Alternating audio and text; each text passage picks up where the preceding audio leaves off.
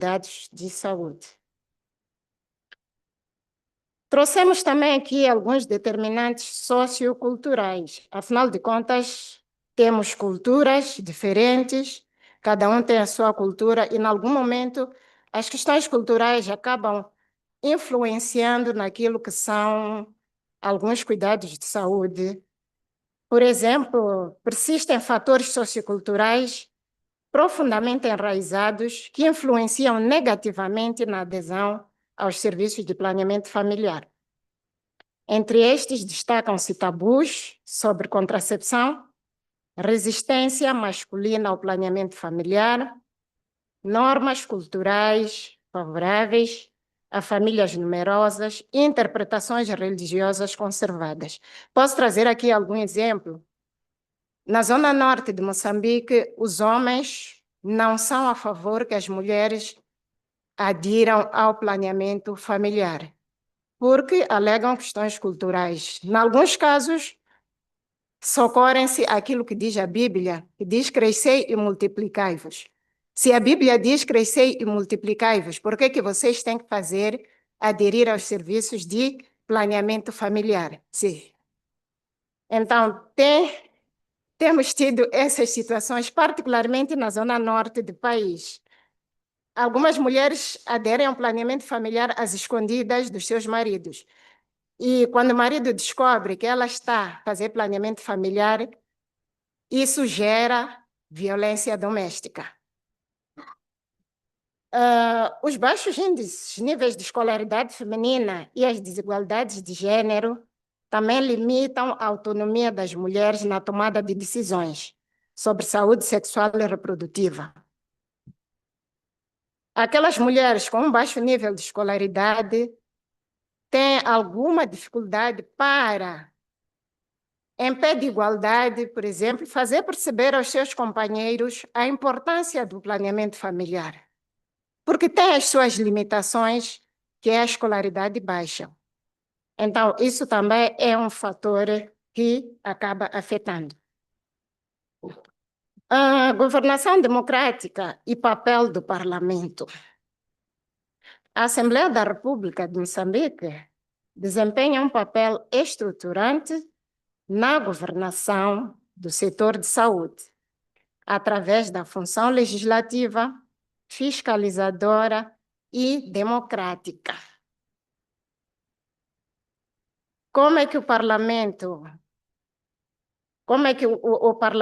influencia ou como é que o parlamento participa nestas questões da fiscalização? Através da aprovação de leis que lidam diretamente com assuntos de saúde.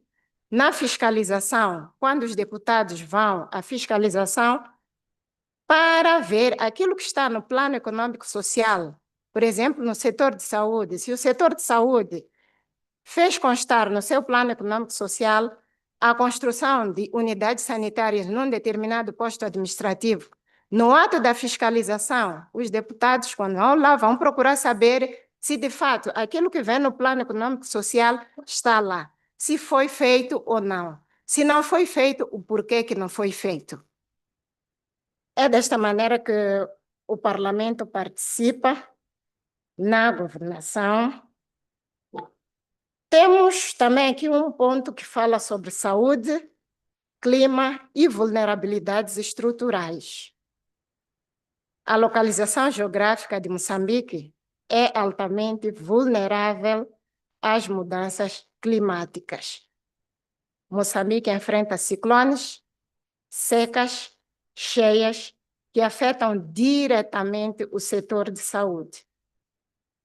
Estes eventos acabam provocando destruição de infraestruturas sanitárias, deslocamentos populacionais, interrupção dos serviços de saúde sexual e reprodutiva, HIV, e agravamento de doenças infecciosas. Penso que é do conhecimento de todos que Moçambique, nos últimos anos, tem enfrentado várias mudanças climáticas. São ciclones atrás de ciclones. Ainda este ano tivemos cheias. Isto cria uma situação não muito boa para aquilo que são os serviços de acesso, para aquilo que é o acesso aos serviços de saúde. Temos perdas acumuladas superiores a cerca de 3 mil milhões de dólares, segundo fontes do Banco Mundial, demonstrando um impacto estrutural do clima sobre o sistema de saúde. Eu iria parar a minha apresentação por aqui, depois volto para a última parte. Agora vou passar a palavra à minha colega, que é do Departamento Financeiro, para proceder à apresentação da parte orçamental. Muito obrigada.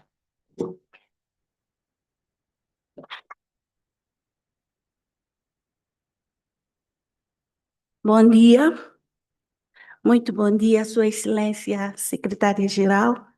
Bom dia, extintos colegas. Eu sou Inocência Tembe, funcionária da Divisão de Finanças. Vou apresentar o contexto financeiro. Vou iniciar a minha apresentação com o ponto da análise estrutural do sistema de saúde no período de 2023 a 2025. O período de 2023 a 2025 caracteriza-se por dinâmicas estruturais combinadas, crescimento demográfico acelerado, redução relativa do financiamento público e elevada dependência externa. O crescimento populacional de cerca de 2,5% ao ano apresenta aproximadamente 1 milhão de novos habitantes por ano, ampliando a procura de saúde, de serviços de saúde sexual, materna e preventiva. No financiamento público da saúde, o orçamento da saúde reduz-se de cerca de 11% para 8,3% do orçamento do Estado, afastando-se da meta de Abuja de 15%.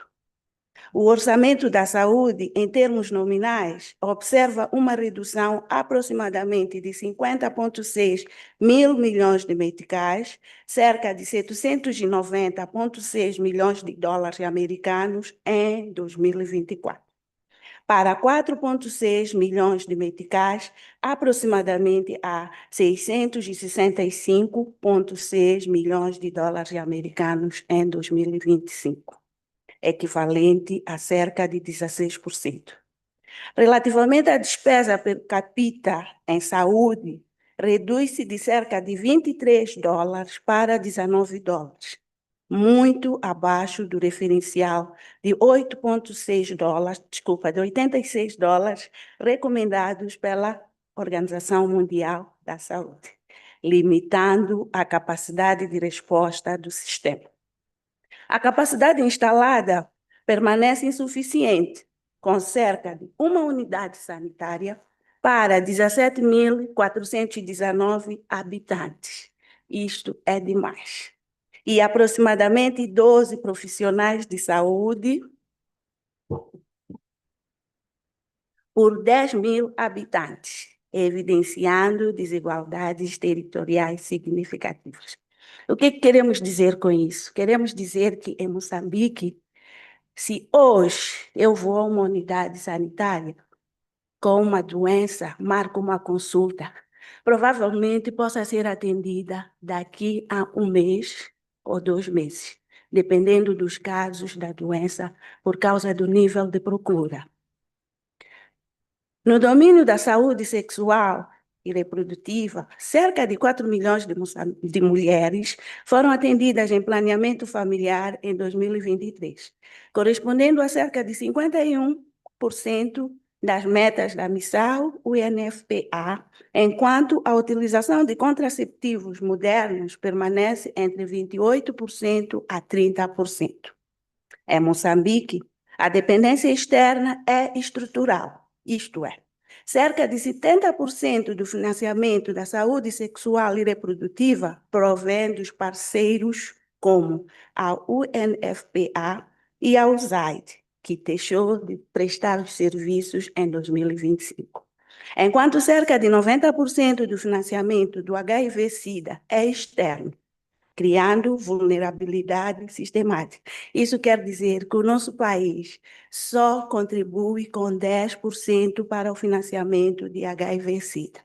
No campo do HIV-Sida, a prevalência adulta situa-se entre 12,5%, com cerca de 2,1 milhões de pessoas vivendo com HIV-Sida, embora a cobertura da trave ultrapasse 80%. As desigualdades do acesso persistem, com cerca de 60% da população rural enfrentando barreiras significativas. Falando da evolução anual da alocação orçamental no período de 2023, podemos dizer que em 2023 o foco principal do orçamento do Estado direcionou-se para a descentralização dos serviços, com intervenções operacionais abrangendo 12 distritos. A alocação focou-se na redução de novas infecções pelo HIV e na prevenção das unidades prematuras, áreas fortemente apoiadas por organizações da sociedade civil. Em 2024, a execução foi marcada pela Estratégia de Saúde Sexual e Reprodutiva, da SADC, com verbas estatais e fundos regionais focados para a saúde materna, cuidados pós-aborto e educação sexual abrangente. Em 2025, em relação a 2025, a proposta do PSOE priorizou formalmente os setores sociais para cumprir compromissos internacionais.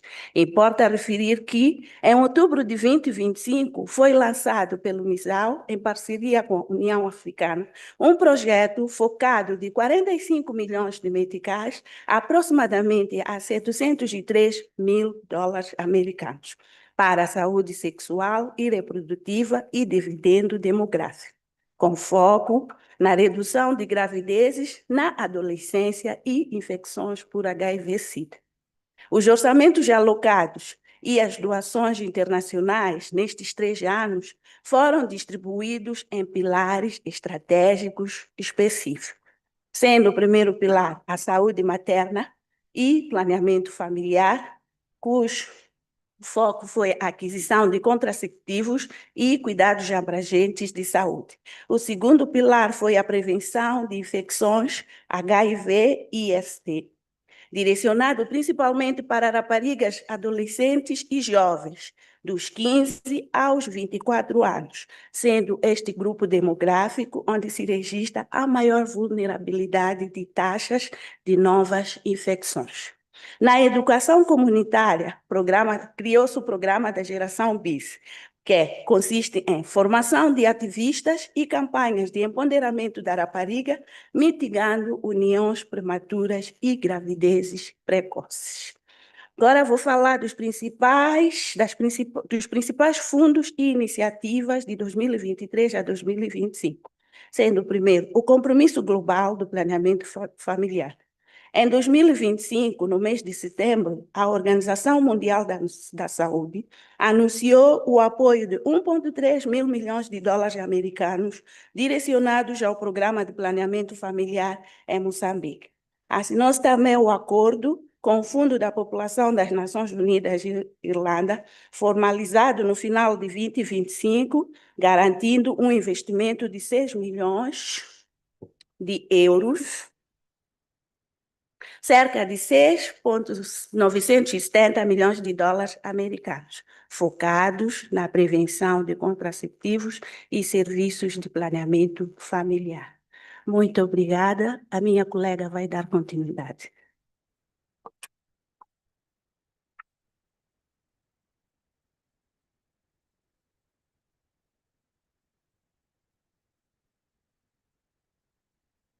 Obrigada. Antes de passar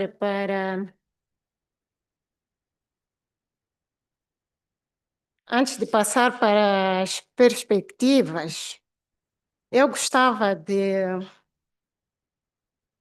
acrescentar aqui algumas questões, não temos ali na apresentação, é mesmo uma questão que gostávamos de acrescentar aqui em relação à participação dos deputados e da sociedade civil no processo de orçamentação. Dizer que os deputados, como é que participam no processo de orçamentação? O Ministério de Tutela, no caso, o Ministério das Finanças, submete a proposta de orçamento para a Assembleia da República. Depois de submeter, a proposta é apreciada a nível das comissões de trabalho. No nosso parlamento temos 9 comissões de trabalho. Uma delas que foca muito na apreciação da proposta de orçamento é a Comissão do Plano e Orçamento, sem deixar de lado as outras comissões. Então, a proposta é apreciada a nível das comissões, os deputados fazem a auscultação à sociedade civil. Depois daquela auscultação, voltam com a proposta, fazem também a auscultação aos ministros de tutela, no caso da saúde e educação, para ver se conseguem corrigir alguma situação. Por exemplo, se o plano, a proposta diz que vai construir uma certa escola numa determinada localidade, e quando os deputados lá vão, a sociedade diz, ou a comunidade diz que não, a prioridade nesta localidade não é a escola, mas sim um posto de saúde. Então, eles trazem essa proposta, na auscultação com o ministro da Educação, fazem essas alterações. Em vez de construir isto, por que não priorizar aquilo que é um posto de saúde, que é o que é necessário naquela comunidade? Então, fazem a auscultação com os ministros. Depois dessa auscultação, faz-se a verificação toda do documento. Só depois disso, o documento vai ao plenário para ser debatido.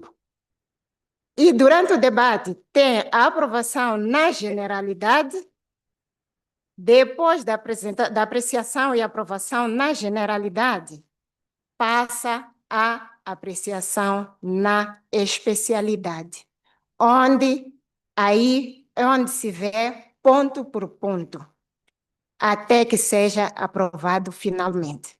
Então, é dessa maneira que os deputados e a sociedade participam no processo de orçamentação. Gostava também de acrescentar aqui que nos documentos a que tivemos acesso, temos no documento mãe toda a referência bibliográfica que consultamos para a elaboração deste relatório. Nesses documentos não está discriminado aquilo que é o valor específico para a área de saúde sexual e reprodutiva. Como é que é feito? Os fundos são alocados para programas ou projetos grandes. Por exemplo, provisão de cuidados de saúde. Esse é um projeto grande. Então, os fundos são alocados para grandes projetos. Não vamos encontrar uma rúbrica financeira assim específica que diz saúde sexual e reprodutiva. Então, como é que depois essa atividade é financiada? A atividade é financiada através de subprogramas. Dentro dos projetos grandes, temos os subprogramas. Por exemplo, o SMI, que é Saúde Materno-Infantil, temos o planeamento familiar, temos geração BIS, são subprogramas que estão dentro daquele programa grande, do projeto grande. Então, a saúde sexual e reprodutiva é financiada através desses subprogramas. E, para além dos avanços que aqui a minha colega mencionou, há um que acabou ficando de lado, sobretudo na área da HIV-Sida. Moçambique registrou um avanço na descentralização da profilaxia pré-exposição, que nós chamamos de PrEP,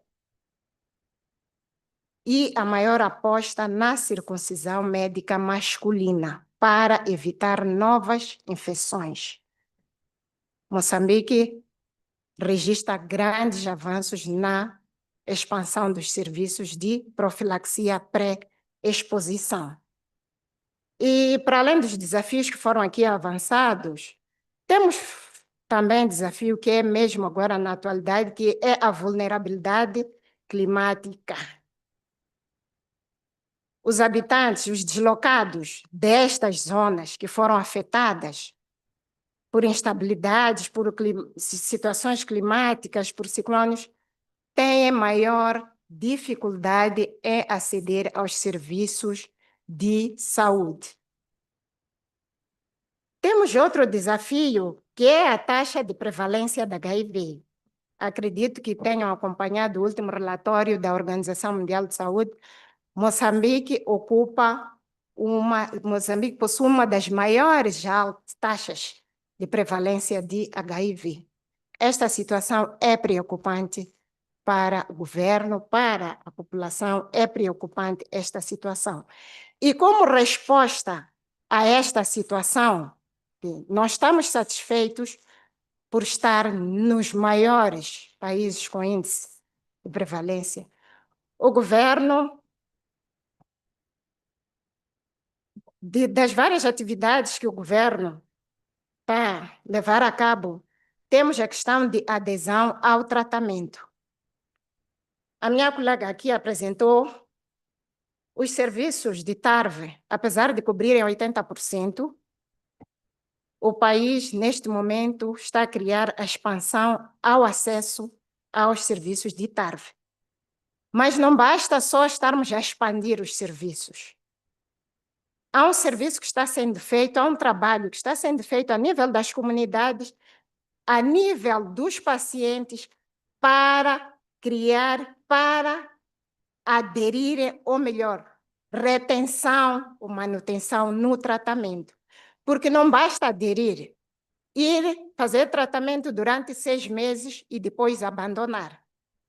Então, estão sendo levadas a cabo campanhas para criar, para consciencializar aos pacientes no sentido de manterem o tratamento. Então, uma das maiores apostas são as campanhas de retenção no tratamento. E, para além disso, tem também o foco na prevenção, tem também campanhas que estão sendo levadas a cabo. Uma das questões que o Serviço de Saúde está a fazer, para além de dar medicação aos pacientes para 1 mês, passou a dar para 6 meses. Essa é uma das formas que o governo achou para reter as pessoas no tratamento. Porque algumas delas achavam muito trabalhoso ir este mês ao hospital, o mês seguinte ter que ir ao hospital, tendo em conta que tem outros afazeres. Então, neste momento, dá uma medicação para 6 meses. É uma forma que o governo arranjou também para reter as pessoas no tratamento. Posto isto, eu vou apresentar aquilo que são as perspectivas. E vou começar por falar do investimento em saúde sexual e reprodutiva e HIV, que deve ser entendido como uma estratégia estruturante de desenvolvimento, com impacto direto na redução da pobreza, igualdade de gênero, capital humano, estabilidade social e governação democrática. O impacto e o investimento em saúde sexual e reprodutiva e HIV traz esses benefícios, que é a redução da pobreza, a igualdade de gênero, a estabilidade social, o capital humano e a governação. Como conclusão, nós podemos dizer aqui que Moçambique continua a enfrentar um quadro de tensão estrutural persistente no setor de saúde, que é caracterizado pela pressão demográfica, restrições fiscais, forte dependência externa e vulnerabilidades socioculturais e climáticas. Mas, apesar disso, o país demonstra resiliência institucional, capacidade de manutenção de programas críticos e progressos relevantes na área de saúde sexual e reprodutiva. Pela atenção dispensada, o meu muito obrigado.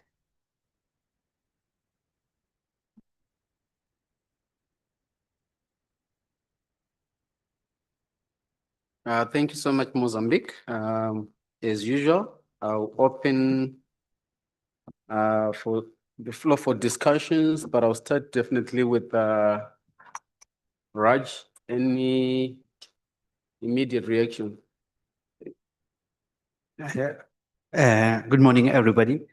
I think one of the issues that we were very shocked is about the high prevalence of HIV, but the dependency, high dependent on donor funding. If I'm not mistaken, it was like up to 80 to 90% depending on donors. And this put us, my colleague yesterday was saying, Kukurasha mentioned about vulnerability to the risks that may involve with change in policy from foreign countries, especially on HIV and key population. So it's a country in a very difficult situation. What I wanted to know a bit that in terms of parliament and MPs, is there any things that's coming or discussion going on about how to mobilize resources internally or find alternative way to deal with the situation? Thank you. Thank you, Raj. Thank you very much, Mozambique, for a very interesting presentation. Disclaimer, I'm a caveman when it comes to issues of budget tracking. It is not my area of specialization, but I want to say, which I think might be useful, when I came to this workshop, one of the things that I did was to revisit the theory of change undergirding the SRH HIV and AIDS governance project. And my expectation was that when we meet here, issues like budget tracking would become an evidence-based tool for demonstrating what I'm calling the cause and effect logic that underpins the project, by showing how parliamentary advocacy, policy decisions, and public expenditure have translated into tangible social and health outcomes. Because our theory of change, as far as I understand it, assumes that if Parliament strengthen laws, oversight, budgets, and advocacy around sexual reproductive health rights, HIV and AIDS, then the states would start allocating more responsive and equitable resources, leading to measurable, tangible outcomes. For example, if a committee conducts oversight hearings on, let's say, maternal mortality, during that process, members of parliament recommend increased funding for rural maternity homes. And the following year, we see measurable increases in allocations to maternal health infrastructure. From where I'm sitting, that clearly establishes a traceable cause and effect sequence.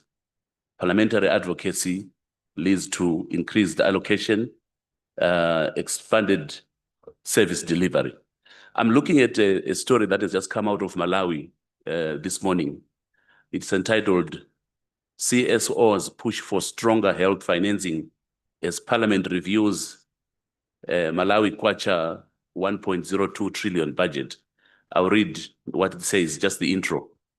As Malawi's parliament scrutinizes the proposed MK 1.02 trillion, approximately $586 million US national budget, civil society organizations sent a clear message that health, especially for women, children, and adolescents, cannot remain underfunded.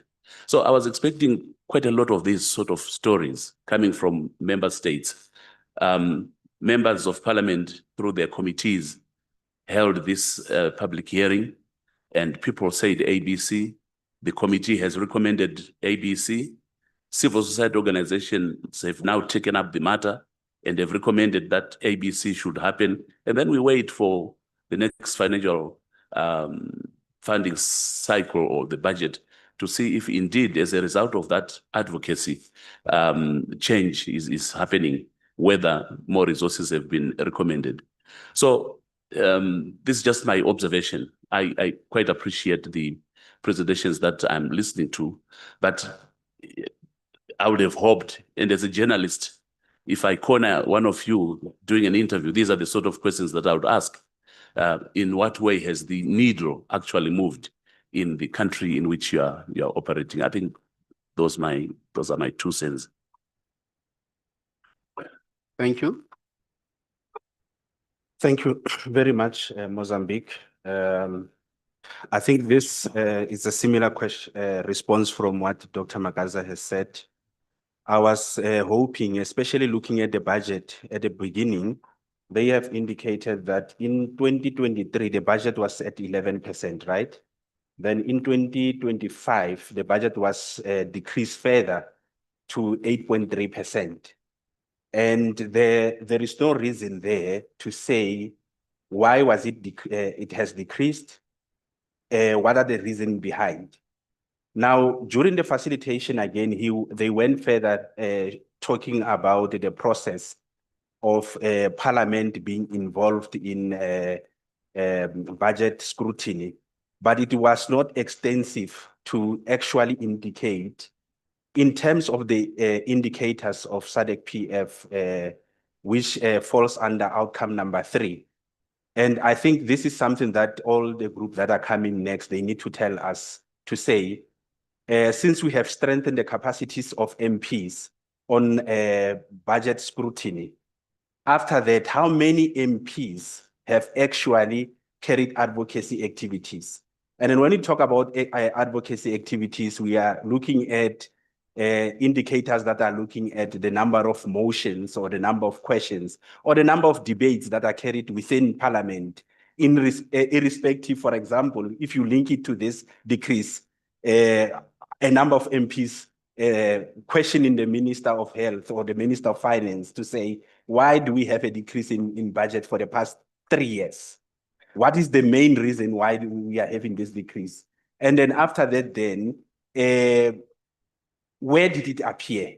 So we wanted to see the example. I wanted to see probably some of the example to say, this budget scrutiny or motion or debates, they appeared in a Hansard or this was a statement that was done in a public domain, in a newspaper, or it was done at the radio. And then what was the outcome of this? And the outcome probably will say, probably then in a midterm review of 2025 budget, they have increased it from 8.3% to 8.9% probably.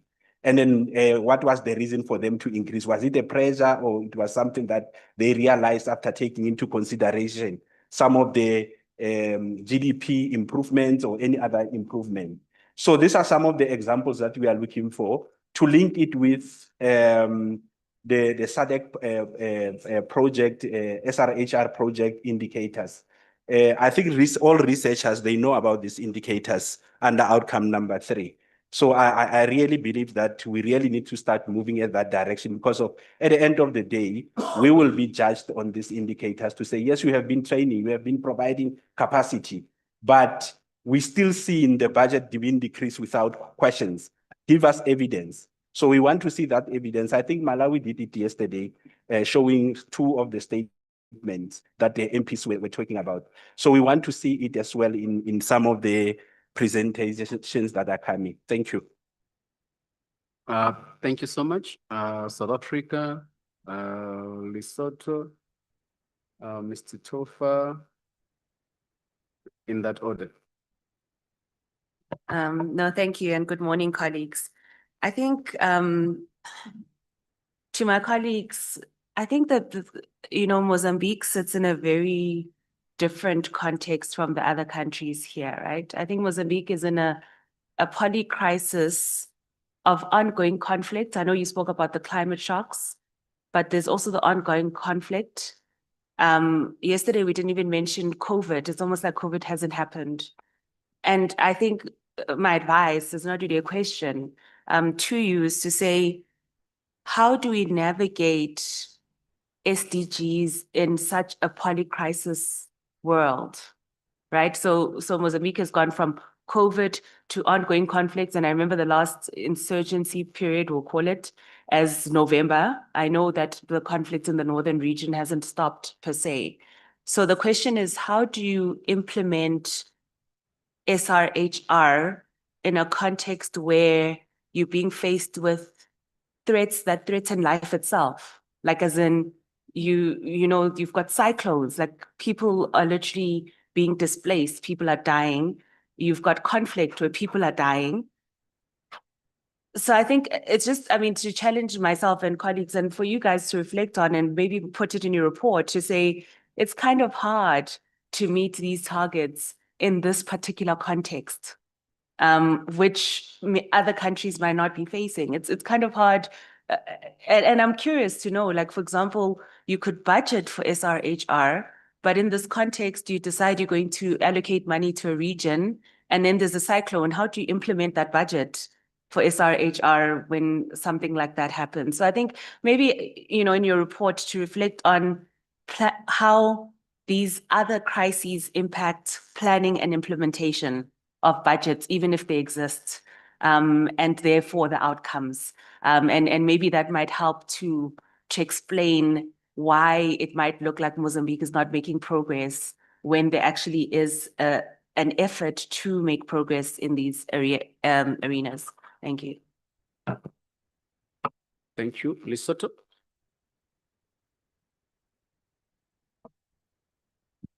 Thank you very much, sir. Thank you, Mozambique, for your wonderful presentation. While we acknowledge that, I don't know how to call it, Mozambique's culture is still kind of rigid. If I understand you well, you mentioned that there's low level of education in women in certain parts of the country. I sense an element of gender-based violence where even women themselves will go for family planning behind their spouse's back. My question is Parliament not aware of the situation? What are they doing to protect the rights of women? Like, is there no piece of legislation that protects this kind of, or that deals with this rigid culture? Because one would expect there would be some law that protects women, or even the law that encourages the country to increase the level of education amongst women.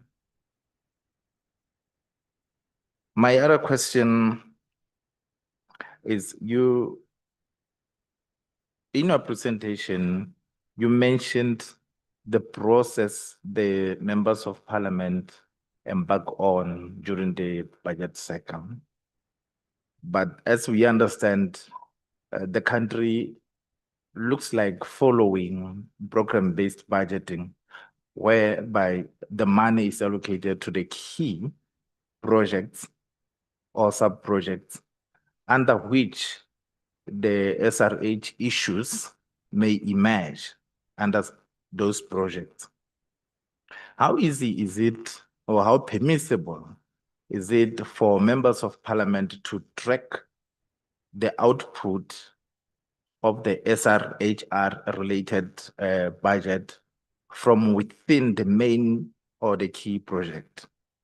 Or even the officers who are working within those projects, is it permissible or possible for them to externalize or extinguish the main project results as against this specific SRHR related project intended impact?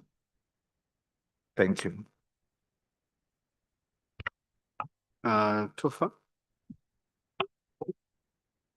Thank you, colleagues from Mozambique for the presentation.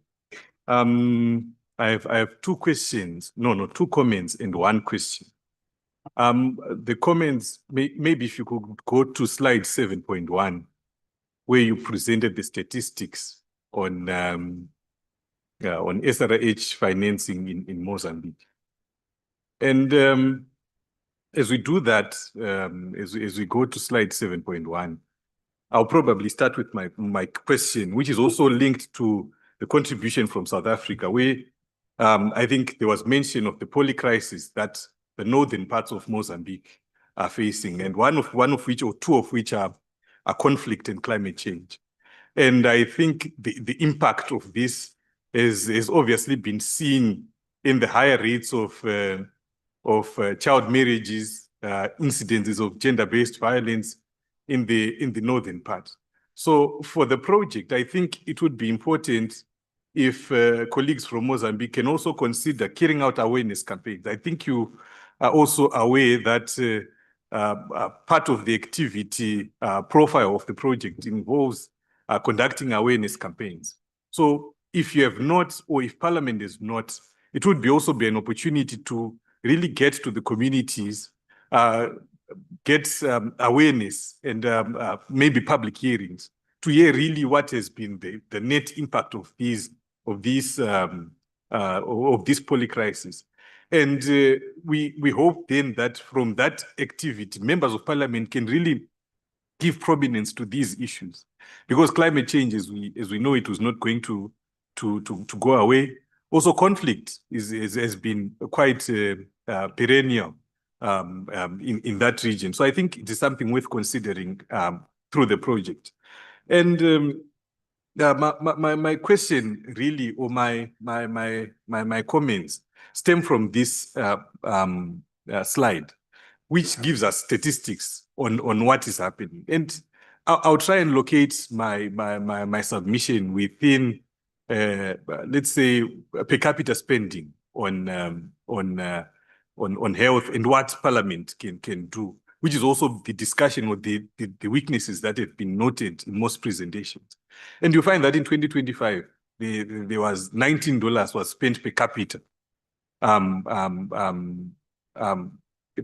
per capita on health, against the target of $86. And when we are trying now to put or to locate Parliament within this discourse, we begin to look at the high out-of-pocket expenditure that is going to be transferred to the citizens, obviously because government is spending little money on providing health services.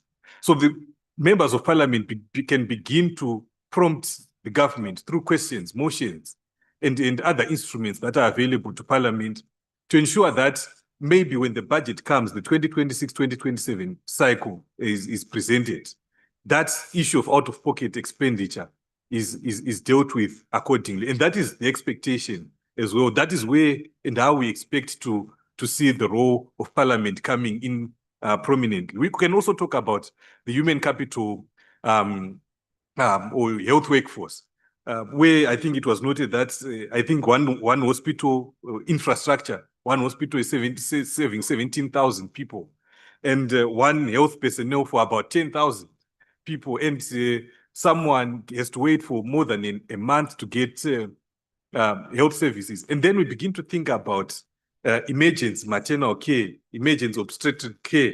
What then is the situation? And Parliament then becomes the agent to advocate and motivate for probably enhanced or increased financing towards health infrastructure, or for the recruitment of additional health personnel. So I think this slide, in my opinion, really gave us a picture of what is happening in the countries, but also presented an opportunity now that you can then exploit going further to really give prominence to the role of Parliament. Thank you. Thank you so much for your contributions, Mozambique. You may please respond.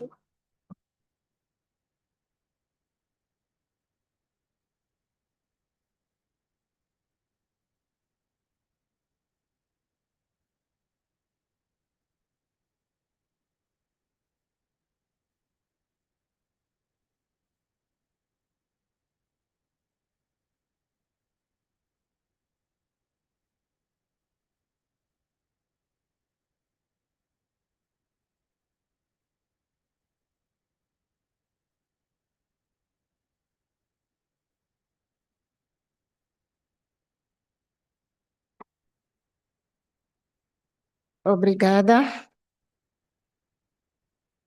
Vamos aqui passar a responder às questões que foram aqui levantadas. A minha colega vai responder às questões ligadas ao orçamento. E eu iria começar pela questão do colega do Lesoto.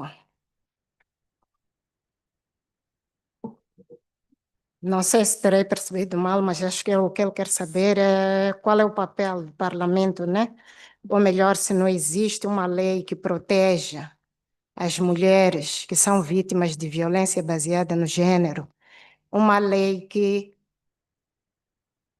faz com que, ou melhor, que protege, sim, as mulheres de violência baseada no gênero, sobretudo aquelas que fazem, que aderem ao planeamento familiar. Não sei se é essa a questão, o colega do Lesoto. Dizer que existe, sim, não tenho em mente aqui a lei, meu colega Júlio, não sei se podes, mas existe, sim, uma lei de proteção da mulher, da rapariga. Estas mulheres, não é porque não existe ou o parlamento não faz chegar a mensagem. Tem havido campanhas, temos muitas organizações da sociedade civil que trabalham na área da mulher e vão aos distritos, fazem campanhas de sensibilização, falam da lei de proteção das mulheres. Existe em cada uma das esquadras policiais, existe o gabinete de atendimento à mulher e criança vítima de violência. Não é porque não existem os instrumentos, existem. Mas o que eu iria aqui dizer?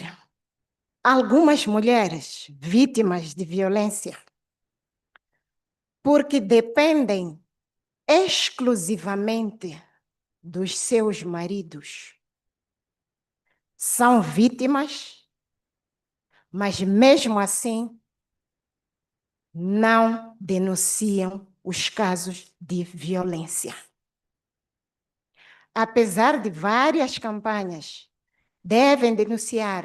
Temos a rede de saúde e direitos sexuais, temos várias organizações que trabalham nesta área. E fazem perceber às mulheres que a violência não é normal. E em caso de violência, tem esta e aquela entidade a que se pode dirigir para denunciar. Mas é uma mulher que depende exclusivamente do seu esposo. Ela diz, olha, eu vou denunciar o meu esposo. Ele vai me abandonar. Como é que eu vivo? Como eu vou sobreviver? Acabam ficando em silêncio por medo e por causa desta dependência econômica. Acabam ficando no silêncio. Mas existe sim a lei, estão várias campanhas, várias organizações a trabalhar nesta questão. Neste mês ainda tivemos uma mesa redonda com deputados das diferentes comissões.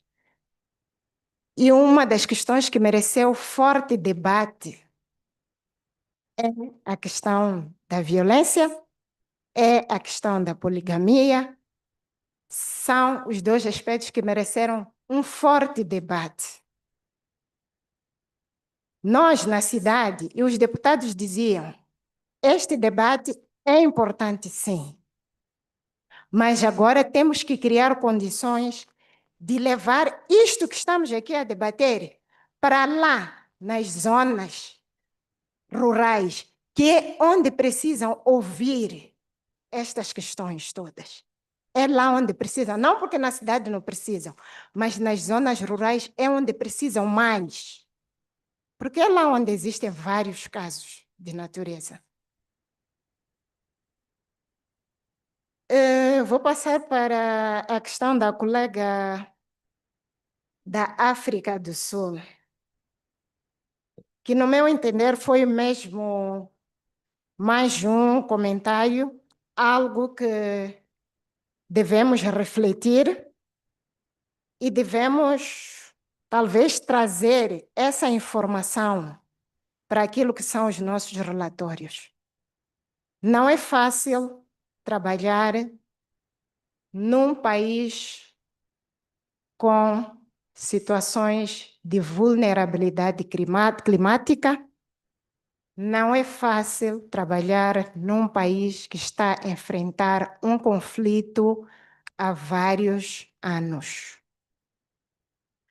A situação de Moçambique, sobretudo na província de Cabo Delgado, que é o epicentro do conflito, não tem sido fácil. Mas o governo não pode parar. O governo tem que trabalhar. O governo tem que criar condições para a população. Mas não tem sido fácil. Provavelmente nós temos, como disse a colega, nós temos que trazer essa questão nos nossos relatórios. Como é que podemos implementar a questão de saúde sexual e reprodutiva num país severamente afetado por questões climáticas e por conflitos? Uma das questões que o governo tem feito, tem apostado ultimamente, são as clínicas móveis. As clínicas móveis que os parceiros de cooperação têm apoiado, essas são as que têm suprido aquilo que são as necessidades de saúde nas comunidades que foram afetadas, tanto pelos ciclônios, assim como pelos conflitos. Então, essa é uma das apostas, as clínicas móveis, porque em algumas regiões não podemos, foram destruídas infraestruturas. Para a sua reconstrução, é necessário que haja recursos. Não havendo ainda recursos para a sua recuperação ou a recuperação das infraestruturas destruídas, o governo socorre-se nas clínicas móveis, que são o apoio dos parceiros de cooperação, porque a população precisa de cuidados. Então, essa é uma das formas que o governo tem implementado para realizar, tem feito campanhas, às vezes até vão algumas brigadas móveis para certas localidades, sobretudo essas mesmas que foram afetadas, têm ido lá brigadas móveis para a vacinação das crianças, suplementação das crianças, para o planeamento familiar, vão lá brigadas, não vão sempre, mas tem uma periodicidade em que as brigadas vão lá para fazer as questões, ou melhor, para providenciar os cuidados de saúde àquelas populações. E agora eu vou passar para a minha colega que vai responder a questão ligada, as questões ligadas ao orçamento. Obrigada. Bom dia uma vez mais. Eu vou responder em relação às 3 primeiras explanações que cingem-se no orçamento. Primeiro, explicar que é sabido por todo mundo que o nosso país está a enfrentar uma crise econômica. Uma crise econômica derivada das dívidas ocultas, crise econômica derivada de fatores de calamidades naturais, crise econômica derivada da situação de Cabo Delgado, que é da guerra, que não vem de hoje, já vem de há vários anos. Então, o motivo pelo qual o nosso orçamento vem decrescendo ano após ano é que o governo tem feito de tudo para poder manter o orçamento estável. Na verdade, não tem sido fácil, porque tem perdido o apoio dos parceiros que apoiam o próprio orçamento, que é para a sustentabilidade do Estado. Então, A colega da África do Sul bem falou da situação da Covid, situação do conflito, situação das guerras. Isso tem contribuído bastante para a fraca evolução do nosso orçamento. Em relação aos deputados, o papel dos deputados na proposta do orçamento, na Assembleia da República nós temos 9 comissões, como disse a minha colega. Temos a Comissão de Plano e Orçamento, que é a comissão que trata matérias do orçamento. Temos a Comissão de Assuntos Constitucionais, Direitos Humanos e de Legalidade, que trata dos assuntos legais. E temos também uma das comissões, a Comissão da Administração Pública e Poder Local. No ato das auscultações públicas, estas comissões trabalham em conjunto, que é para juntas tirarem a informação que se precisa. Isto é, as comissões interligam-se, trabalham no orçamento, vou em partes.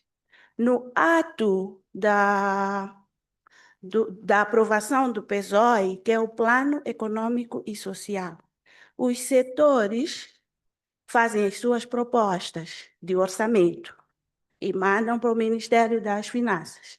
E o Ministério das Finanças, por sua vez, aprova ou fixa a lei orçamental.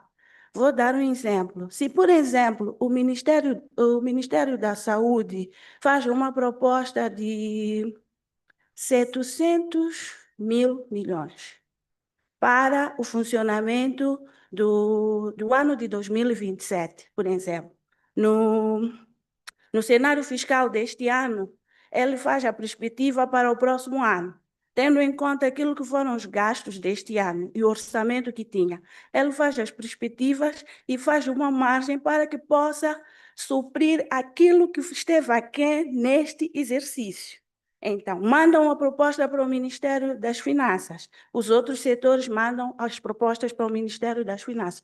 O que acontece é que, no final do dia, quando se aprova, quando se fixa a lei orçamental, aqueles 700 mil milhões que foram propostos não são aprovados na totalidade. Podemos ter o caso de ser aprovado 200 ou 300 mil. Eu fico com uma diferença de 400 mil milhões para fazer face a estas despesas. Daí a dependência externa. Então, não é que os deputados não estejam a fazer o seu papel. Eles fazem, sim.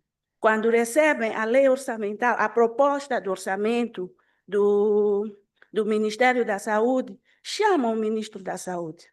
Sentam com ele, procuram ver se a proposta dele vai de acordo com o plano de ação proposto. E no fim do dia, quando vão fazer a fiscalização, fazem a análise comparativa, se aquilo que eles puseram como proposta foi cumprido. E se não foi cumprido, o porquê de não ter sido cumprido. Dependendo daquilo que são as respostas, eles fazem as propostas para melhorias no ano seguinte. O que acontece é que a questão financeira em Moçambique é muito, mas muito, muito mesmo deficiente.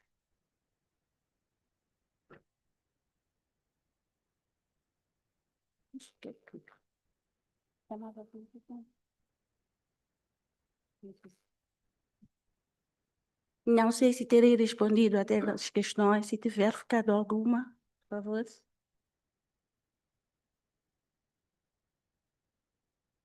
Tá? Muito obrigada.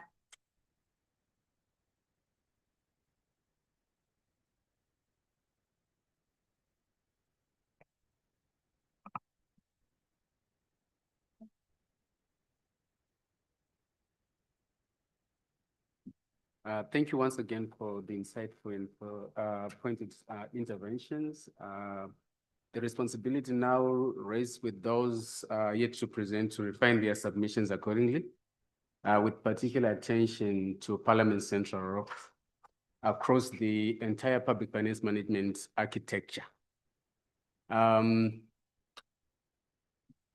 So this includes not only influencing improved budget allocation for SRHR but ensuring that value for money, that is efficiency, economy, effectiveness, is realized through effective oversight by Parliament, through effective budget scrutiny, and through mechanisms that enhance the efficiency of our institutions. I would therefore suggest that we receive a presentation from Namibia, and we then break for tea immediately after, if it is okay with you. All right, Namibia, can you please come through and make your presentation?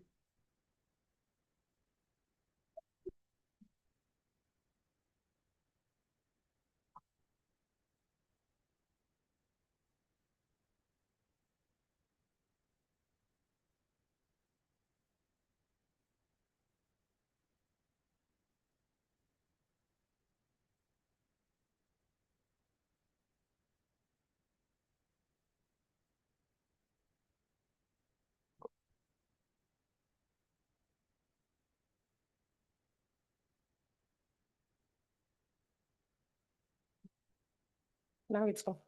Oh, good morning. Okay, greetings from the land of the brave. Yes. My name is Cynthia from Namibia. I'm the researcher. So with me here are my colleagues, the two colleagues from Parliament of Namibia. And in our presentation, you will note that there's a progress made, and in the progress it was achieved and through the collaboration with other stakeholders such as SADC and other partners. Yeah, so such as SRHR allocations and also SRHR visibility. Yes, so however, we are still below the 15% of Abuja declaration, yeah, due to some of the challenges. So allow me to say that for some time, Namibia there was no researcher. Yes, however, I believe the foundation has been laid by my former colleagues, where we continue building on that. So we are working with the 7th Parliament. Most of our members are new. They started last year. So I believe that a lot needs to be done just to capacitate them to understand what is it to be in Parliament, to contribute to the national budget. What is it to sit in Parliament and move a motion, even if it doesn't align with your belief, cultural belief? Yes, so there's a lot needs to be done. And I'm going to hand over to our Director of Finance from Parliament of Namibia.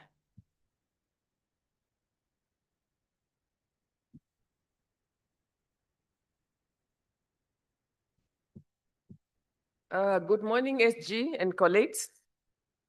My name is Josephina Shatumwe. I'm a director responsible for general services, which include finance, agile, procurement, you name it, the list goes on. And I'm accompanied by Ms. Cynthia Mutame, is our SRHR researcher, to welcome our presenter, our Dr. Bridget Fikunawa. The report is prepared under the leadership of the Secretary of the National Assembly, and Dr. Fikunawa will do the presentation based on the Namibia's report, highlighting the country's progress, key challenges, and the recommendations aiming at strengthening SRHR outcomes in Namibia. Ladies and gentlemen, please welcome Dr. Fikunawa.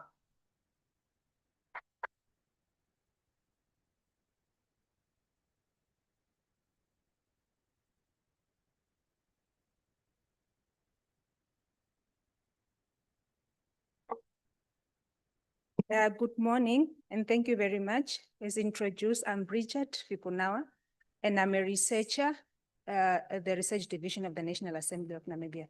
And I'll take you through the report on the budget analysis on SRHR, the context of Namibia. So we'll dive into the health sector allocation. So from the presentation, you can see that we have made progress as we have increased our allocation from 10% to 13% of the national budget. However, we are still about 2.1 billion. There's a gap of 2.1 billion in terms of the Abuja Declaration, which is targeting 15%. In terms of that also, even though between the year 2023-2024 and then 2026-2027, there is an increase. There is a nominal increase of up to 32% increase. However, most of this allocation goes to either personal expenditure, and also most of it then limits capital investment and also allocation to SRHR. In addition to that also, apart from the allocation in the table mostly goes to the Ministry of Health, but we also have up to 3.1 billion allocation from government to public medical aid for public servants. And then in terms also, we are a bit restricted in terms of our debt to GDP ratio, which is 65.2%. And most of this now, our debt, 88% are financed through domestic, and then 12% comes from foreign partners or foreign donors. We are looking at the allocation now, the different allocation within the Ministry of Health. We have curative and clinical services, policy coordination, public health, and then health planning and management. And a chunk of our allocations then goes to curative and clinical services. And in comparison now to public health, which gets 1.1%. And then we are also saying that our public health expenditure are only 1.1%, which is below the 5% as per the WHO benchmark. And also that health information and also research is minimal of 0.5% in comparison to the ministry's benchmark of 5%. One thing that we are looking at from this perspective is to say, public health in terms of education, in terms of prevention, is not being prioritized. Namibia is mostly focusing on diagnostic and also treatment services, and not necessarily as preventing the diseases or as educating people on how do we make sure that we do, especially issues of HIV and others. So in terms now, we have various ministries that have allocations in terms of SRHR, and our focus is mostly on Ministry of Education, and then you have Ministry of Gender Equality and Child Welfare, and you have then the Ministry of Health. We have left out ministries such as Justice, especially legal aid to GPV, and also Child Welfare, left out Home Affairs, birth registration, and also Ministry of ICT. And the reason why we left out is because they have said that the percentage which is allocated to this is so minimal that they cannot really are able to tell us how much, because it's also most of the time is mostly ad hoc, especially in comparison to their main activities.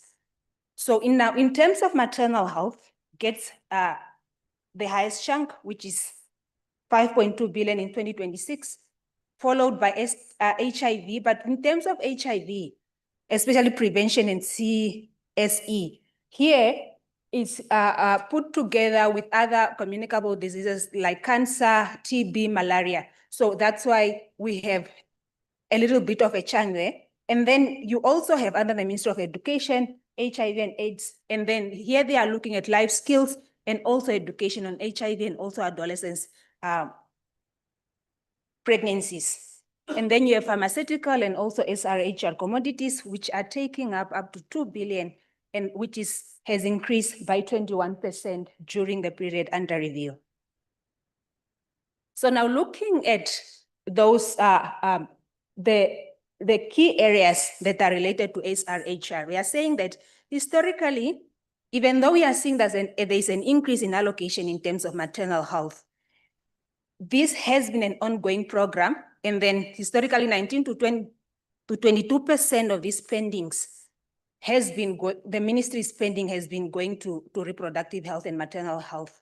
However, even though Namibia has made progress, we are still have about 15% of the Namibian population have unmet needs in terms of family planning.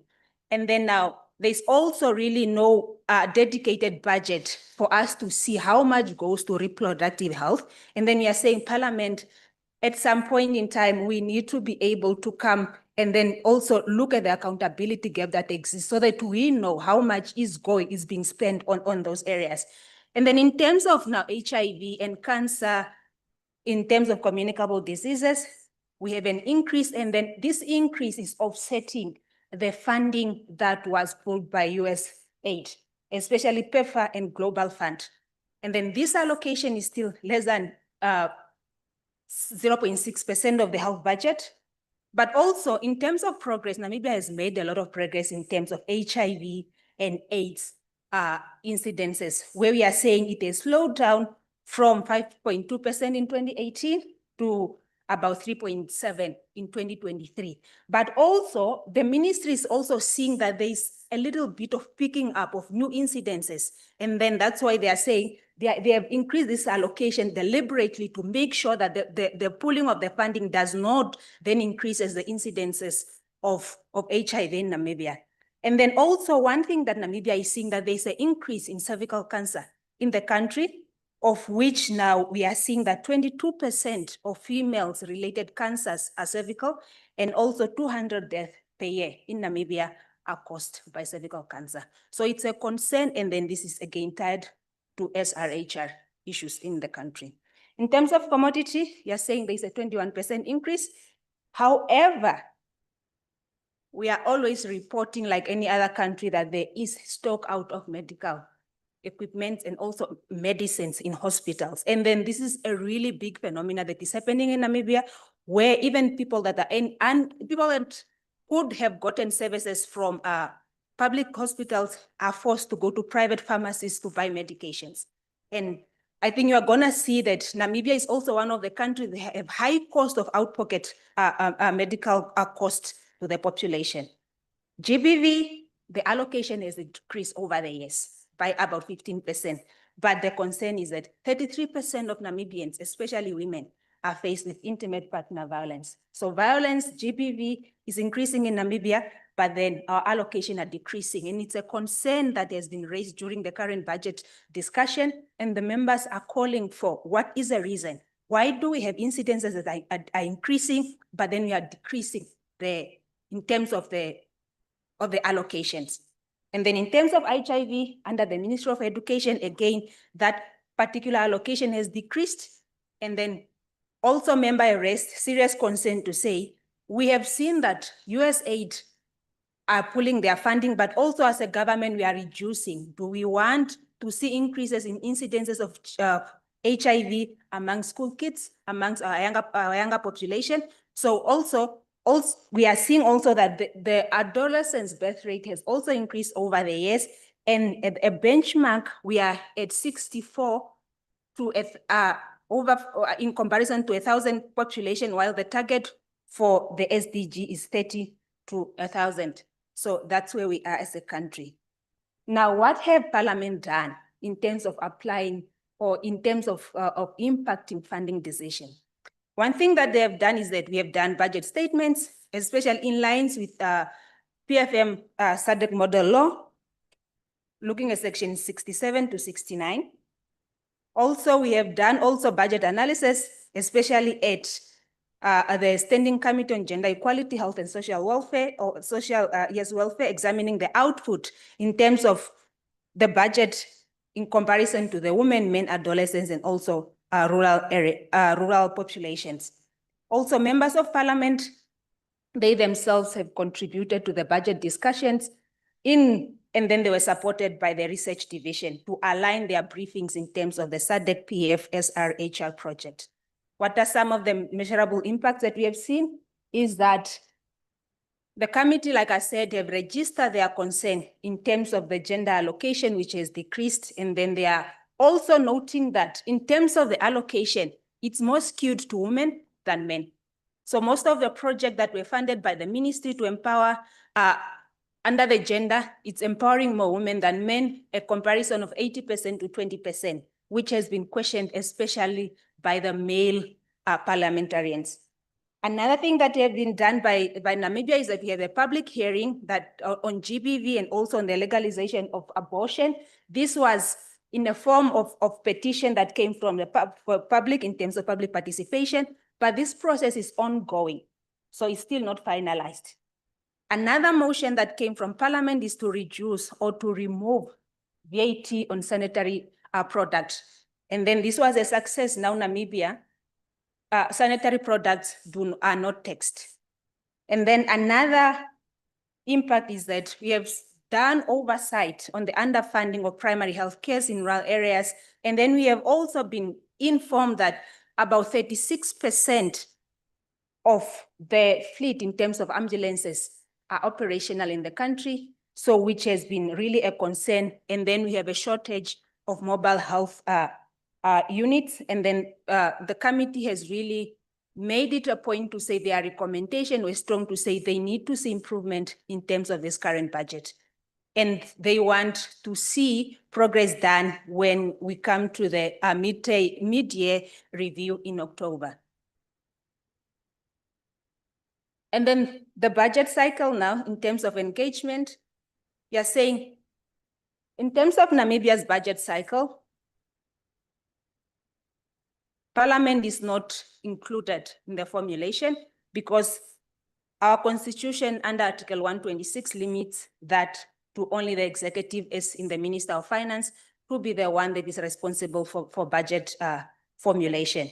However, what we do as a Parliament is that we at times calls now ministries such as Ministry of Health to come brief us in terms of their plans, especially on SRHR, and also we do budget analysis, but mostly based on the previous budgets so that we see what to anticipate in the coming budget, because our committees do not get an opportunity to interrogate the budget before it's either tabled in the House or given after it's tabled, they are not given time to interrogate it before the discussion in the House. So what we do then is that we make sure that we kind of do analysis of the previous year and then the accountability report, and then we, as a sense of anticipating what might happen in the next, in the budget that is to come.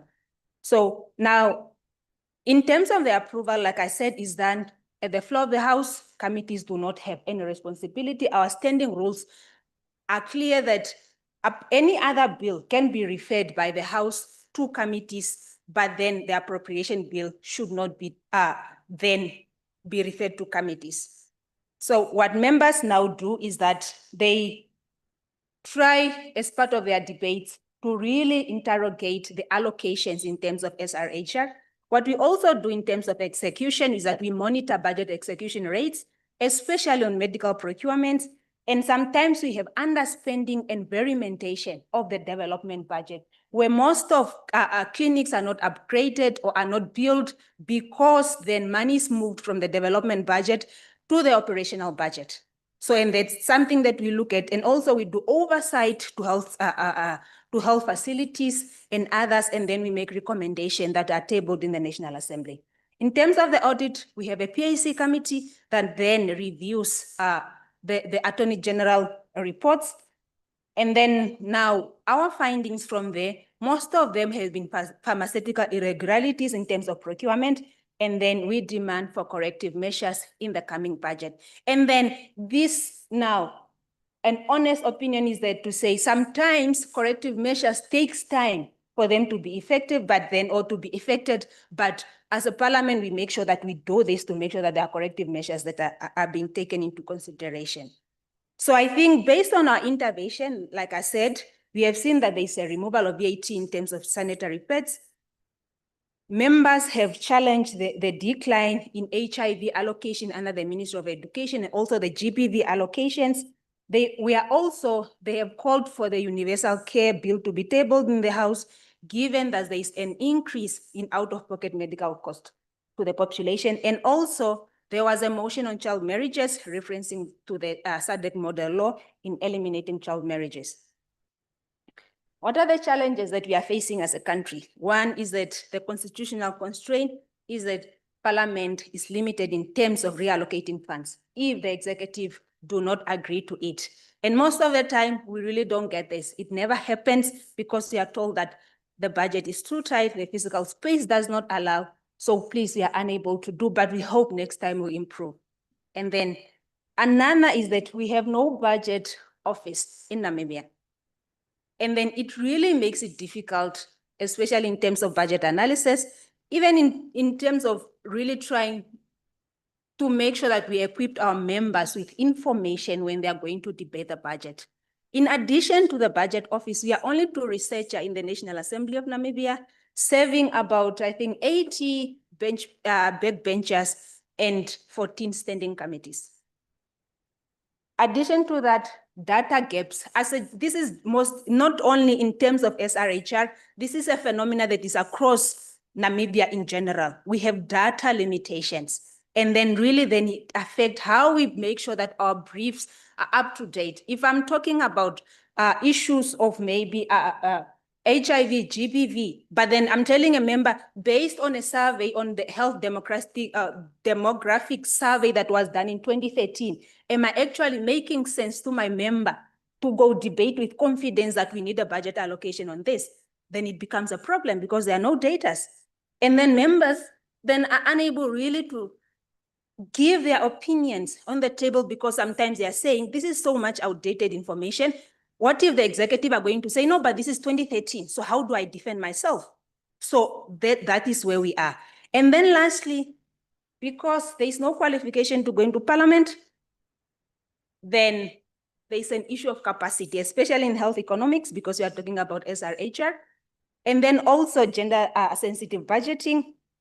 And also in terms of engagement with the executive, we are limited so much because we don't have much technical capacity, even from the staff components, but especially from the members of Parliament.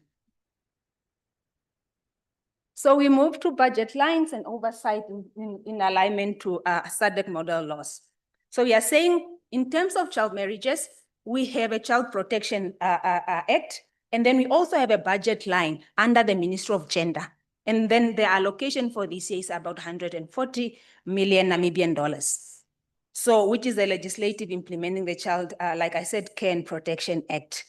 What it entails is that we are looking at ending child marriages. We are also trying to help kids that are already in marriages. We are also trying, because of cultural perspectives that are there, how do we make sure that as traditional leaders, we understand that a child at the age of 15 is meant to be in school? Then this budget is the one that really assists the ministry and also even Parliament when we do our oversight to assist them identify and also report issues of child marriages. And also, even though they keep the girl in school is not at the formal level and it's not budgeted for as a straight budget line, but the Ministry of Education and Ministry of Gender on ad hoc basis carry out a Keep a Girl School campaign to make sure that our girl child are in school.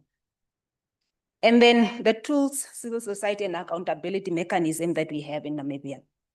So, like I said, we do committee oversight, and we have done this year at some of the hospitals in the Otsazonjupa region, where we found that really we have issues of medical equipment, MRI, CT scan, X-ray. We have staff shortages in the Ministry of Health, and also dilapidated infrastructures, which are really hampering service delivery to the people.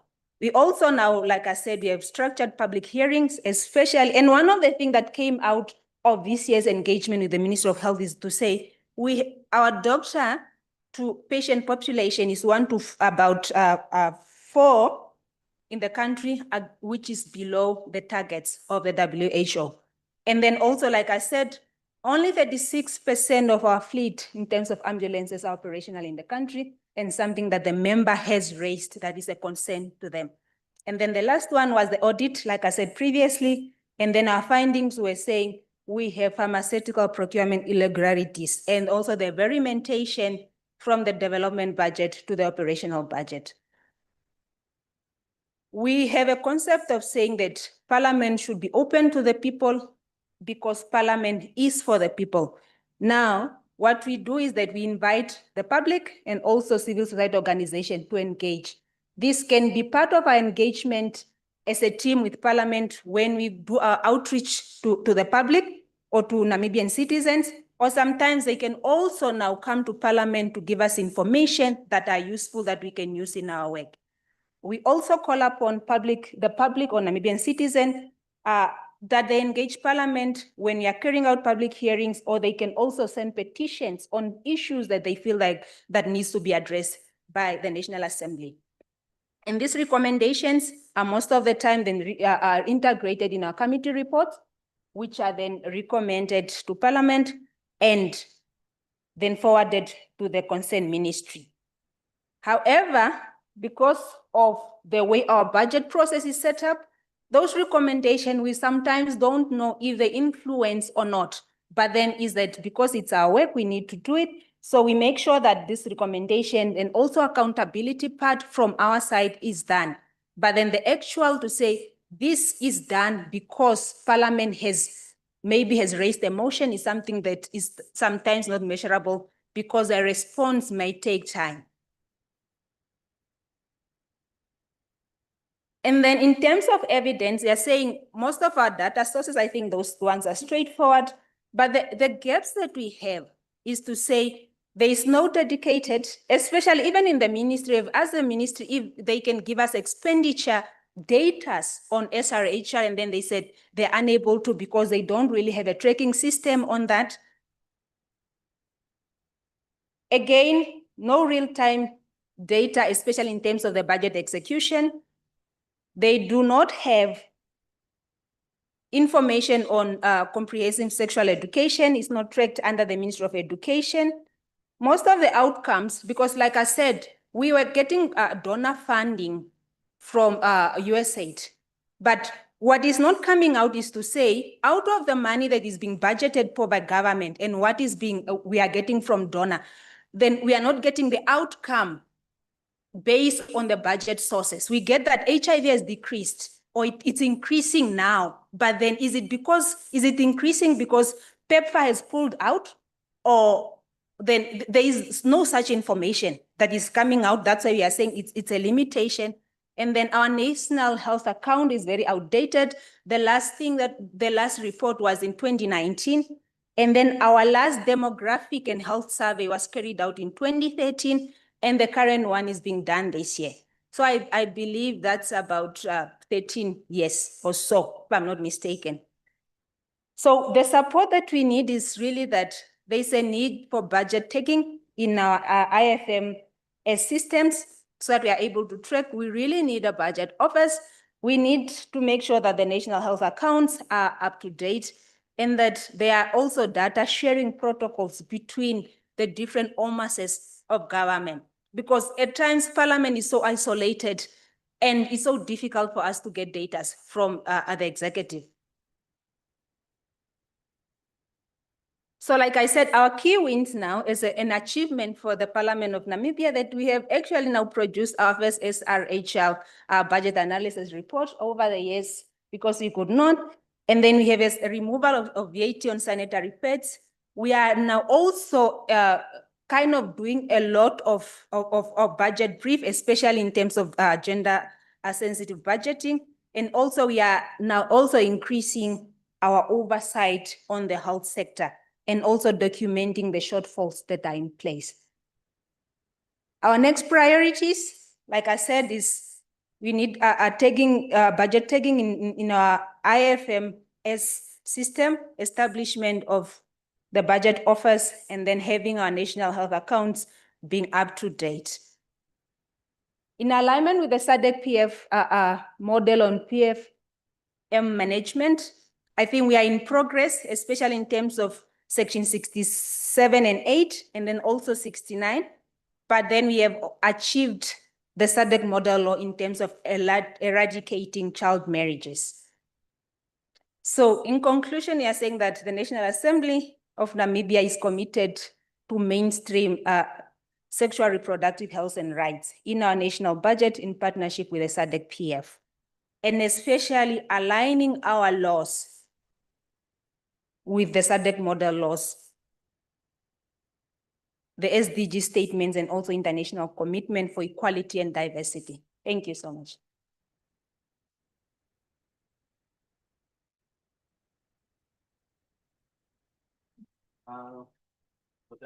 Yes. Thank you so much for the presentation, but I'll allow Mr. Kurasha just to make one or two contributions.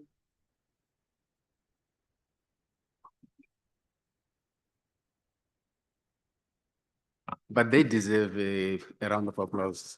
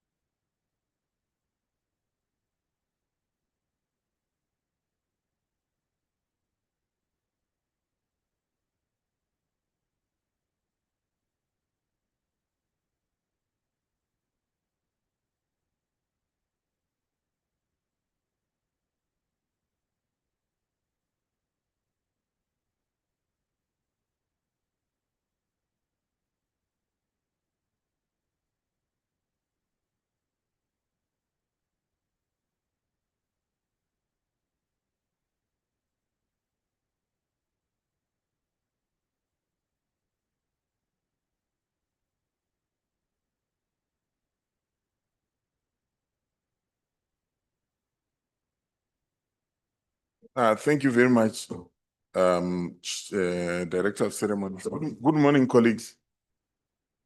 You know, I wanted to ride on the energy of Namibia because I feel good this morning.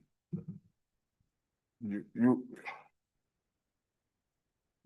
can't miss how they put Parliament at the center. And we know you guys are doing this, but you simply have not taken the same approach. Yesterday, we had a conversation where the colleague from Botswana asked a very intentional question about when Parliament intervenes or parliamentarians intervene, how does that translate into a policy outcome and how can you lay claim to that policy outcome? I just wanted to give a bit of perspective, colleagues. In your parliaments, although they are called legislatures, you don't go to parliament to make laws every day, do you? So if you don't go to parliament to make laws every day, how do you justify and account for the other things that you do other than making laws? And why are you apologetic about them? One such is the issue of representation. I was looking at which is the presentation which is on the screen. I was looking at IPU in terms of how they are measuring parliamentary performance in respect of representational function. And this is what they say. The representative role is a core function of parliament and of MPs. The indicator focuses on two key aspects of that representative role. One, the interaction between MPs and the people they represent. And two, the role of the opposition. The common thread, and this is where I want you to pay attention. The common thread is that Parliament should be the place where opinions across society in all their diversity are expressed. Democracy is an inclusive process in which all citizens, men and women, representing all political and social forces in the country can participate. Unless you show us your MPs in action, we don't know what they have done. And that's why I was applauding Malawi yesterday. We want you to show the issues that are coming out, the frequency with which those issues are coming out. The reality is that some issues and issues in Parliament, even issues that are before your committees, are not the same, and they don't attract attention at the same level. True or false? some issues are actually muted, whatever the underlying issues, and often HR issues fall into that category. True or false? Hello? So when our members articulate these issues, is it going just to pass because we're saying we want to wait until we see how that translates into policy? So it's an issue of how do we capture parliamentarians playing the representational role? How do we capture the institution of parliament playing the representational role? What I've done through this presentation, and I don't want to be long, I also don't want to take the attraction from Namibia because they did a wonderful presentation. I have prepared a presentation which I was going to go through. I will not, but I will circulate it so that you have an idea in terms of how you can capture and report on representation. What I saw, Madam SG, when I was looking at the results framework of the project from the objectives, the issue of visibility of MPs is the entry point. Even across the different areas where we're reporting, if we have not spotlighted the MPs, we are unlikely to make a convincing case. And this is what Namibia succeeded in doing. The other important aspect is the cross linkages. Sometimes we forget to link different aspects, and I like the way they linked the PFM model law. They linked the model law on eradicating child marriage and protecting children already in marriage. I can bet that you are already doing these things. You simply may not have gotten the perspective to take that approach. So I really want to persuade you, colleagues, when you are focusing on SR-HR issues, even within the results framework that we have, one thing that is clear in terms of the representational function of Parliament, the first issue is issue visibility. If these issues are swept under the carpet, we are not going to talk about them. So let's show the members in analytics and graphics. We want to see what they said in the answered. Probably that's the only thing that I would say Namibia needed to do. We also want to have the snippets of what the members said, and members in Namibia have really made noise around particularly the issue of gender-based violence. There have been moments when they have brought the House to stop, and we want to get a glimpse of that, whether you have videos or you decide to capture the members. Then the issue of agenda setting. Things don't happen anyhow. If members don't speak about the issues, they don't get to be spoken about. So Parliament is also a place of agenda setting. If representation is not just about geography, it is about the issues.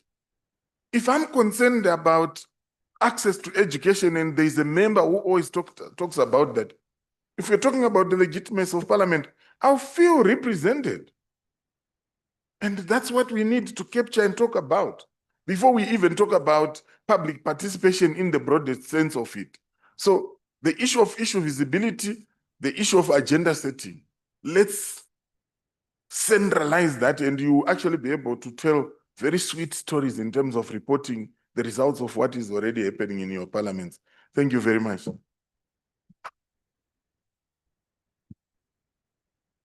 Thank you so much, Mr. Gorasha. I think anyone with a burning issue, otherwise we are constrained on time. Anyone with a burning issue, I take it there is none, so we shall quickly break for tea. Yes? Oh, SG, please. It's okay, I can talk at the end, but just to say, the two presentations this morning, I think the researchers, you must speak among yourselves. Because, you know, they always say, you know a student who's been reading at the beginning of the semester. You know a student who prepared just for the exam. You know, a student who's preparing an hour before the exam. You are adults, you can hear me. So let's really look at yesterday, look at today, share notes. You've been implementing this program for the past 3 years. Some of you beyond the 3 years. I'm not sure if, no, most of you is 3 years, right? But you see, all the parliaments have been also implementing this project since 2007. So I want to believe that some of these things are teaching us that let us be so systematic that others can find this data somewhere and that we can build onto it and be able to make sure that we can present these to the world. But thank you so much for both the presentations this morning. Thank you once again, SG. Let us give them a big, enthusiastic round of applause for a job well done.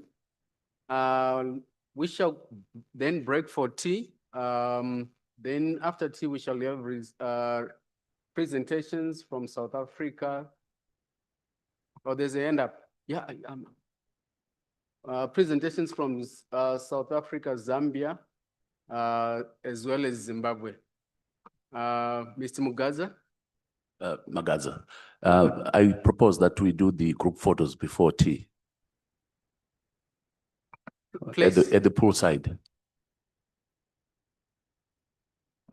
Who is guiding us, Dr. Magaza?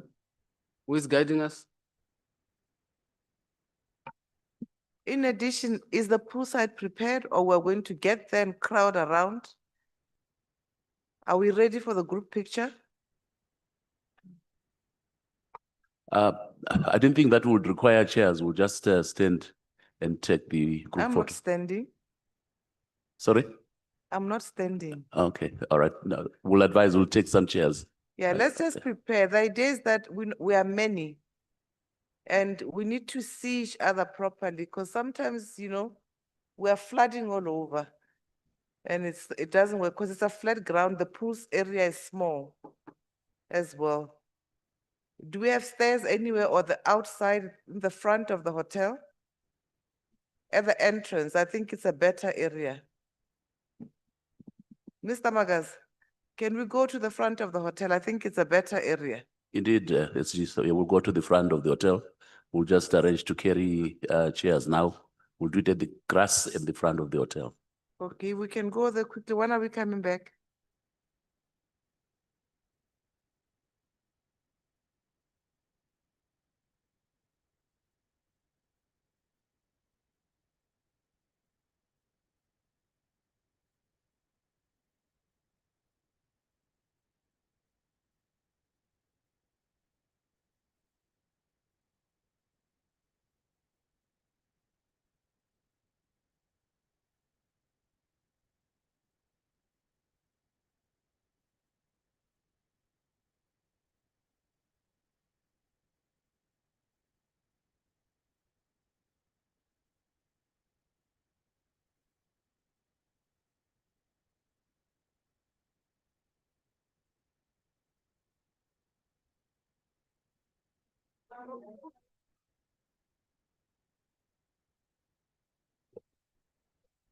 Time, colleague, can we move?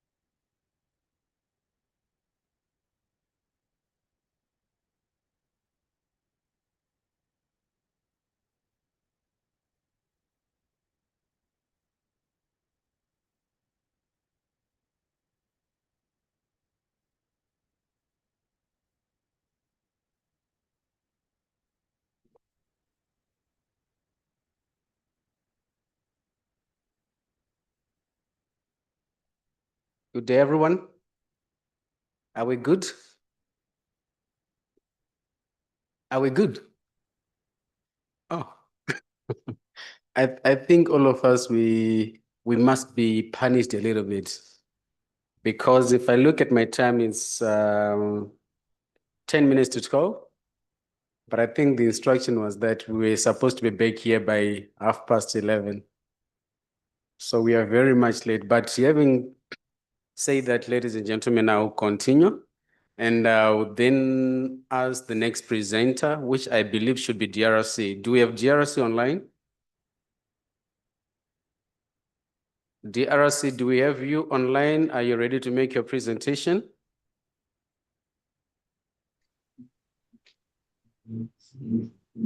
Mr. Ali, Our technical team, can you assist? Any confirmation from DRC? We are now very much thin on time, so we need to move with speed.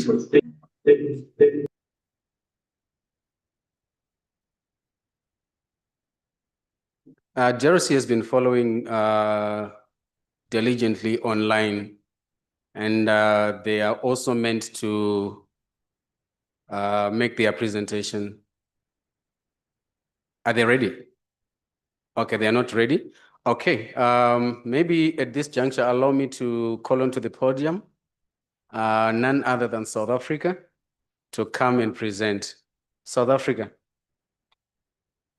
Sure, we can appreciate them.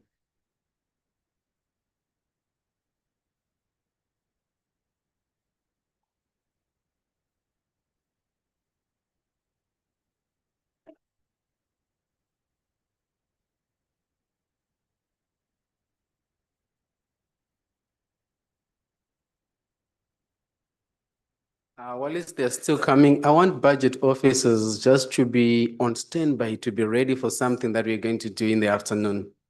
A panel discussion where we shall have 1 or 2, maybe 3 to 4, budget officers coming to share 1 or 2 their perspectives regarding the budget process. All right.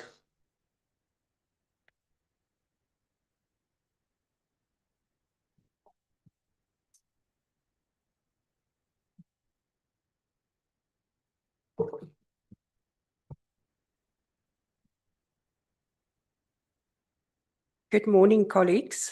The way in which we're going to do our presentation, it will be done jointly by the 3 delegates from South Africa. I will give a general introduction, followed by my colleague from the Budget Office, who will look at the broader health budget, and the sexual reproductive health rights researcher will look at specific core department expenditure. And the latter part of the presentation will also be presented by myself. So starting off, just an introduction to health in South Africa. I'll start off with the issue that was raised consistently yesterday around public participation. And just to say, as by way of introduction, that public participation, especially legislation in South Africa, is legislated. It's captured in our constitution. It also features in our Money Bills Act. When it comes to money bills and the budgets, there must be public participation. And it also is located at local level at our Local Government Municipal Systems Act. And what is important is that there are core elements around public participation. It must be meaningful, it must be accessible, and there's a number of provisions that would fall under that. So we have a very strong civil society and academic sector in South Africa. And civil society has in the past on several occasions taken our parliament on review because they felt that with particular legislation that there wasn't adequate or meaningful public participation. And the courts were very clear they would return the legislation to Parliament if the public indicates that there was not meaningful participation and they did not have equitable access. And access does not only talk to geographical location, it also speaks to language. So the policies and the laws must be accessible in the language that people understand. So that's a core principle.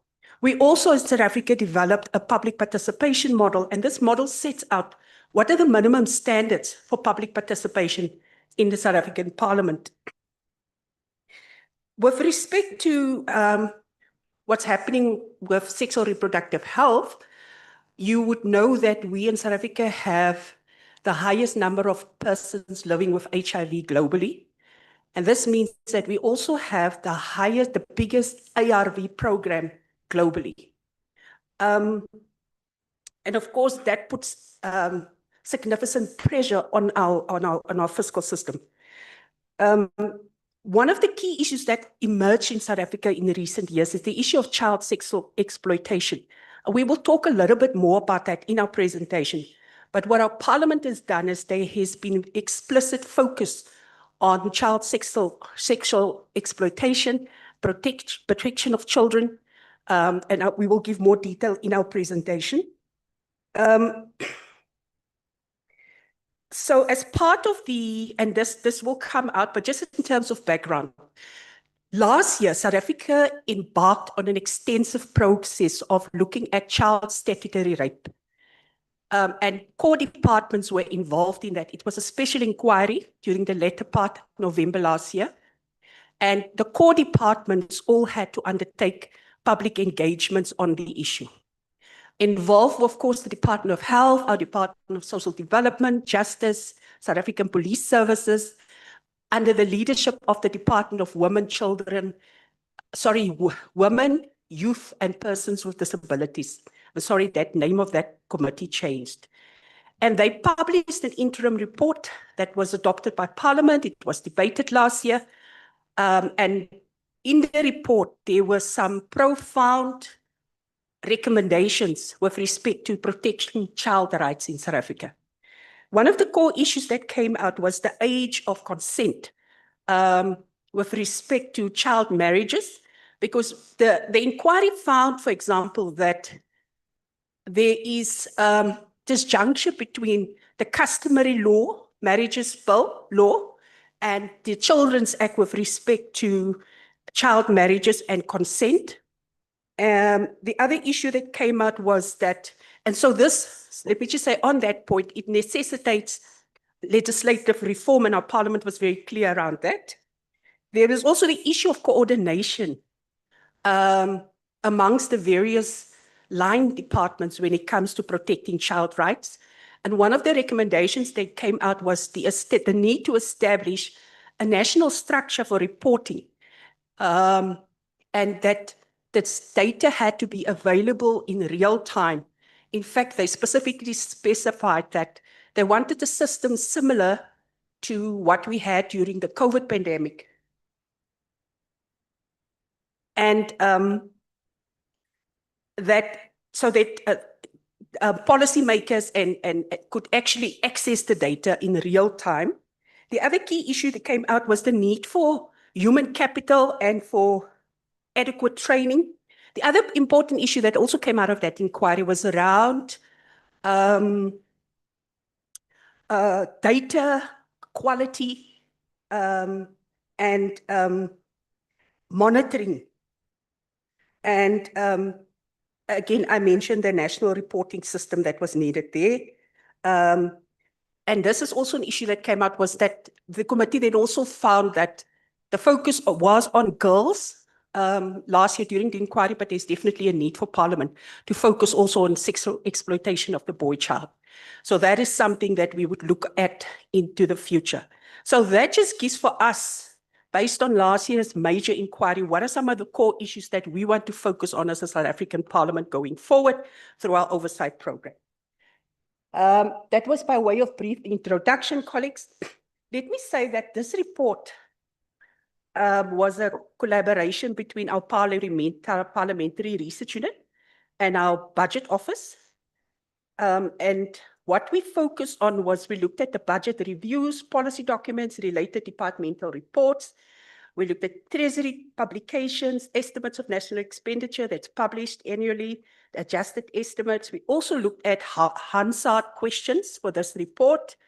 our colleagues from Hansard, what we did for them as the sexual reproductive health rights project is we understood that when you search Hansard for sexual reproductive rights questions from members, that they would just look at the broad term. So what we then did was we developed a dictionary of core terms that we wanted them to look at, including statutory rape, including teenage pregnancies, ARVs, HIV, etc., human papillo, HPV virus. And so we developed, and that assisted us quite a bit. And then what we try to do is the estimates of national expenditure, that data is often reported at a high level. It's at program or sub-program level. But for this project, we wanted the detailed information. For example, you'll sometimes find that you have two components in one program, and you needed to know exactly which one related to sexual reproductive health rights. And so we submitted queries to the line departments, and I will have to say that to some of those core departments that we've identified for sexual reproductive health. And unfortunately, some of that data is still outstanding, and we are awaiting finalization of that data so that we can update our report. So that leads directly into the limitations that we identified for this report. This is a draft report because we would like to have the final data for submission to SADC. And these are the core departments that we've identified that's still outstanding. We have received data, detailed data, from the Department of Basic Education that deals with education at school level, the Department of Higher Education that looks at tertiary education, our Department of, Hannah, just assist me, there were more departments that contributed, but they submitted their data, and these are the ones that are outstanding. Of course, we agree with the rest of the countries that data is not routinely reported at line item level. That's a challenge that we've identified. The other important issue is that the request was for us to look at national departments. However, our health budget, for the most part, is located at provincial level. And it is through the provincial equitable share, it's given to provinces. So there's a distinction between our national department is responsible for setting policy, coordination in the health sector, as well as setting minimum norms and standards and generally supporting the provincial departments.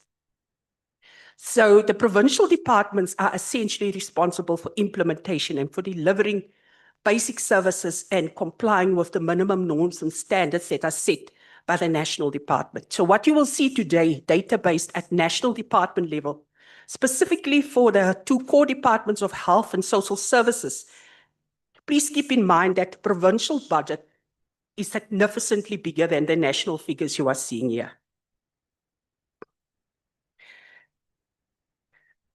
I will now hand over to my colleague from the Budget Office to give us an overview of the health sector allocation in South Africa. Thank you.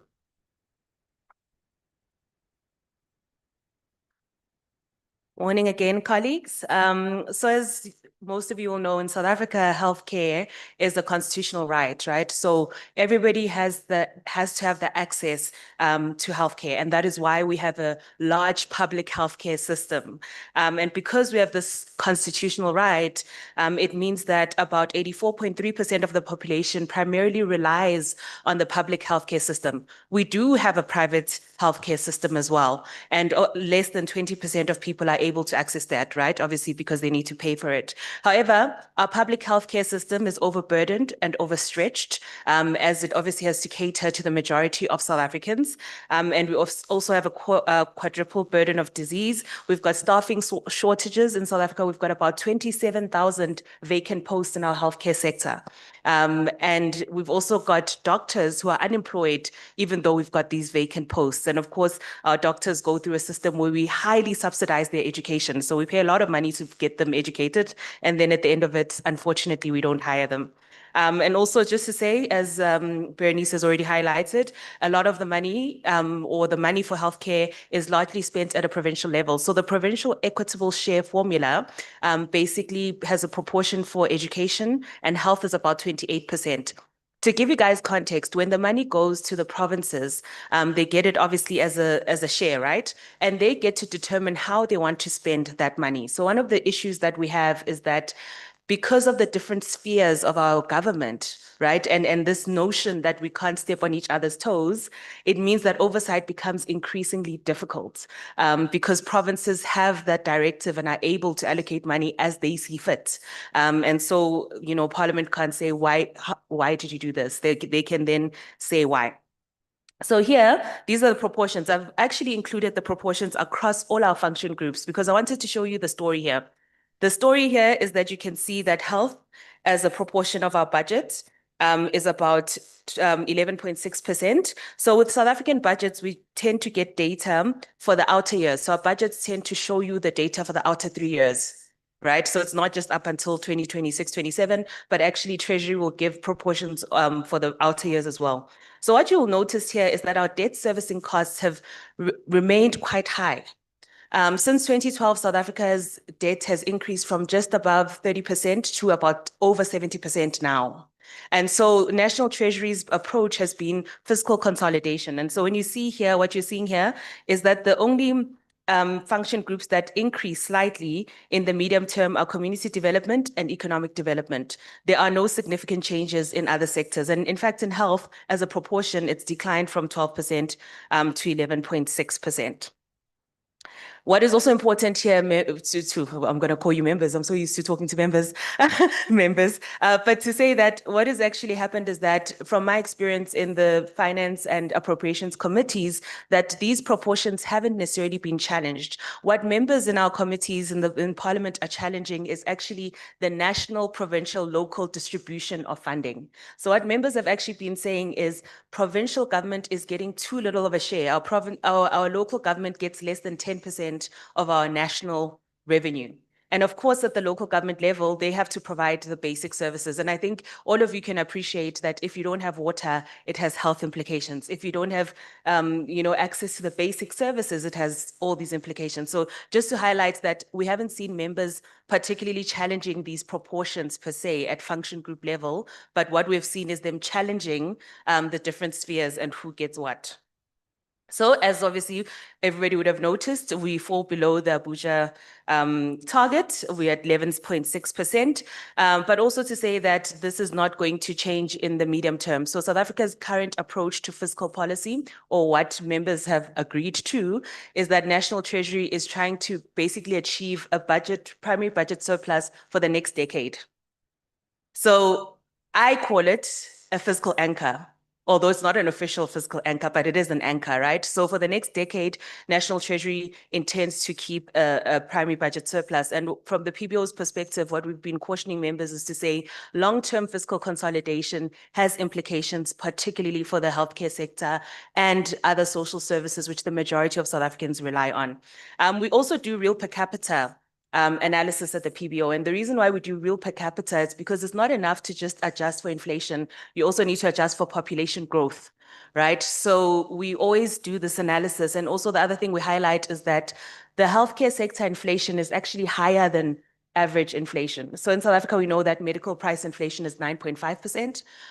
However, National Treasury increases the health budget on an incremental basis based on the inflation target. So I would argue that over time, our healthcare budget has actually been eroded because of population growth and inflation. Oops. So here's the nominal increases. I've put it's in billion USD. So South Africa spends about 19.6 billion on healthcare. So it's a large quantum compared to other countries we've presented. In nominal terms, like I've already said, you can see that the budget is increasing over time. But like I said, in real per capita terms, it's more of a mixed story. Here, in terms of gender responsive budgeting, so there was a question about gender responsive budgeting, and I like to distinguish. There's a difference between gender responsive budgeting as a systemic tool versus gendered implications of budgets. So we can have a gender responsive budget in terms of we have line items that are gendered, but it doesn't mean that we're systematically implementing gender responsive budgeting. So in South Africa, in 2019, our cabinet and actually Parliament adopted a very long word, gender responsive planning, budgeting, monitoring, evaluation, and auditing framework. Very long. Just call it GRV.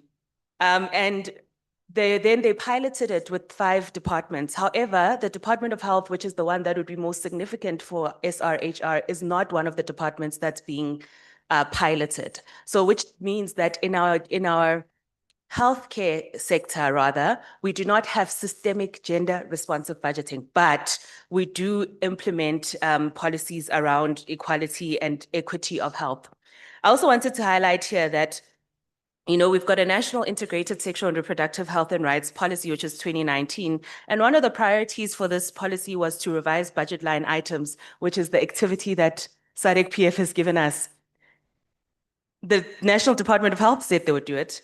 And I think one of the things that in our exercise that we've realized we need to take back to our parliament is that this policy needs to be reviewed and that members of parliament actually need to ask the status of this policy to date, given that it's been supposedly implemented since 2019. So I was supposed to just highlight that through this process, we've identified an intervention that is needed in terms of sexual reproductive health and rights. I'll now hand over to my colleague.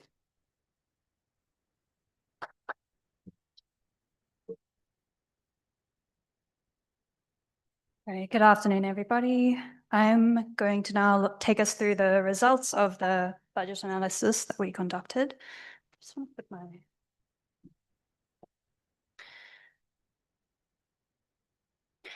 So, as Berenice mentioned right at the beginning, this is a draft report. We were not able to obtain all the relevant data for our analysis, but what we have found so far is that there has been a nominal increase of 35.1% in SRHR related expenditure over the 3 years that we studied. Some notable points from this analysis include a new allocation for National Council on Gender-Based Violence and Femicide. This comes after a national strategic plan was developed, and this council will be operationalizing that plan. So this year it has been allocated its first financial allocation of 46.6 million rand, which is about $2.8 million. We've also seen that the South African Medical Research Council saw an increase in financing, but as I believe Namibia also mentioned, this is a bit misleading given that they also lost funding when US funders withdrew in 2025. So they have then had to divert attention to other funding sources other than the South African government. This has looked like engaging with local philanthropists and international donors in order to then carry on their research, a lot of which has to do with HIV/AIDS, TB, and other priority health conditions in South Africa. We also found there was an increase of 143% in the health promotion and nutrition sub-program. This program, I think I will speak more to it later, but part of its focus is on maternal and child health and HIV and AIDS nutrition. There was also a 74% increase in maternal and reproductive health funding. Child, youth, and school health saw a 28.9% increase, and so on.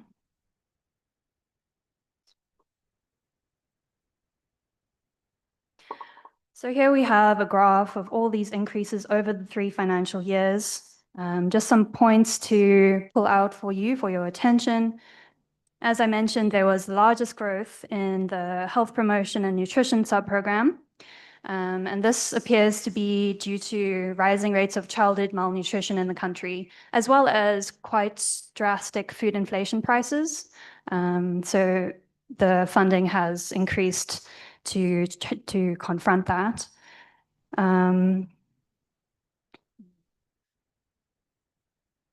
Yes, and then as I mentioned, the South African Medical Research Council has also been increasing their funding due to compensate for the loss of US funding in 2025.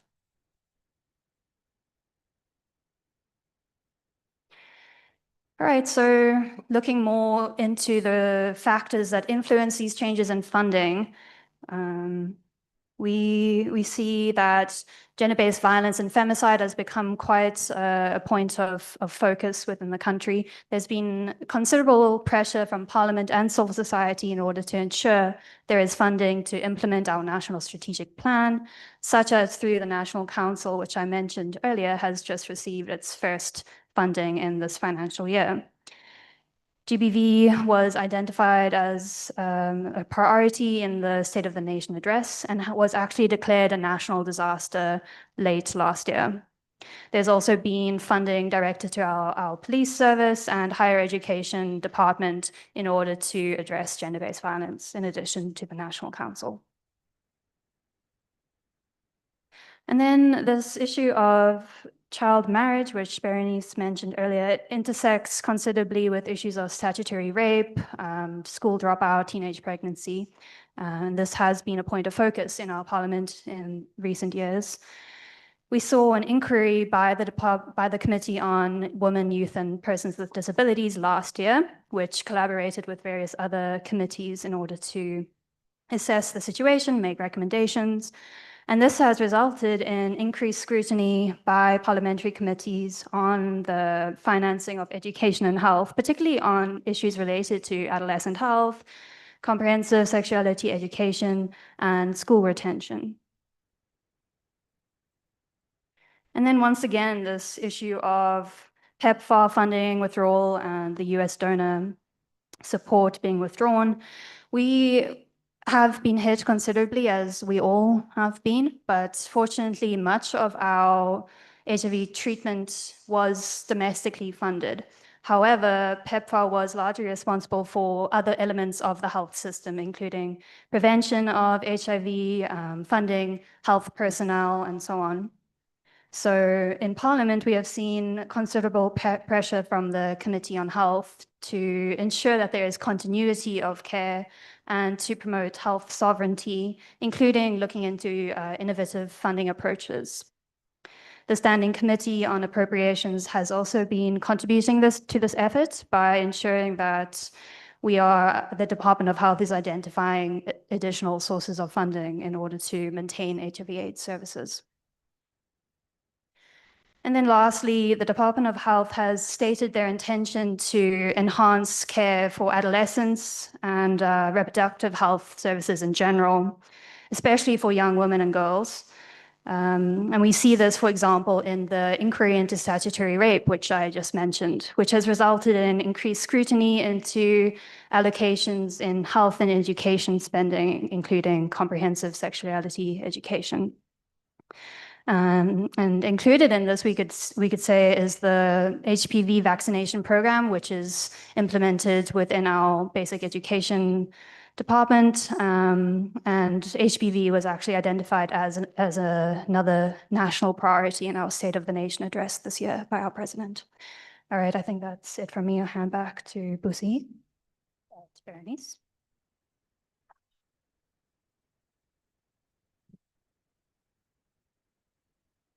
Thank you, colleagues. Before I proceed, I just wanted to clarify something about our health sector in South Africa. It's important to note that health in South Africa is a national and a provincial competency. So at local government level, they are not responsible for health services, with the exception of environmental health. So when the colleague from Budget Office spoke about the allocation to local government, keep in mind that small and inadequate, that health services are not covered by that.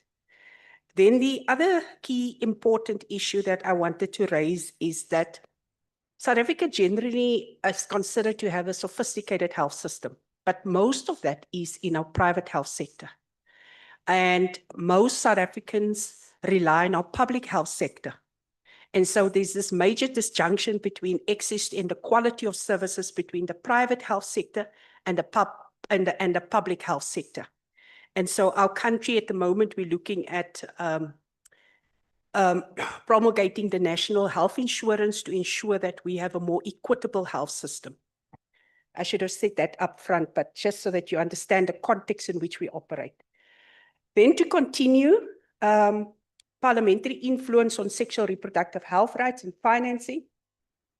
So for the most part, Parliament's influence is through oversight, our budget review and recommendations reports, committee work and budget scrutiny. And in that regard, they are supported by the Budget Office and the Parliamentary Research Unit. Within our Parliamentary Research Unit, we also have a specialized cluster, that's the financing cluster that supports the appropriations and financing and standing committees on appropriation, etc., on those committees, providing support to those committees on a full-time basis. So the Money Bills Act, as I mentioned previously, gives Parliament the powers to amend budgets. But to date, this mechanism has not been utilized in our Parliament. Parliament has raised sexual reproductive health rights issues. And for this section, we exclusively in our report, to a significant extent, not exclusively focused on the Hansard reviews that we did, that found the focus was on maternal and infant mortality, adolescent sexual reproductive health services, HIV/AIDS, TB, PrEP and PEP access, HPV rollout, GBV, and of course, child protection. Now, our parliamentary interventions have resulted in securing funding for the National Council on GBV and Femicide. And so this year, 2026, they got their first allocation of about, I think, 46 something million. It's in the presentation. I'm sorry, my apologies, I forgot. Some of the key challenges we're facing is, of course, that the funding is distributed across different votes and different programs, and it limits the visibility and oversight from a sexual reproductive health rights consolidated oversight perspective. Oversight, transparency, participation. Our parliamentary committees have various oversight tools, including briefing sessions, which we call oversight meetings. Then we have oversight visits where they go into the provinces. We have annual interdepartmental budget analysis. And as we indicated, our budget process is a quite involved process where they have hearings on the budget, calls for public submissions and petitions, strategic and annual reports, which have to be tabled 6 months after the end of our financial year, and of course, public hearings. Then we have the Money Bills and the Related Matters Act of 2009, which requires public hearings with respect to money bills. Our Parliament also considers written submissions in the process. One of the challenges that civil society reported based on research that was conducted is that lack of funds, resources, and capacity among the general public limit their public participation. And we find that often it is the more resourced and bigger civil society structures or organizations that tend to be able to take advantage of our public participation processes. We have various sectoral parliaments, which are annual events hosted where our parliament would go to at local or provincial level. So 3 of the key major oversight initiatives in Parliament is we have Local Government Week, where our members of Parliament, specifically our National Council of Provinces, will go to all the 9 provinces and look at a particular issue, look at particular communities. Then we also have a Provincial Week intervention every year. That's also around a thematic area. And then we have the Taking Parliament to the People initiative, where Parliament would identify on an annual basis 1 province with a particular issue that they would like to focus on for oversight. This year it was hosted the previous week. Our Taking Parliament to the People event was in the Northwest Province, and the focus was on infrastructure and financial management at local government level, because those are some of the core complaints that public has brought to Parliament. So that was the focus. Specifically, marriage, child marriage and protection commitments. I did speak about the major inquiry we had last year. South Africa doesn't have a single dedicated child marriage budget line. It's across different departments because our approach is multi-sectoral. Our Home Affairs Department is responsible for birth registrations and ensuring compliance then that the correct ages are made available for child marriages, but also we have a border management agency that was established a few years ago. And our border management agency is authority is actually quite proactive in identifying child trafficking, and we've over the last few months have had several reports of children trafficked across the border, South African border, and intercepted by our border management agency. So they play a key role. Basic education, of course, health, social development, and the Department of Women, Youth, and Persons with Disabilities. Our prevention efforts in South Africa are on keeping girls in school, adolescent health services, social protection, including social grants. We have the child support grant for children under the age of 18 who are in vulnerable households. We have birth registration. This is managed both at the Department of Home Affairs, but also at hospital and clinic level. So where there are maternity services, they are able to register the births as well, and addressing harmful gender norms. Our parliamentary committees highlight the link between child marriage, statutory rape, teenage pregnancies, and harmful practices that came out in the inquiry last year.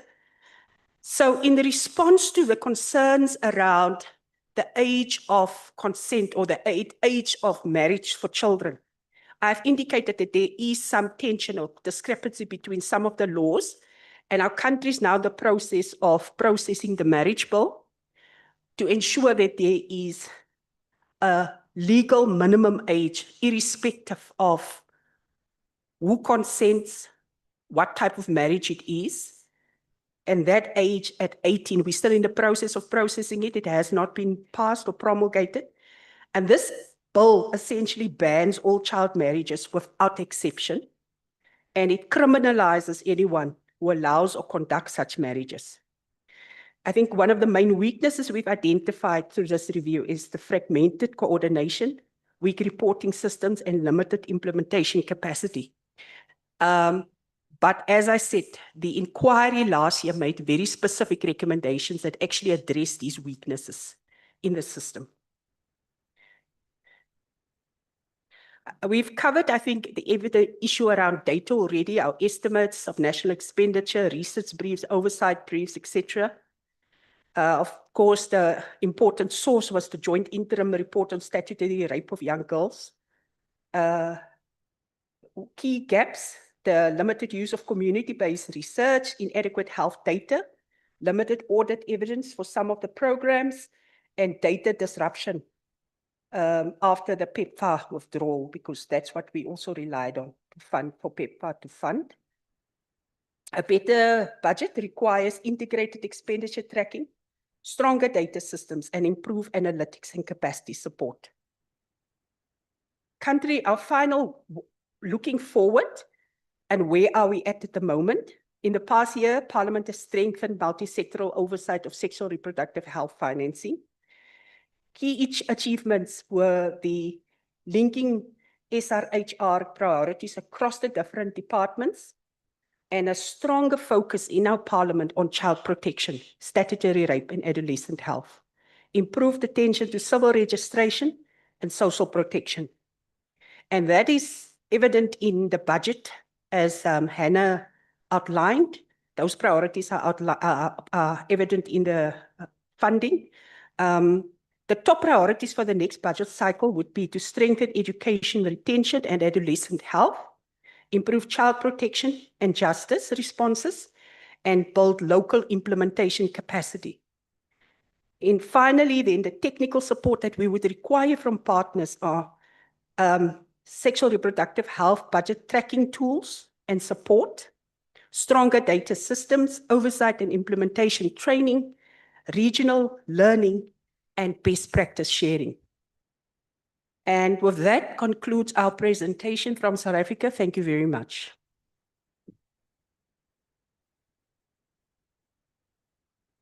Thank you so much. We proceed as I open the floor for contributions, any observations, any areas of clarity. SG. Thank you very much. I think I just appreciate the sincerity around the context that South Africa presented. And I always say it's not about trying to turn, what do they do? What's the most impossible? Water out of a stone? Huh? Okay, lemons into oranges. They're not trying to turn lemons into oranges. The context, the limitations of parliament, where they begin and end, what is possible within the context of SRHR, and, you know, just infusing, here we didn't manage, here we cannot manage, here we'll be overstepping, here this is the picture that we see. But what is emerging, that's analysis, is the fact that we see, and we're yet to explore this further. The issue of the tracking that you referred to, I think yesterday during our debriefing, there was an issue raised around capacity and tracking. And I know that the guidance said, what support do you need from SADC PF and partners? So I don't know, Mr. Jacob can speak to whether or not he will support you on the tracking component or not, or you have a facility inside that you're going to look forward to do this. But I think it is important to own your story and your own, but I was quite surprised, not surprised, I was curious as to why the issue of, you've talked about snippets. I thought with your strong constitutional democracy, you'd have picked out issues that make you silent a lot in most of the member states to speak about, particularly about rights of LGBTQI, of safe abortion, the liberalization of whatever, Just, you know, this is an area which also falls around UHC, universal health coverage. You also have drug injecting populations, you have all those things. I think when we do these analyses and speak to SRHR, let us have in mind that you are giving intelligence to parliaments in terms of where they can close the tap. And that parliament is focused where they can close the tap and propose remedies, where you can also mobilize for hearings so that it's much more responsive to the outputs that you require for parliaments. So we don't expect you to look at everything. It will be impossible. The analysis, of course, is good, but need not necessarily be an academic exercise. And I'll repeat this again. If I'm sitting in America or Sweden or anywhere else, why should I sign a check for parliaments to do that which the ministry that I sign a check for is doing or not doing? So that connection and complementarity is very important. And where there's uniqueness and differences in parliamentary systems or governance system, please highlight those. I think Mauritius did, I think you did, I think Namibia did also around trying to show the limitations, because when we do these proposals, we do them from a generalized perspective. Lesotho spoke about it. We assume that, yes, budget making, legislation, blah, blah, blah. But if you don't give us a flavor of the limitations that you have or the possibilities that you have, it then doesn't really bring out that flavor that we should be able to say, oh, in this country, this is what's happening. In this country, this is what we see. Because at the end of the day, we need to come up with a paragraph that shows the picture. So help us with that. So I guess, thank you so much, South Africa, for that. It's about perfecting, like I've said, pulling it together and making sure that you know which pathway you're following to really put parliaments at the center of the arguments that you're putting forward. Thank you.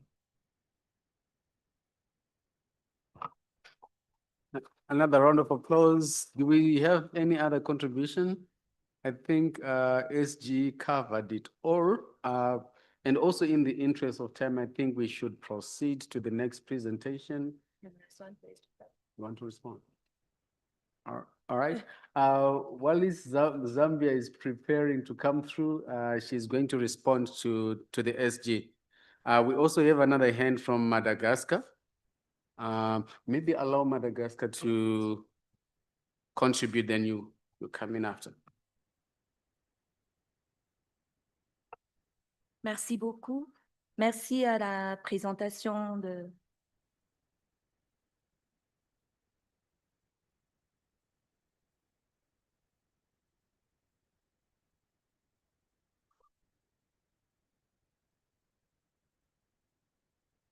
OK.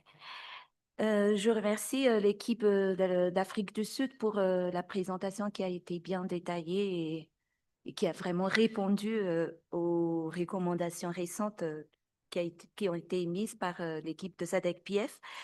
Une des questions qui a été posée à l'équipe de Madagascar concerne la participation citoyenne. Et dans votre présentation, vous avez mentionné calls for public submission and petitions.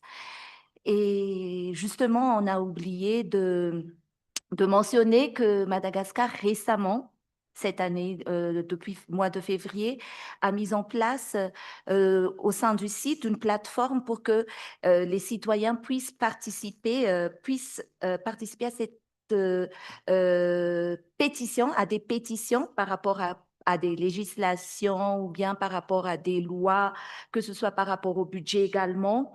On est encore en train de mettre en place ce système, mais j'aimerais, si vous pouvez partager comment ça se passe au sein du Parlement d'Afrique du Sud. Merci beaucoup.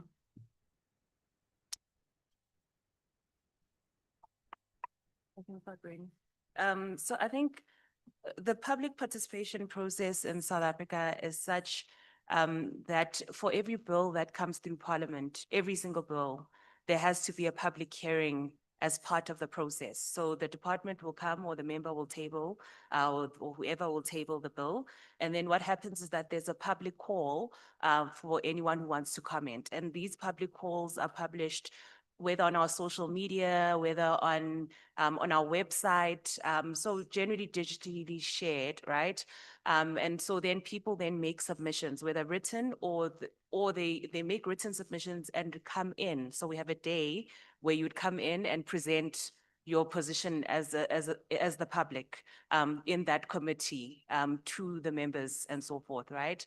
And then what is supposed to happen afterwards is that the department then comes back to respond.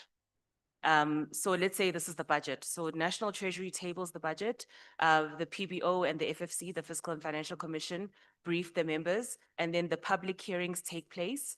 And then National Treasury has to come back and respond to all the public comment that has taken place.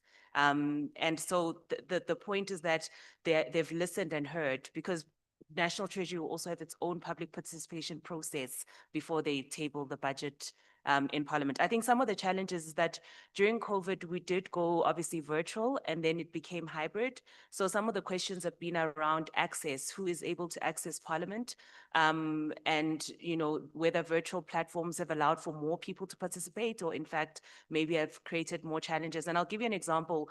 In some of our public participation processes in the Standing Appropriations Committee, you'll find that only 2 people come to present. And so then we have to ask ourselves, is that sufficient public participation if only 2 people showed up in the Appropriations Committee? So we still have challenges, but I'd encourage you, we've got a public participation model. It's on our website and it's got all the details around how Parliament operates in that regard. I just wanted to respond to the SG quickly about Yeah, before you respond, let me add something I just remembered. Do you think you'll be able to absorb the public hearing budget line on the project linked to your public participation and the public hearings? I seem to be getting that it can be it's staged, as you put it, that this has to happen, this has to happen. We have a budget line in the project for public hearing, which is one of the biggest budget, right? It's over $100,000, which is hardly used. And I recall when this project was approved, one of the issues was around your framework around public participation and public hearings. So as you add that, please add it onto that so that we know if you'll be able to take on that budget or what is the process towards public hearings in a legislative? Yeah, so Berenice responds to that. I wanted to respond to something else. I don't, I know, I recall Parliament used to assist people in coming to Parliament. That, I don't know what has happened to that process, but there used to be these grannies from Pietermaritzburg, and I remember that Parliament used to cross-subsidize their attendance in public participation processes. And I think something happened during COVID. I think this shift to virtual and then back to hybrid has done something to our public participation. But I really just wanted to comment on what the SG was talking about in terms of universal healthcare coverage. I think from our perspective at the PBO, we see the challenge as really challenging the fiscal framework itself. So we haven't been able to get to the narrow details because we're kind of fighting to say we need more money for health at a high level, right? We're fighting for a larger healthcare expenditure broadly. So we are unable to even get to the nitty-gritties of things because we're kind of really advocating for the broader allocation, you know, to health. And I think what has been happening is that, and the challenge here is that members, and I forgot to mention our presentation. I think one of the challenges we're having is that members are really concerned about corruption. So corruption has been one of the things that has come up by parliamentarians over and over. So they're not going to advocate for more healthcare spending because they're concerned about corruption. And I think in our recent budget cycle, our members kept mentioning the 2 billion. Tembisa Hospital is about, what, 15 kilometers from where we are. The 2 billion that was used wastefully. So those are some of the parliamentary, I think, challenges, which is dealing with, do we want more money? And then are we able to spend the money? And I think that that's where it's like, it becomes hard to then become niche, at least at the appropriations and finance committee level. Thank you, Prissy. To respond to your, firstly, let me say thank you for all the comments and thank you for your input as well, SG, and for the guidance in that regard.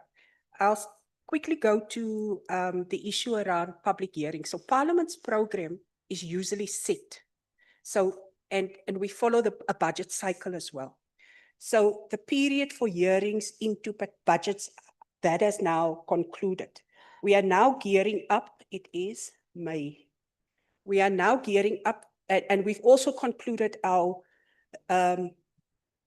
oversight over annual and strategic plans.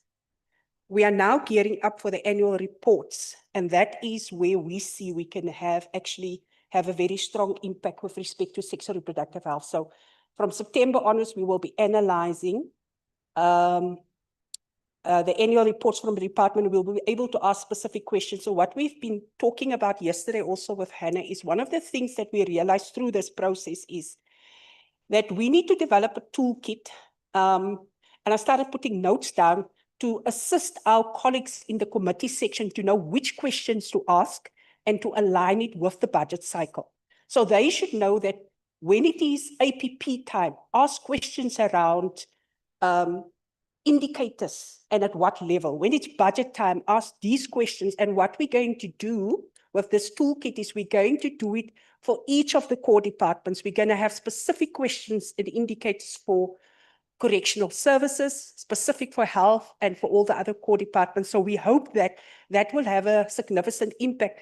It would be useful if this project is extended, SG, to see, and I indicated to Hannah that we will have and Busi that meeting in June with the staff. That is basically a training session for staff, because they are the ones that drive the committee programs and what goes into those reports and what receives priority for oversight. So we realized we must also now start focusing at that level, but we need to give them, because they don't always understand sexual reproductive health and how their different line departments fit into that. But also you have a session and people don't come, or you call for meetings and people don't come. So we thought if we develop a toolkit that they can keep with them and members, they can ask specific questions. One of the things that I also think we needed to put down coming from these deliberations, and it's useful to come to these events, because one of the things I realized is when Mozambique was talking about, climate change impact, we've been in South Africa increasingly experiencing floods, and we've had consistent floods, periodic floods, since 2022, and there's hundreds of lives lost, people displaced. And I was thinking also, I made a note as Mozambique was preparing that we also need to develop, because once we also need to develop a disaster toolkit for members, especially for sexual and reproductive health rights. Because when there's a disaster, like we had a big one in Cape Town 3 weeks ago, and the Eastern Cape, and lives were lost, and members will go on oversight, but it's such a quick response. It happens today, tomorrow they're leaving. So there's often not time to prepare, but we proactively need to have those toolkits ready. So that's one of the things that we thought we should do. But coming back to hearings, issue, one of the things that we included for South Africa for this year is that we are going to partner with our committee section are doing legislative reviews on the impact of legislation. So there's already been the agreement with Dr. Gabriel that sexual reproductive health, that we need to identify one of the legislation for that. And I think maybe there we could bring in the aspect for public hearings, because funding is always an issue. And that we could then, he will facilitate that conversation to ensure that one of the sexual reproductive health right bills is included. In fact, interestingly, you spoke about termination of pregnancy. I think next year it's how many years? 30 years. And I think we've only done one review as a country, and implementation was an issue. So there would also be a nice opportunity to look at that in preparation for next year.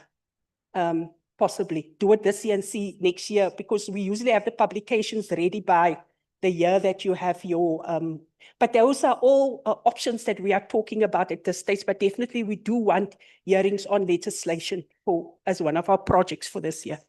I just want to comment quickly on public participation. So we by law, we have to have public participation when it comes to budgets and legislation, but Parliament, as I indicated, have a very extensive public participation program. And so what would happen, for example, and those are oversight programs. So when they have Provincial Week or Taking Parliament to the People Week, where the entire National Council of Provinces will go to the provinces and do oversight on the last day as part of our public participation, they will have a plenary, a parliamentary plenary. And the chairperson of the NCOP will then preside over it, and it's a formal sitting of Parliament, with all the trim and whatever is required for the House. And then members of the public will then be invited to comment on service delivery issues and participate in that way also in a literal sitting of Parliament in deep rural areas. So that's one of our flagship projects that we have over Parliament over the years. We've started in Parliament. Of course, there's challenges with that. One of the issues is, I think, the criticisms that we as a Parliament face, and I'm mindful of SG's comments that we have to be real, is that the weakness we have is that we don't often go back to those very same communities after the sitting to report back. So that's an issue that we need to work on. And I wanted to just comment on the petitions that you mentioned. Oh yes, before the petitions, I wanted to say that when it comes to legislation, like we have a public participation process. So the department will have their own process, and then Parliament must have its own process as well. But if a bill receives extensive changes during the processing in Parliament, right? So if parliamentarians make extensive changes during the final processing of the bill, it has to go back for public hearings again. So that is required. And then with the petitions, so we have a petitions committee in Parliament with a full complement of support staff, a researcher, a content advisor, committee secretary. So petitions are usually sent to the speaker, and the speaker will then refer it to the relevant committee for processing. They would have maybe a hearing on the issue, a briefing, invite the complainant or the person to come in. And so there's a specific committee for that, a petitions committee. I think that is from my side. I don't know, SG, if you have comments about what I said about the legislative assessment and so on, that we could talk about that. Yeah, no, I'm quite happy. And could you kindly not just consider, can we agree that the toolkits become part of your deliverables? Could we agree that between now as you're doing this particular report and whatever it is that a toolkit doesn't require that level of approval and bureaucratic process and political approvals. So your oversight toolkit, we have a budget line that is never used. Raj will speak to that later. If you tell me now as part of your recommendations, because the report was specific, the guidance was specific in terms of what you would require, which you concluded with. My plea is that start doing the oversight toolkit, draw down on the resources, and this matter is coming out in a lot of committees. Where's Monash? We had a debriefing, and this is a matter that's coming out. Members are saying they need support in terms of how they can ask questions. And we've been talking about it. And if South Africa can begin to do such a toolkit, we may then begin to see how that can be replicated in other countries. And if you give me assurances that you move with that, please let's do that. Send your request implementation form in the coming week or 2 weeks. It will go a long way. The tracking tool is another one. If you can move with the tracking tool, it came up yesterday during our debriefing. We will make sure you draw down and you move with that. The disaster toolkit is also one that we'll be quite happy with because, as you're well aware, this project looks at the nexus of SRHR and climate action, particularly to locate issues around climate justice, among others. What I also really liked about the toolkit is where you are linking it with correctional services. For us, you'll be beginning to feed into the SADC model law on correctional, what is the title? Correctional services that is going to be approved in Seychelles right now. So if your members bring in their report, what have they done? And you bring in these recommendations, you'd have really responded directly to issues. Right now, as we speak, ministers of justice just met 2 days ago to look at correctional services. So I'm just basically saying these are themes that are linked to the project. The other issue that he spoke about is about reviewing termination of pregnancy. If you can do that research, we will support you because it's going to also further feed in. We are developing a SADC model law on safe abortion. So how great would it be that a country that has been seen as more liberal, where questions have been asked if whether or not it is a barometer or it helps or doesn't help, would assist us to have you lead from experience. So 1, 2, 3, 4, 5, if they can absorb all that money under that budget line, I'll be happy to approve it. Thank you, SG. And just to say, fortunately, Anna is signing a contract next week, so we can still include all of that into the contract. Thank you.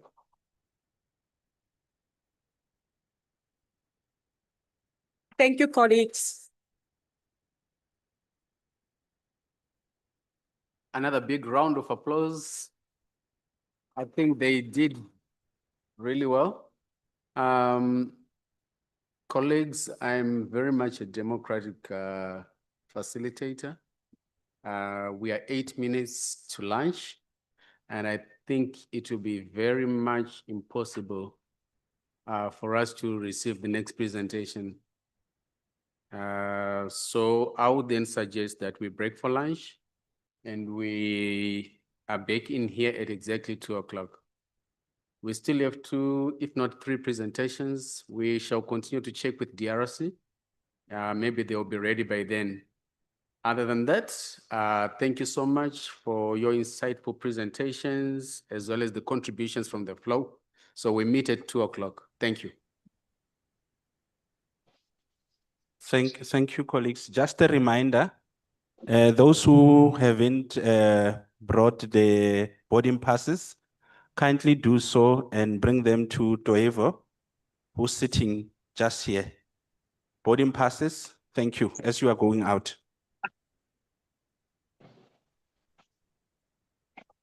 Keep a copy where possible, take a picture so that you can, it's while you are giving them to Toivo, take a picture and have a proof for yourself. Should we need it? Again, misplaced in documents, you already can resubmit again. Because he will not remember who gave him right now. So to be safe, as you give him, take a picture and keep that picture for yourself.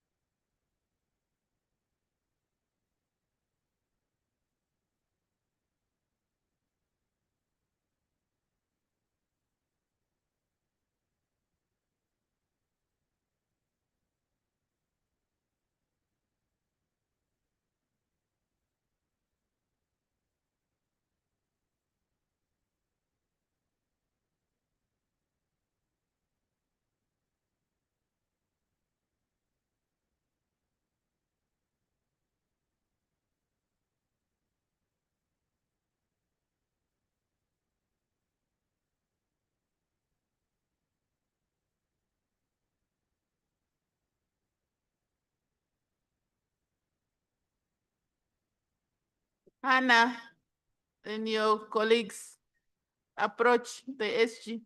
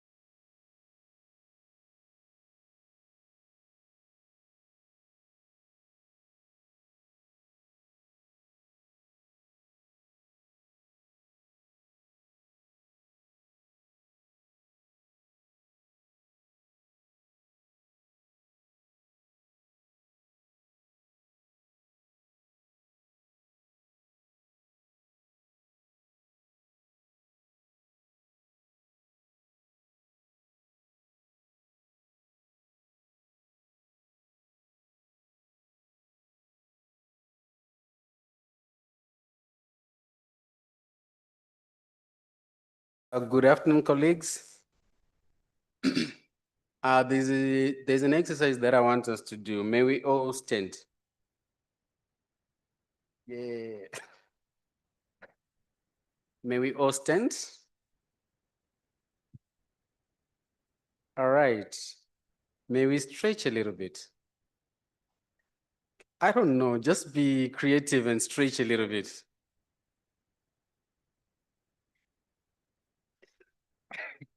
Okay, okay. Because if I do so, then all of you are gonna copy from me. All right, let's stretch a little bit. Okay, let's stretch a little bit. Fingers just flicking them a little bit.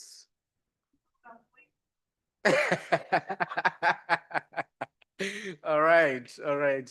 I just want us to relax a little bit. I saw a bit of tension in the morning, so we just want to, deal with that. Isn't it? There was a bit of tension in the morning, isn't it? All right. All right, we can now sit down. And the other reason why I did that, I wanted to make sure that we are all in the same boat. So now, yeah, I can see that we are together.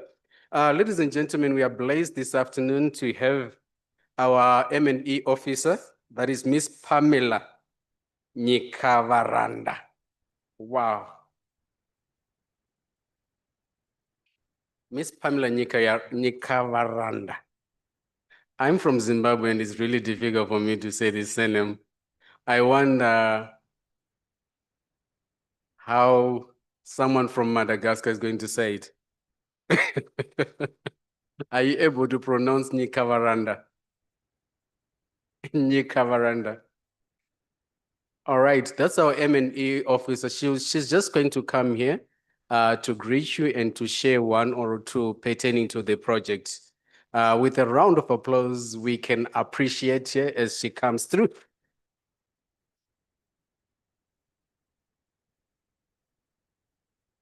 A good afternoon to you all. Thank you so much for awarding me this time, Madam SG and the honorables. I greet you as well. Thank you so much for attending to this meeting. My name is Pamela Nyikavaranda. I'm the M&E consultant for this project. Ever since 2020, and I'm still the consultant. So I just want to greet you and to say you are in the right place. For me, it's all about results. We can't manage what we don't measure. I always say so. So I want to believe that being here, you are getting the knowledge on budget analysis. And I know you know very well it's one of our outcomes, and I'm expecting better results than before because you have been empowered. I want you to pay attention. I encourage you to connect all the dots. Whatever you are being taught, whatever the resource persons are giving to you as knowledge in connection with our outcome on budget analysis, take it back home and implement it. We may have the knowledge we may acquire, but if we go back home and we don't implement, in the end, we won't have the results that we intend to acquire. So I want to encourage you, pay attention, and most importantly, go back and implement what you have learned. Thank you so much, and I appreciate your presence here because I'm guaranteed our reports are going to be better. To our esteemed researchers as well, thank you so much for being here. I see all of you are here, and I know we are going to get profound results from the report. Thank you very much. Another big one. She shared a nugget on monitoring and evaluation, or on budgeting actually as well. She said, we can't manage what we can't measure. You got it? We can't manage what we can't measure.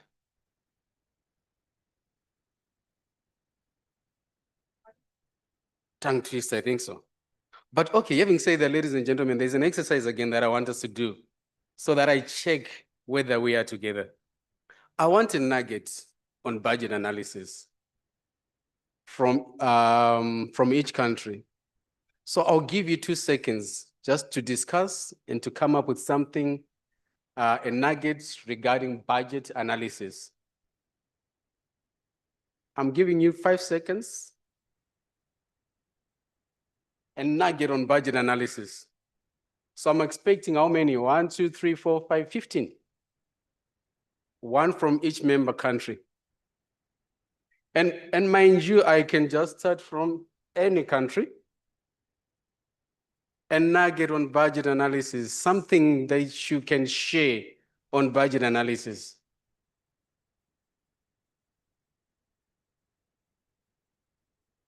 A statement on budget analysis, a catchy statement on budget analysis, a catchy perspective on budget analysis.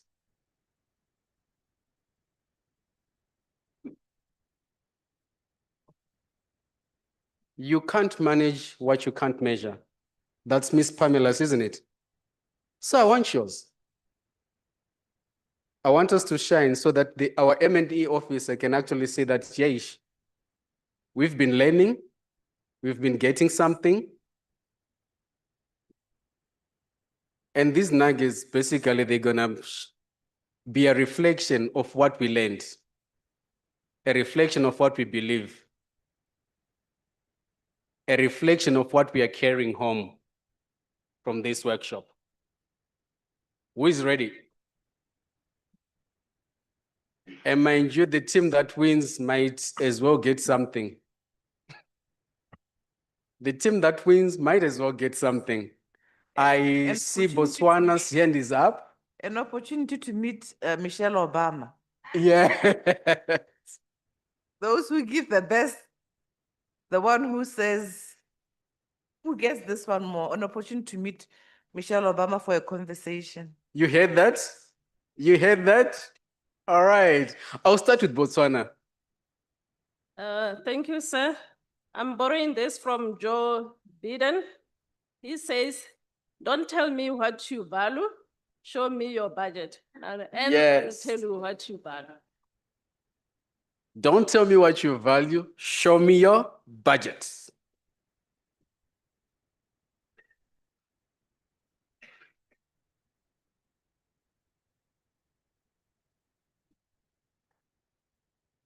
Okay. So but a budget is a measure of value, isn't it? All right, Mauritius. I would like to say an invisible SRHR budget creates invisible populations. Let's do it again. An invisible SRHR budget creates invisible populations. Awesome. Okay, a round of applause. Remember, the way you respond will determine the, the level of appreciation that we actually, okay, the way you respond will determine the hair rating at the end of the day. I don't recall what we did to Botswana. Show me what you measure. Okay. Don't tell me what you value. Show me your budget. Can we clap hands for that? Okay, that's heavy. Then can we clap hands for Mauritius? Okay, that's okay. Let's get to the next one. Malawi. Put your money where your mouth is. Put your money where your mouth is. That's SG. Can we clap hands for her? Okay, it's Modest again. Malawi. Follow the money, understand the priorities. Follow the money, understand the priorities. All right, all right. Can we appreciate it? It's Modest again. All right, the next one. The next one. Who is the next? Who is the next one? Eswatini. Plan your spending before your spending plans you. Wow, I love that one. Plan your spending before your spending plans you. All right, okay. Eswatini, who is the next one?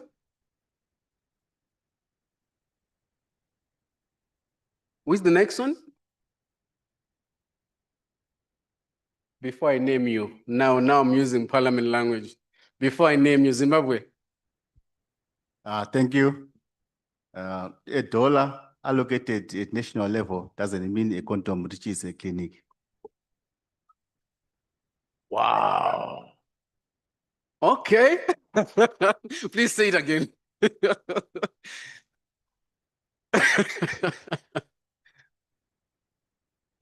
Thank you. I repeat, a dollar allocated at national level doesn't mean a quantum reaches a clinic. A dollar allocated at national level doesn't mean a condom reaches the clinic. All right.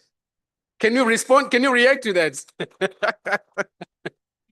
A dollar allocated at national level doesn't mean a condom reaches a clinic. Wow. That says a lot. All right. The next one. South Africa, you ready? Still on it? Okay. The next one. We are ready. Oh, South Africa is ready. Gender budgets make sense, but not sense as in Dollar. SE, sense as in CENTS. Can you repeat? Gender budgets make sense. Gender budgets make sense. Sense as in dollar value. Yes. Sense. Gender budgets make sense. Sense as in coins, right? Yes, okay. So it's a play on it because they make sense because they make sense. Yes. But they also make sense because of the returns that you get on gender spending. Thank you, Eric. Can you appreciate it? The next one. Yes, Mozambique.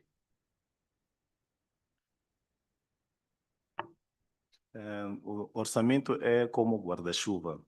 Quando mais precisas, percebes que não é o suficiente.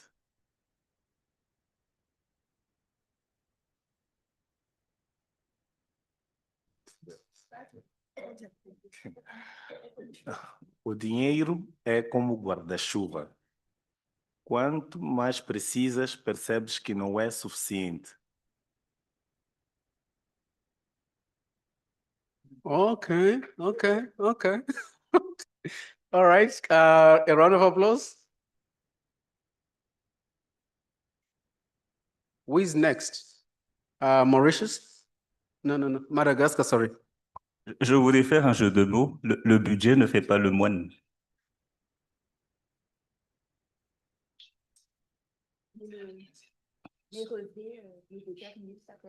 Voilà.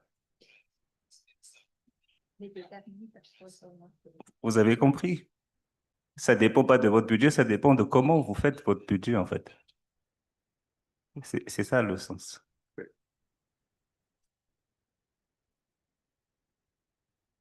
Okay. All right. The last one.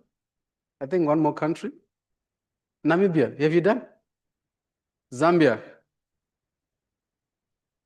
So the money should meet the real needs. Money should meet the real need. All right, Namibia, I'm on you.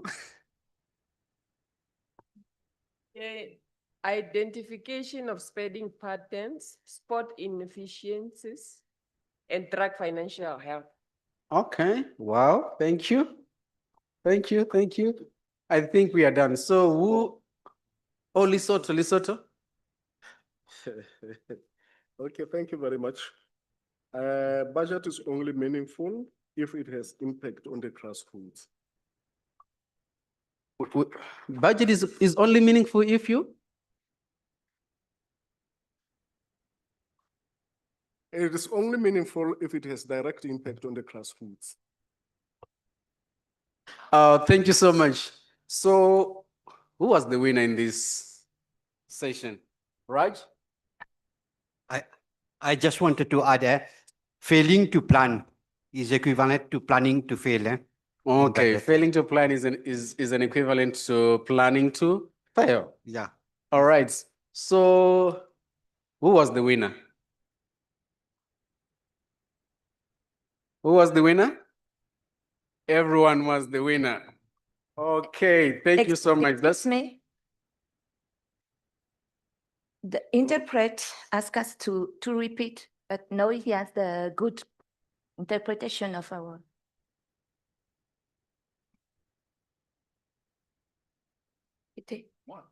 L'habit ne fait pas le moine, mais le budget révèle tes priorités, tes performances et tes efficiences.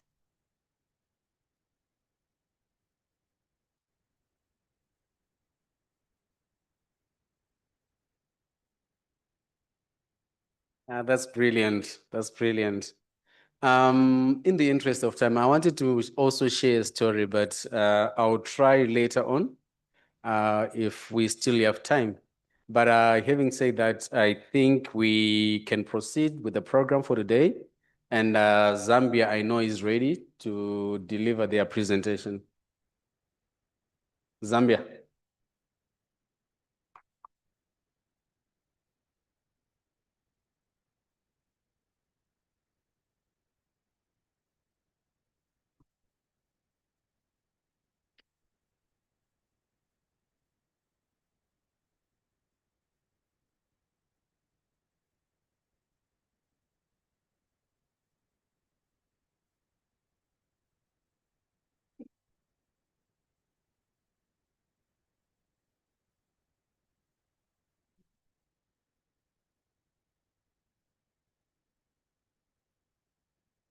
Good afternoon, everyone.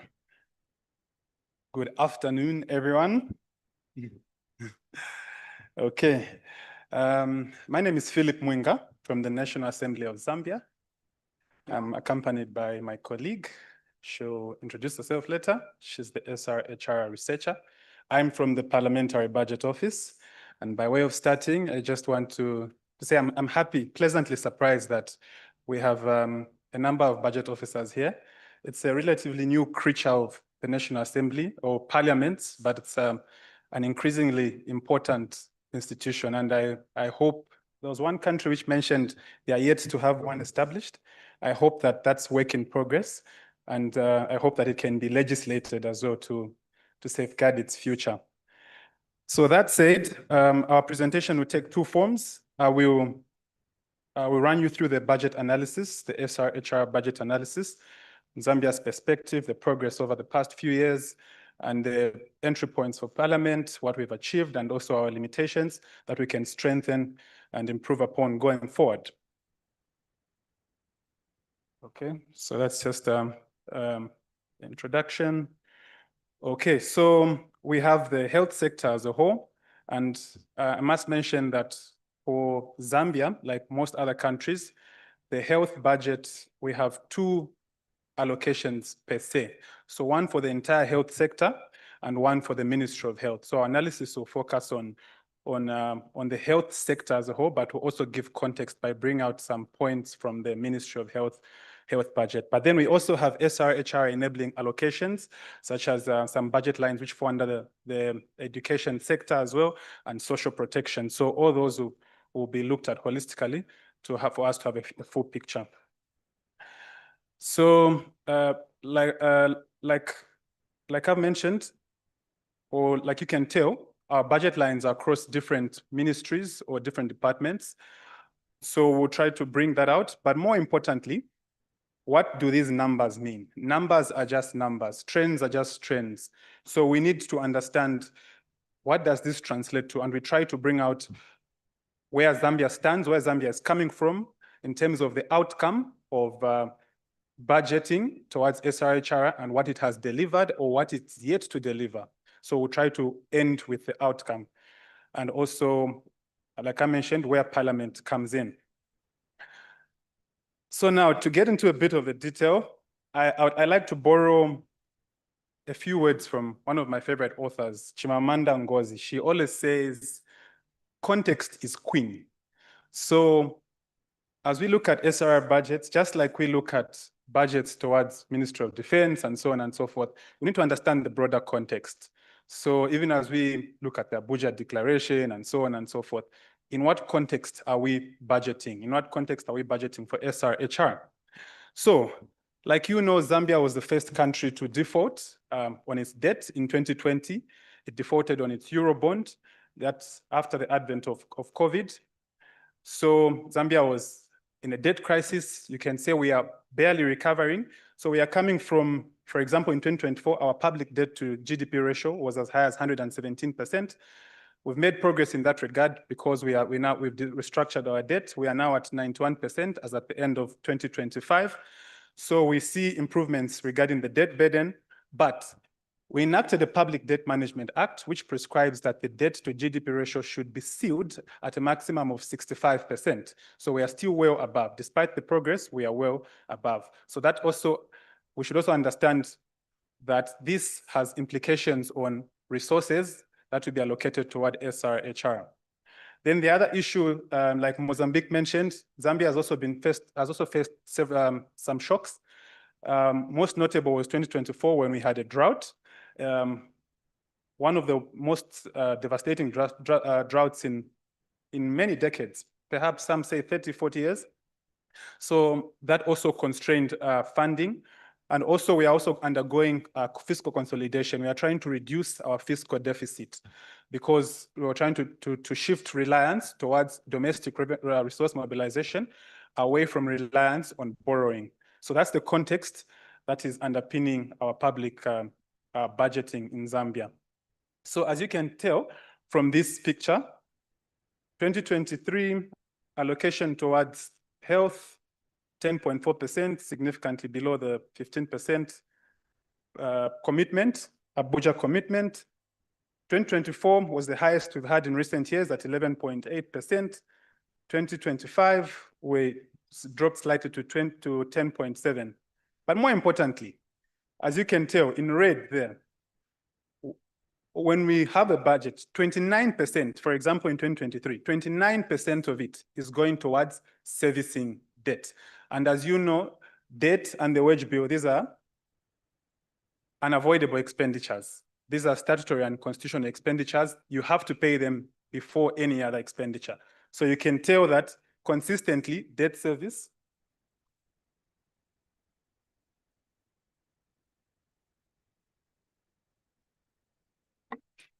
okay. So as you can tell, debt service has consistently crowded out allocations towards the health sector for the 3 years. And this could have been worse had we not restructured our debt. So this is what is constraining allocations towards SRHR and the health budget as a whole. And now to go into a bit of more detail. So that's just the evolution of the health budget in nominal terms. I've mentioned this. So we see that in nominal terms, there's been between 2023 and 2025, the year under review, there's been growth of 33%. But between 2023 and 2026, the nominal growth has been 50%, so which is positive. But again, we'll try I want us to add context to this. So nominal growth does not translate into, does not automatically translate to automatic purchasing or growth in purchasing power. You do not procure more goods just because your allocation has increased. And I'm going to demonstrate this in the next slide. So in the graph there, the first one to the left, you will notice in green there that the nominal allocation has been growing, right? But you will notice there in, you can say gold or brown, you will notice that in real terms, the growth has been almost very, very minimal, almost stagnant. So that tells us that, and this is after you adjust for inflation, right? So that just tells us the magnitude or the impact of inflation and exchange rate pressures on allocations, and also ultimately how much you're able to do with the money that you allocated. So as you can see, basically we are stagnant despite the nominal growth in allocations towards the health sector. So, and there the diagram, the graph on the right is just the allocations in US dollar terms, just for comparison purposes. So I've already touched on this. We see that the most progress was in 2024 in terms of allocations towards the health sector. Now to get a bit more into detail in terms of the direct SRHR allocations. So we see that because SRHR allocations are, you can say, fragmented or across different ministries, so we tried to estimate, and this is because we had a limitation in compiling this data, because even the different line ministries are not able to provide, they're not able to aggregate this data. So we had to estimate using the visible budget lines in our yellow books, in our output-based budgets. So, and from our estimation, you will notice that generally the allocation has been on an upward trend from $48 million in 2023 to a significant increase of 266% in 2024. And the reason for this was there was a front loading of procurement for reproductive health commodities. This is just to secure those commodities. So then that's how come you notice that because of the forward procurement, you will notice that in 2025, the allocation had reduced. Then we see a slight increase in 2026. Now, in terms of the specific HR allocations, you notice that HIV and AIDS prevention and treatment program gets the most significant allocation. It has generally been increasing, and we see the biggest increase between 2023 and 2024.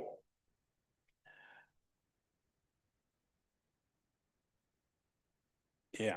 So then over the period 2023 to 2026, we see that the increase has been almost 400% there. So that just shows you the commitment towards HIV and AIDS prevention and treatment.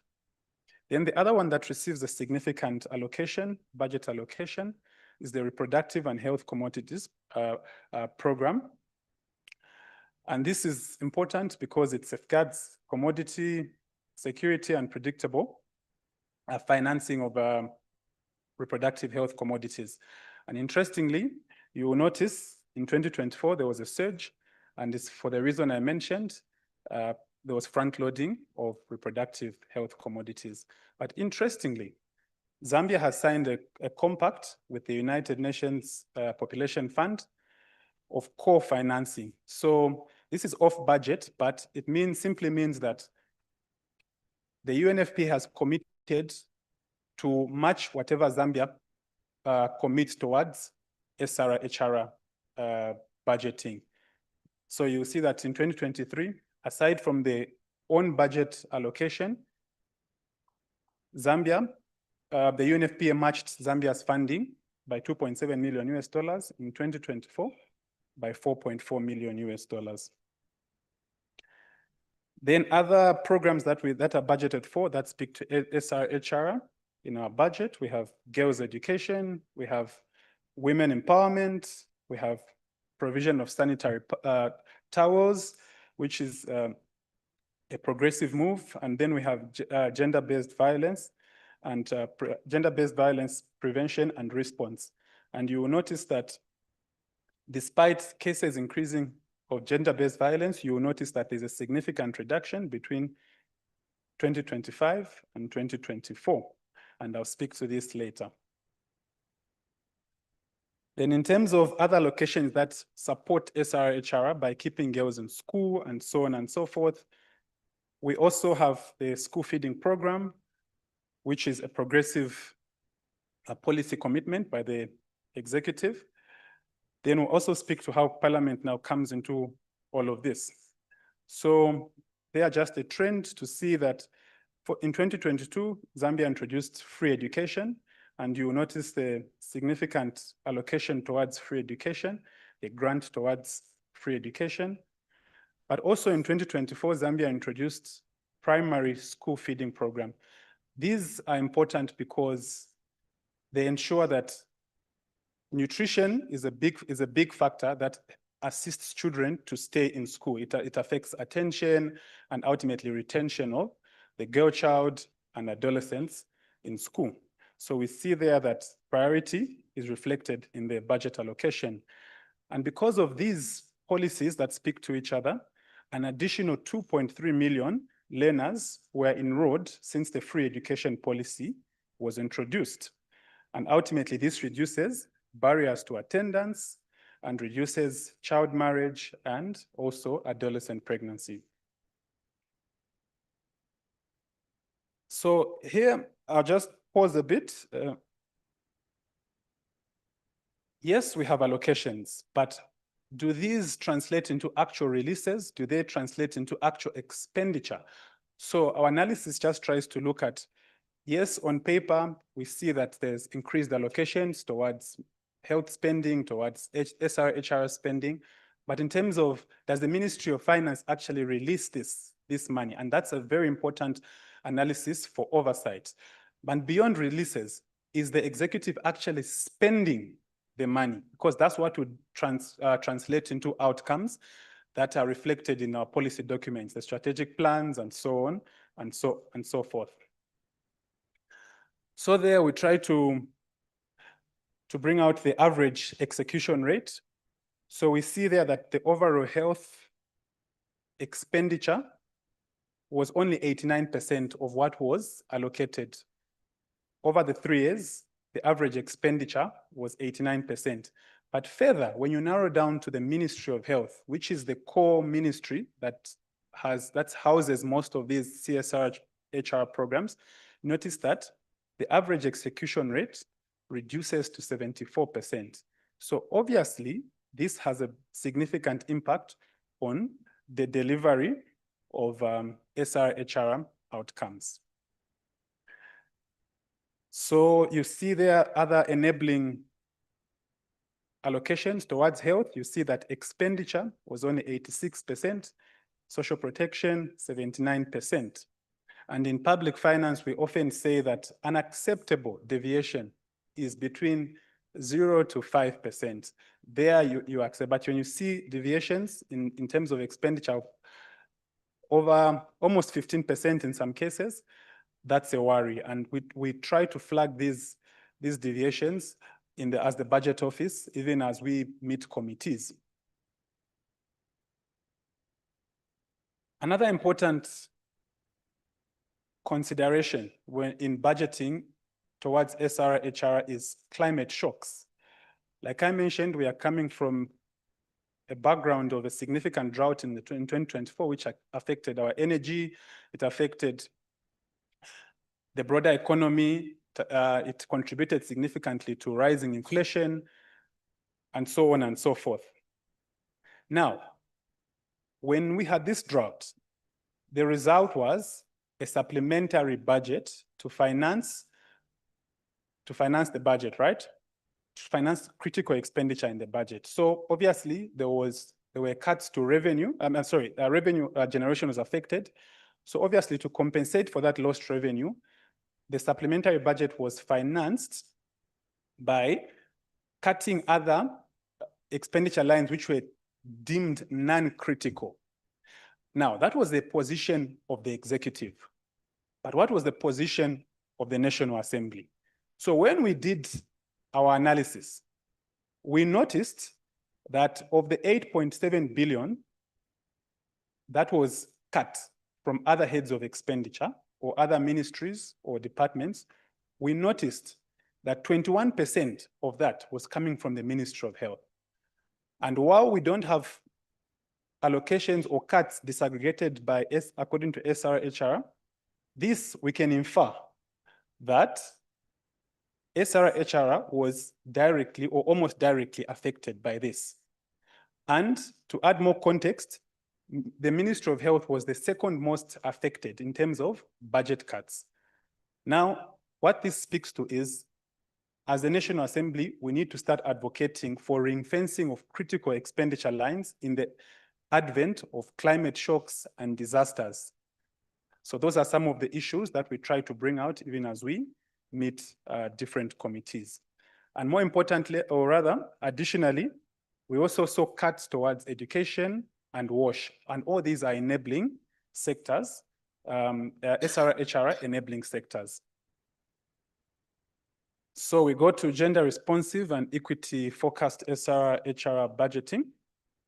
And this is important because we want to see to what extent the budget responds to the needs of the girl child, to the needs of women, to the needs of adolescents, to the needs of the disabled, and so on and so forth. So that's why we place a priority on this type of analysis as a budget office and as a National Assembly. So we try to isolate some of the prominent programs that speak to gender responsive budgeting. You will notice there that keeping girls in school has been a priority of the government, and that's reflected by the increased allocation. But worryingly, you will notice that 20.9% of adolescent girls aged between 15 and 19 and 34.2% of young women aged between 20 and 24 experienced physical violence. 6.7% of those, experienced physical violence, then some of them experienced sexual violence. So now you see, despite the prevalence of sexual violence, the prevalence of physical violence, the allocation towards gender-based violence, prevention and response is declining. So that's an entry point for Parliament. And I'm happy because such forums promote the institutionalization of SRH specific budget analysis. Usually we focus on the health sector, but now when we analyze the budget as such, it's easier to provide oversight as the National Assembly. Then we just try to bring out the systemic issues around gender responsive budgeting. So Zambia fairly has adequate policy documents. On that side, we have made some good strides, but in terms of mainstreaming gender responsive budgeting, an assessment was carried out by the Public Expenditure Financial Assessment, the PEFA. They carried out an assessment in 2025, and they identified that gender mainstreaming was very limited in terms of reporting data by disaggregating it by according to sex, gender, children, women, and also men. We fall short in terms of that. Now, the implication there is that it makes it very challenging for the legislature to provide oversight, because the assessments that are produced or the reporting done by the executive is not disaggregated by gender and also in terms of impact and so on and so forth. So consequently, it limits the extent to which we can provide gender responsive oversight as the National Assembly.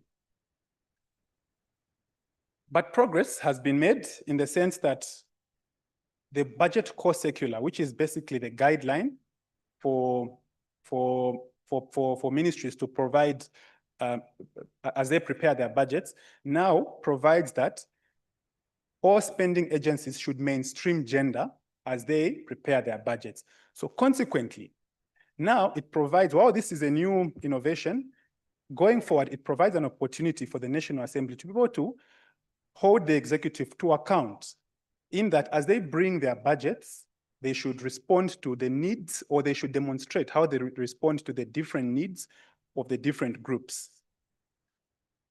Then the other thing is the SADC model law provides for a gender statement. So the public finance model law provides for a gender statement. And when the budget is presented at the National Assembly, it is not accompanied by a budget statement.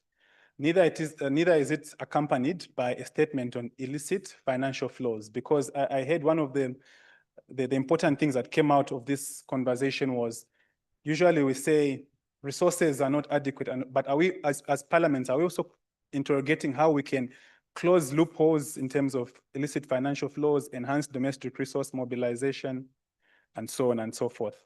So to that extent, our budget is not accompanied by, number one, a budget statement, and number two, a statement on illicit financial flows and measures taken to curb these. So that's also another entry point for the National Assembly to be able to hold the executive to account. The other one is we'll just try now to bring it home, like I mentioned. What do all these things mean to the average person, to the end user, to that child in the village, to that woman, to that vulnerable woman, that vulnerable girl? What do all these things mean? Where are we coming from, and what progress have we made as Zambia, but also as Parliament, in holding the executive to account in order to realize these important outcomes? So I'll just bring up just a snapshot of some of the important outcomes. Like I mentioned, you saw that priority in terms of SRA, HRA allocations, the bulk of it goes towards HIV prevention and treatment, right? And evidently, you can tell there that 94.5% of persons living with HIV and AIDS know their status. This was as at 2024. 98% of those are on antiretroviral treatment. 97% have their viral load suppressed. And then mother-to-child transmission has reduced to 4.4%. So I hope we can now see the linkage between increased resource allocation and the outcome. And this is the focus of the Parliamentary Budget Office. And that's why, even as we do our analysis, we cannot do our analysis without the policy documents. The policy documents such as the National Development Plan and also the strategic plan of a particular ministry, or in this case, for example, the SRA-HRA strategic plan, or the strategic plan on adolescent children, and so on and so forth. Because that's where the targets are, where we envisage to be as a country. So even as we are allocating resources, we need those two: resource allocation and the policy document. So there, in terms of family planning, we see that as of 2024, we had 1.9 million users of modern contraceptives. Maternal health is declining. As of 2024, maternal health, we had, in terms of maternal mortality rate, which is under maternal health, is declining. We've made progress in that regard.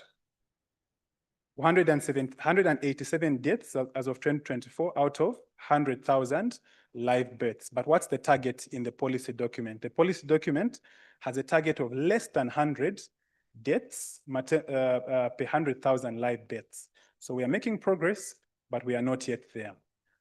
So again, you can almost tell the picture where we need to be redirecting our resources to reflect our priorities. So again, I'll take you back to gender-based violence.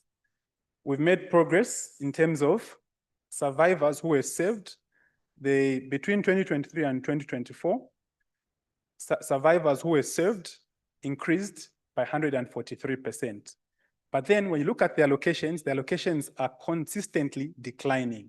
So this has a risk to reverse the progress that we are making.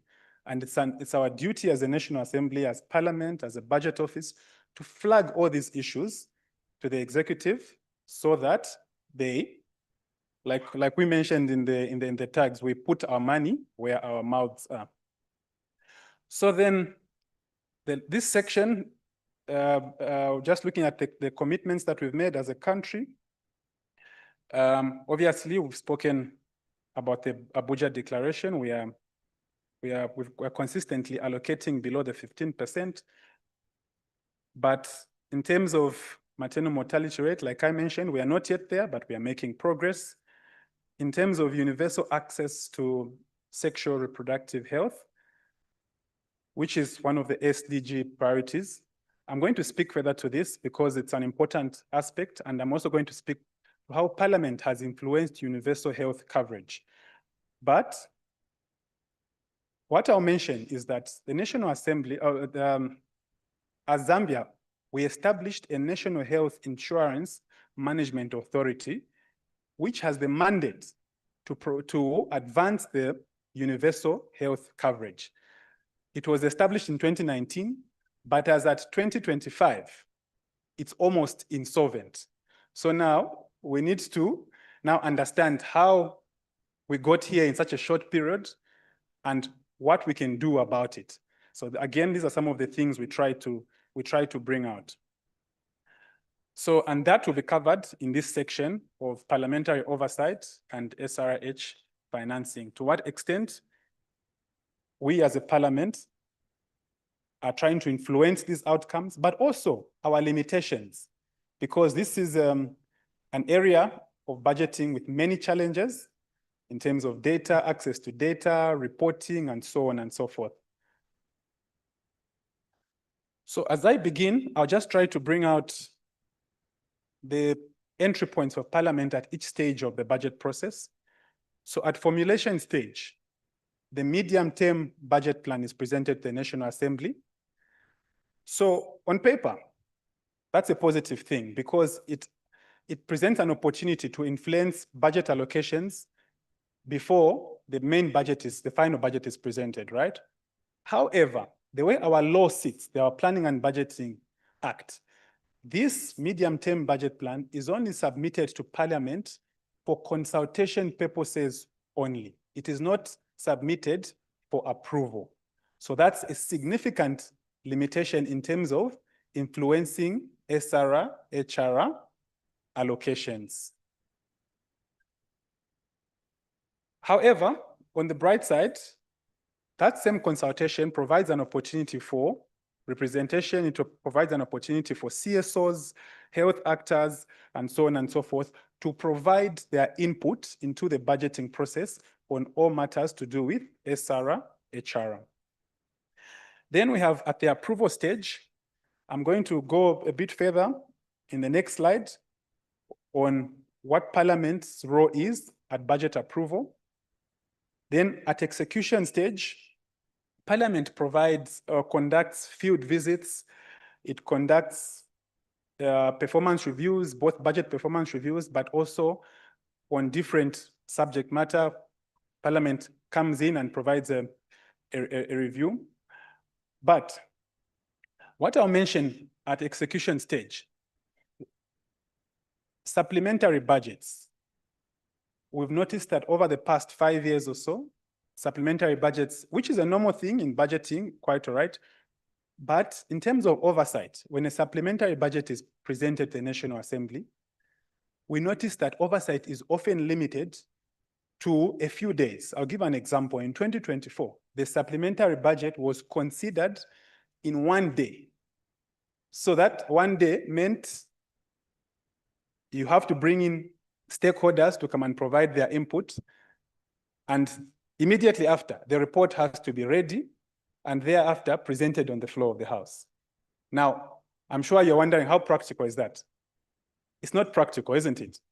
And obviously, what we experienced was we could only have 2 witnesses, the Parliamentary Budget Office and the Ministry of Finance, to provide input on the supplementary budget. But again, remember that the supplementary budget doesn't have a cap. So you find that, not that this was what happened, but you can find that the executive presents a significant supplementary budget. So without adequate scrutiny, that's a significant risk in terms of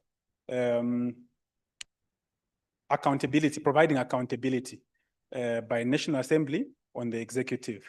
So those are some of the limitations we experience. Another supplementary budget was presented 2 weeks ago. Similarly, it was only considered in a matter of 3 days. And your guess is as good as mine.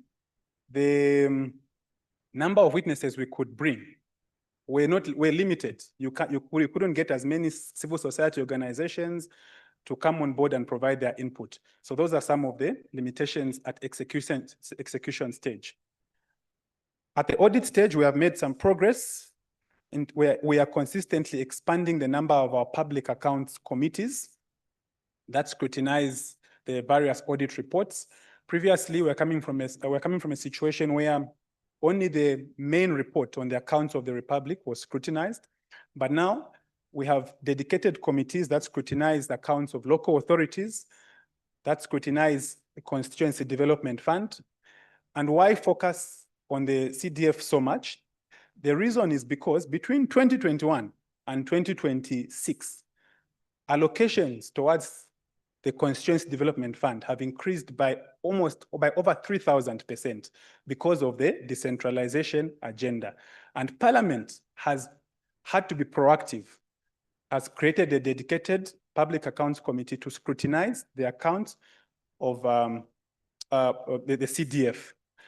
And how is CDF relevant to SRHR? We have noticed that in the guidelines of the CDF, one of the important allocations are things like such as health posts, but also maternity annexes, which speak directly to SRHR. So it is important that as parliaments, we also enhance our scrutiny of this constituency development fund.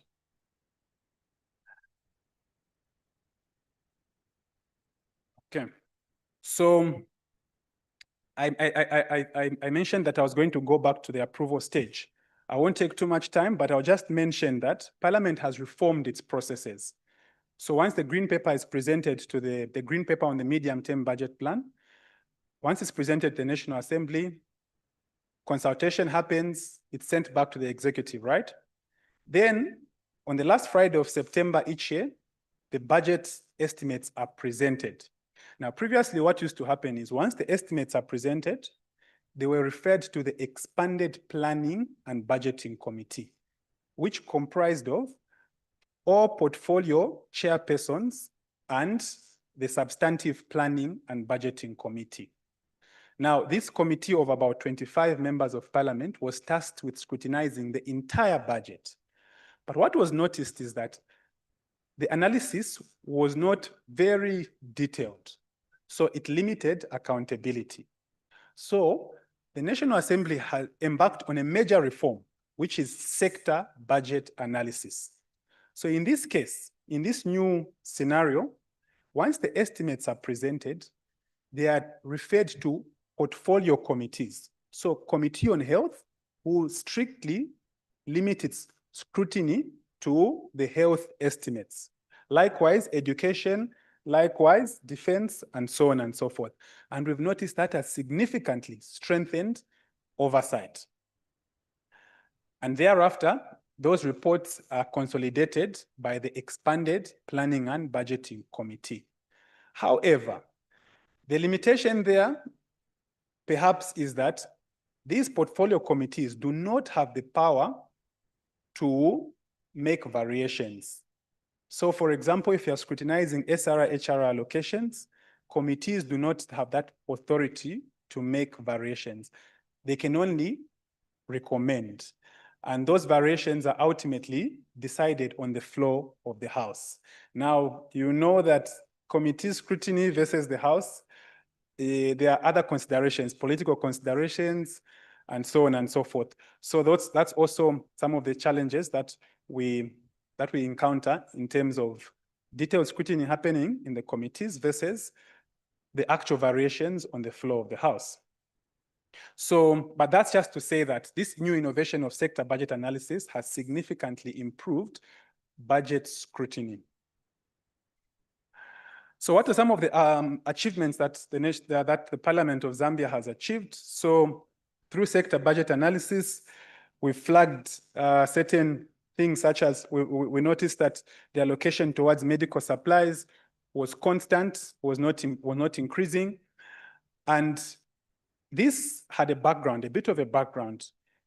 The National Assembly, the Speaker had, at a certain point around 2024, even had to commission a study by the Committee on Health, a nationwide study, to check the availability of drugs, the level of drugs, because it was reported that drugs were below the 80% or 90% prescribed minimum.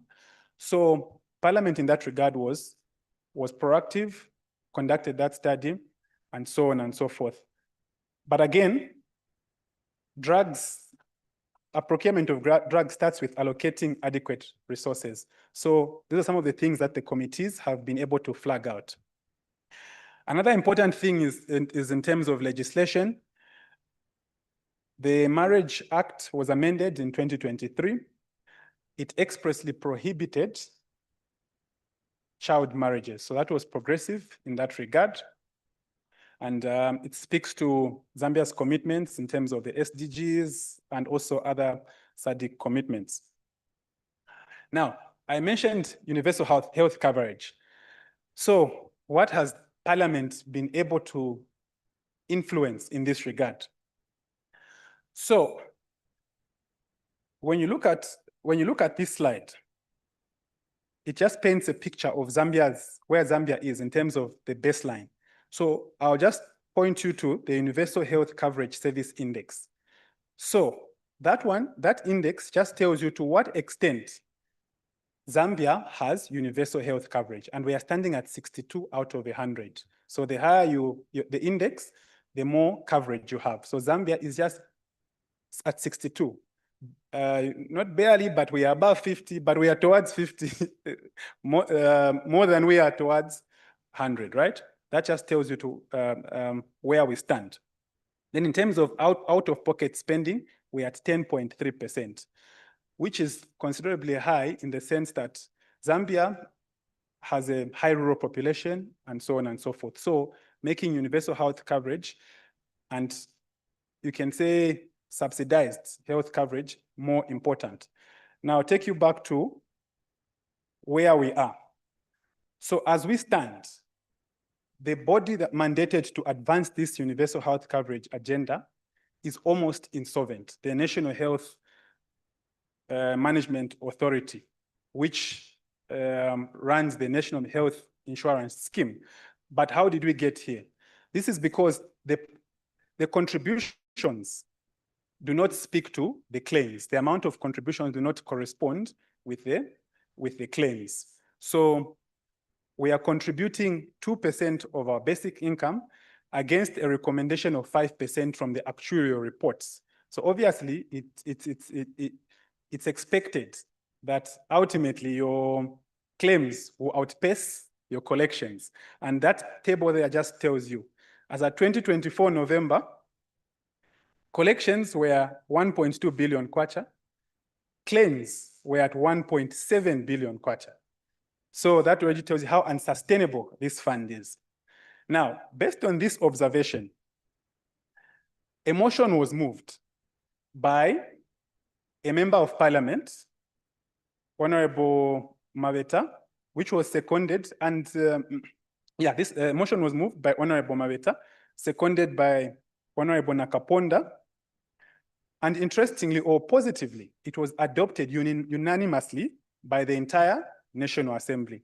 So this motion was urging the government to recapitalize the National Health Insurance Management Authority to prevent it from collapsing. And more importantly, the executive committed to recapitalization. And the good part with our processes as they sit in the standing orders is that motions of this nature, once adopted by the House, are binding on the executive. So in that regard, the executive committed to recapitalizing NEMA by with $80 million to save it from solvency. But obviously, more important reforms, such as matching your contribution with your claims, need to be implemented. But that's just a demonstration of the extent to which Parliament has observed the importance of universal health coverage and has moved in to act in that regard. So I've already given you this picture, but maybe just to highlight a few things there, the benefits package, why this is such an important vehicle for universal health coverage. So there in the top there, you just see the benefits package. It covers essential reproductive and maternal health services and provides critical risk protection. So those are some of the services: cervical cancer screening, pregnancy-related emergencies, and so on and so forth. Then also, NEMA is also mandated to reimburse any drugs that are accessed by patients that are on the Zambia Essential Medicines list. And a lot of these drugs speak to SRA, HRA. So these are life-saving reproductive health pharmaceuticals such as contraceptives and so on and so forth. My colleague, who is a SRA, HRA expert, will amplify on some of these issues. But from a budgeting perspective, this is the influence the National Assembly has had on SRA, HRA But like you've noticed, a lot of gaps remain, a lot of work remains to be done in this space.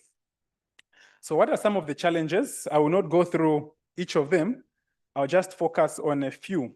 Obviously, like number 4 there, you will notice that debt service continues to, on average, take up 25% of the budget, which now crowds out the health allocation towards the health sector. So debt needs to be brought under control. Then we also see number 5 there, the impact that climate change is having on budgeting and how we need to ensure that we have mechanisms to reinforce critical SRHR expenditures in these times. But number 3 and number 6, inadequate staffing. So these are some of the challenges that many parliaments are facing. So the budget office in Zambia was established in 2017, but only became fully fledged about 2-3 years ago. So staffing levels are still very low, but the workload, the demand from members of parliament is increasing every year. Just for context, last year as an office, with only 9 officers, committees requested 94 papers, research papers. Now you can imagine how many each person has to, how much work each person has to. So in that regard, staffing remains a major challenge, but also institutionalizing SRH budget analysis. Currently, we focus on the health sector, we focus on Ministry of Defense and so on and so forth, but also we are focusing on heads. So we focus on Ministry of Health and so on and so forth. So beyond sector budget analysis, we need to reach a point where during the year, we need to track SRHR. So we need to specify or rather limit our budget analysis just to SRHR budget issues. So those are some of the milestones that we now need to start achieving in that regard. Then in terms of recommendations, obviously, speaking to the staffing gaps, we need to recruit and train dedicated SRHR budget analysts to enhance scrutiny of SRHR budget allocations, but more importantly, whether service delivery whether the allocations are speaking to service delivery. And at this stage, I'll hand over to my colleague who is going to go into a bit more detail in terms of some of the other interventions that Parliament is doing, but also on some of the SRHR specific issues. Thank you.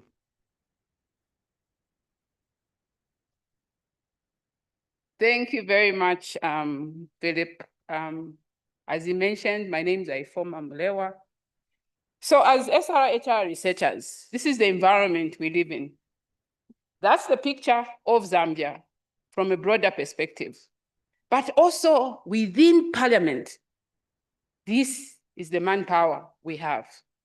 So I just want fellow researchers to think about that. And if we were in church, we would have said, Hallelujah. Why do I say hallelujah?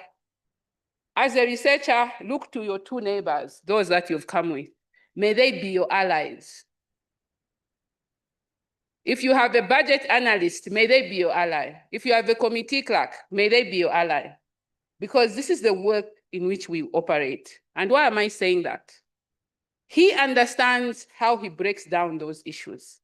What is it that I, as a researcher, should know? I should know when, during the year, is it very hot for the budget? He talked about those budgets, the stages. As a researcher, first question you must ask yourself, are you aware on when these stages are taking place? If you are not, an opportunity to learn. Then what are the opportunities at every given stage to influence SRHR? And then even in an environment where there is competition, he told you about the demands. You said 94. You should have added us, Jeff, researchers are 2 in Zambia. There's myself and Mr. Zulu. We also knock on their door, and the head of department is there, my principal. Mr. Mtambo has just come as a resource person, heads the budget office. Sometimes we go quietly to the officers, sometimes we go through him, because it depends on the demand. As he said, sometimes it's only in 3 days. You miss the opportunity, you miss everything. But with that information that is provided, if you were members of parliament, Toivo, Honorable Toivo, you are moved to think about SRHR. So now the question is, does this information reach the members of parliament? Food for thought. You've had the picture, I think you feel like you are Zambians. But the question is, you are a member of parliament, but does this information reach the member of parliament? And it comes back to the morning, I think Mr. Kurasha raised the issue of agenda setting. So I'll sort of like, before we go to the members of parliament who actually deliver what we need to deliver, I felt as researchers, we also need to think about the big role that we play, because things don't just happen. You may have that picture. There are areas where we're scoring very well. There are areas where we need improvement, but unless you find your space, things will not happen. That's one of the things I've realized. You will not set the agenda of what is going to happen, even with all the stages. Because even as I've come with Phil, he has those 94 divided by my small maths, divided by 9, it means he has 10. Of those 10, which ones is he going to do in the 3 days? How do I make sure that Phil still remembers that there is SRHR that he should take care of? And I'll take you a bit through this particular process. We've also come with our colleague, who is also from the committees, and these are very key as we talk about Mr. Chilongo there. He's also an ally, and that's why I'm saying if I'm in church, I would feel very grateful that I have committee this side, I have budget this side, I have administration this side, because it speaks to the issues that we deal with. My presentation will focus on the areas around legislation, oversight, representation, and budget function. When you look at these areas, never separate them, even when you're dealing with the budget. When you're dealing with legislation, don't forget about the budget. They talk to each other. That's one of the things I've realized. So under legislation, we know that the legislation will sort of like set the tone when it comes to the budget. What rules are there? He was quoting the Budget Act. What spaces are there to influence the budget? So you need to think about throughout the year, the legislation that you have in your particular country and how that will enable our work around SRHR. Are there, during the budget time or during the year, are there any taxes they've reduced on some of these services that we have? Because they can be quite expensive. Commodity security is one of our areas in terms of focusing. So you ask yourself those questions. Are there any goods where they've reduced the tax? Because then it's a bearing. And if they've not, and there are lessons around the region, what are you telling the members of parliament? And what opportunities have you looked at to explore that particular area? So we also need to protect and equip health providers. So you can also look, it depends on what the laws say. Then you have an opportunity to have good providers when it comes to some of the issues. I wanted to quote some of the laws that have been passed in Zambia that speak to these issues. We have the Children's Code Act. For us, that is very key because it sets the age of consent or on who is a child. It also sets the tone on when is it a legal marriage. Of course, like our colleagues in South Africa, they raise the issues of customary marriage and things like that. They're still complicated, but the main law, what does it say? That helps us. My colleague talked about the National Health Insurance Management Authority in terms of the insurance law that speaks to that.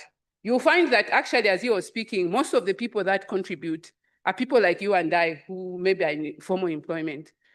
But you realize that it helps with equitable health because you and I'll tell you, maybe you will not go to a government clinic when you encounter a health problem.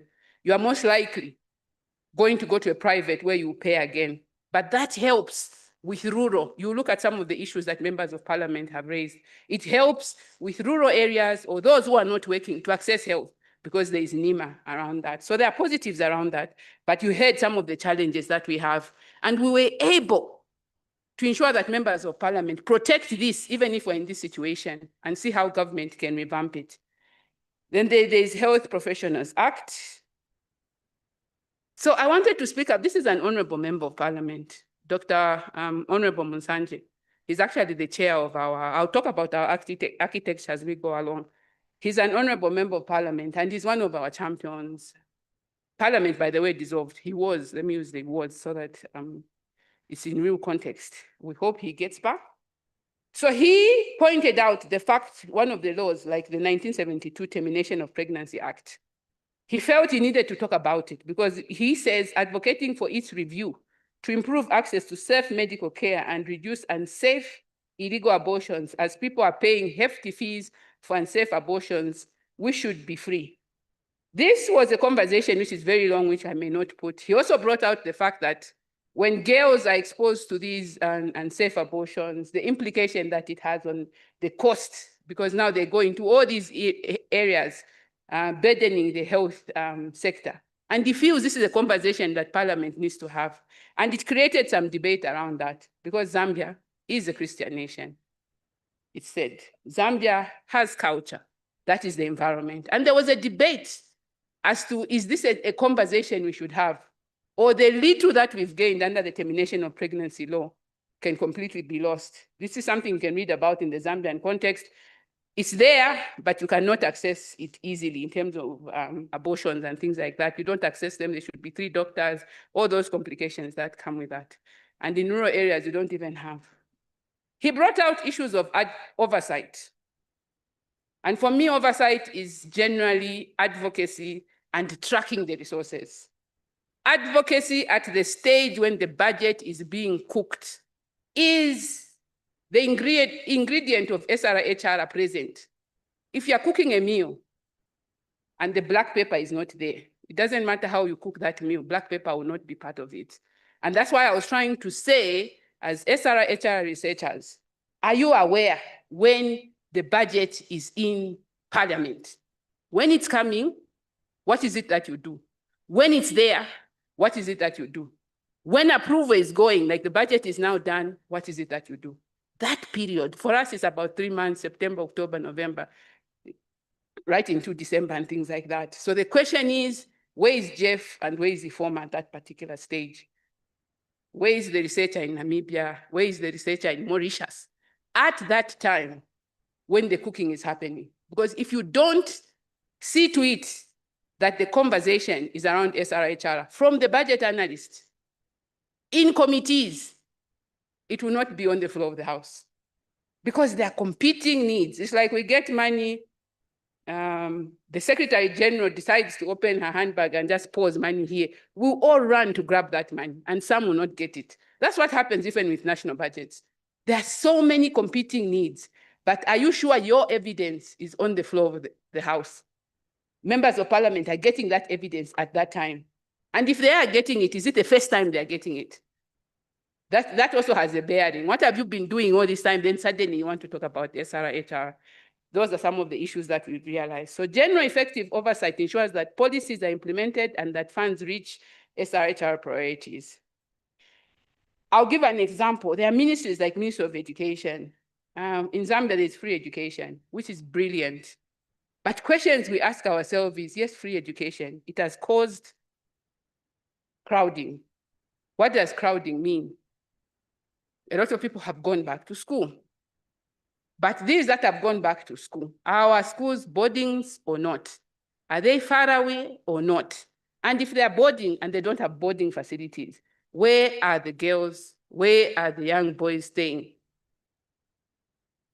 Those are questions you need to ask yourself. So you always look at budget aspects around that.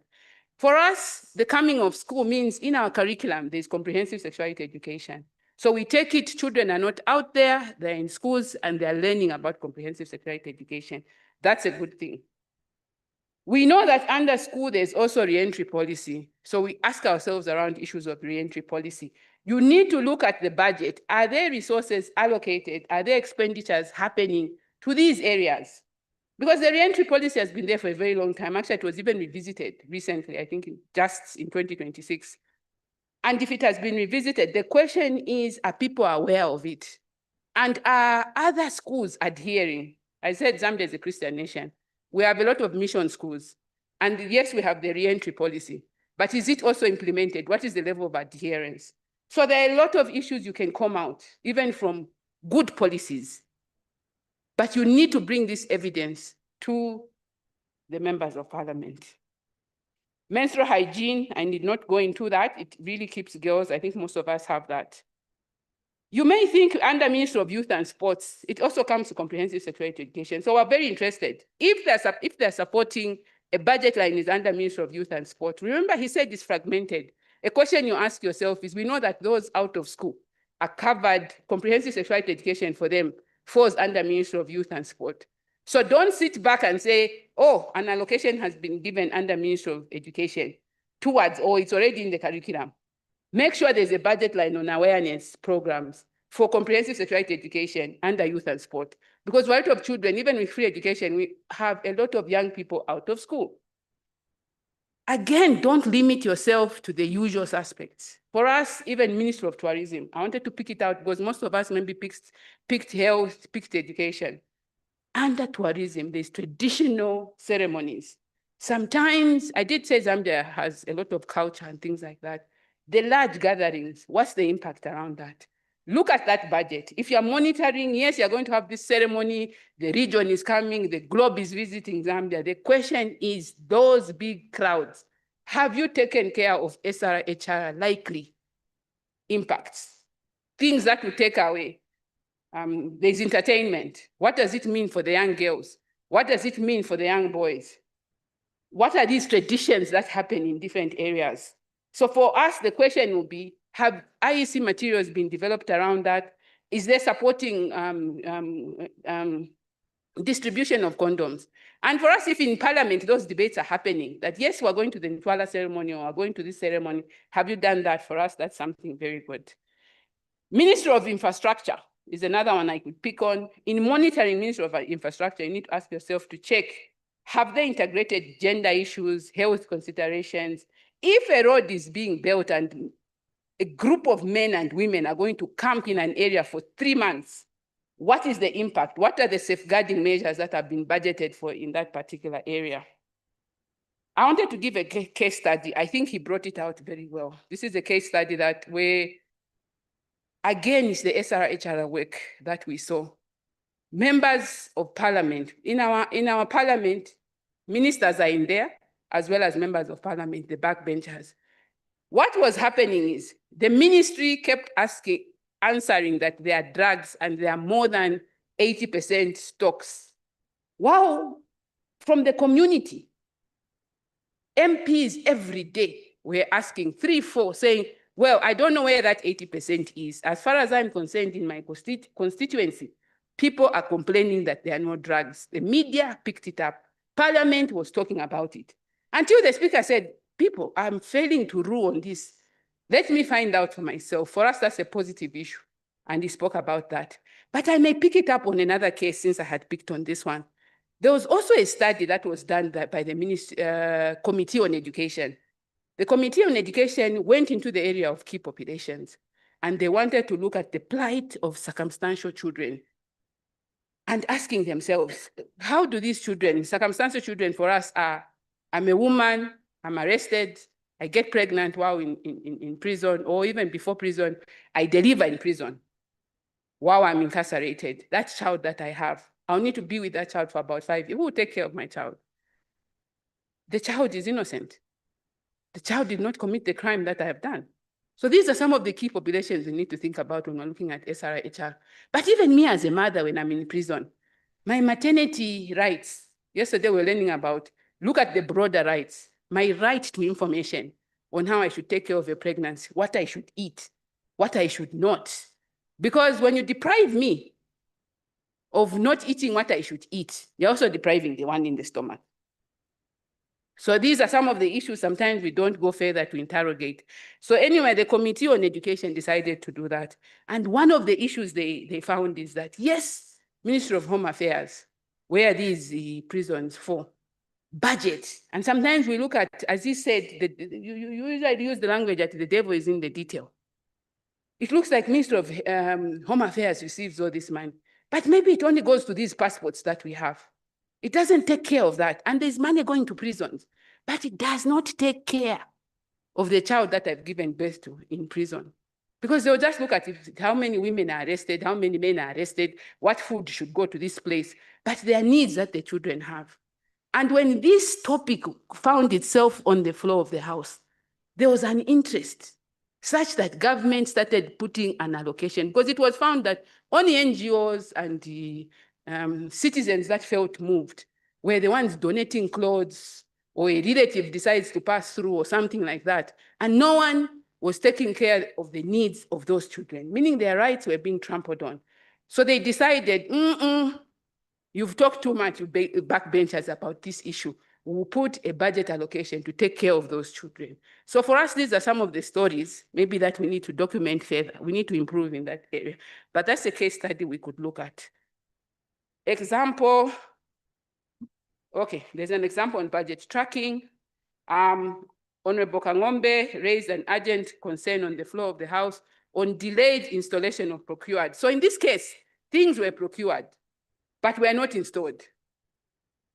So that's budget tracking. An MP says, hey, we procured these wonderful X-ray machines, but why are they not installed? And was questioning that when we procured them, did we take care of the capacity we have or not? I'm running out of time. There was a private member's motion to increase the operating hours of public primary health facilities. You know, in the rural areas, when we're in such areas, sometimes life is easier. When you go deep into the rural areas, I don't know about other countries, but when you go deep into Zambia, you find a 3-roomed, 4-roomed is the health center, and it closes at 16 hours. So the member of parliament said, no. Us in Lusaka, when we go to UTH, our big hospitals, private hospitals, they're open 24 hours. In rural areas, they open at 10, close at 16, and no one is questioning those issues. But how many people die because of not being able to access those facilities? And he said the cost would not be higher because the officers there are just not being monitored. That was a very brilliant thing. For me, I think when he moved this motion, it was very good. And then he also, Honorable Kangombe also issued the issue of waiting lists for cancer treatment, noting that only 20 out of 800 patients on the waiting list were being funded. So these are some of the issues. You have 800 waiting to be treated for cancer, but only 20. And this has moved questions on, should we always take them abroad or upgrade our cancer facility, which we know even in the region, I think is saving some countries, that, hey, 20 out of 800, so what happens to the others? Budget advocacy, Dr. Msanje championed increased domestic resource mobilization. I think this has come up in many areas. He's really been championing this matter around that. Rural health infrastructure, again, we have Dr. Msanje raising, I think I picked a few, but we have other champions around that. I wanted to pick Honorable Mtinta's budget allocation and infrastructure. He lobbied the Ministry of Health and Ministry of Education to include dedicated health rooms. For me, it was a very unique in primary school designs and secure a specific budget line to fund these services. In going through, he used to chair the Committee on Education. He felt that you find that these schools are very far, a child gets sick, and then the hospital is somewhere else. So he felt within the schools, there could be a health center, which could take care of small needs where children die on the way to the health facility. These are some of the issues from a representation point. Under representation in Zambia, I'll be very quick, there's a constituency development fund. It's a debate for another day in terms of how it operates. But for us as researchers, for the technical working group, we have said a lot of money is going to this constituency development fund.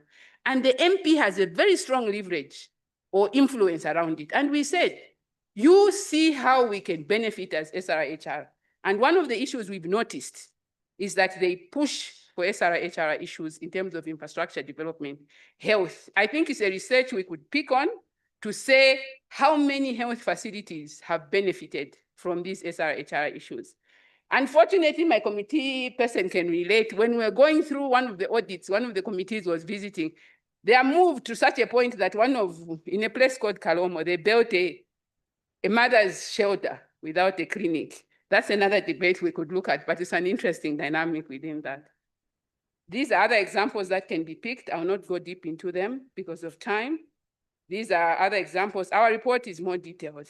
I just wanted to pick up back to us, the researchers. What we do in Zambia is the technical working group.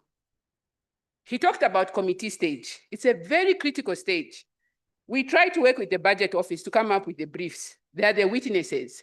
Can the brief that Philip and every other Philip in the Parliament of Zambia give bring out SRHR issues? That's an opportunity. During committee, we try to ensure that our technical working group members, who we know speak the same voice as us, it doesn't allow me as staff to appear as a witness.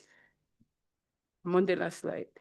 It doesn't allow me as a staff of Parliament to appear as a witness. So who can appear? A technical working group member. Why do we need the technical working group member? We need the technical working group member to set the agenda in the committee. When they set the agenda in the committee, we also whisper to our members of Parliament. The members of Parliament, out of the 10 that sit in a committee, 1 should flag issues. When they flag issues, can it appear in the committee report? Because just talking like this, and then it doesn't get in the report, it will die in that room. So you need to make sure that at least one recommendation speaks to SRHR, so that as it goes to the bigger planning budget room, where chairpersons meet and the budget committee, your issue is also there.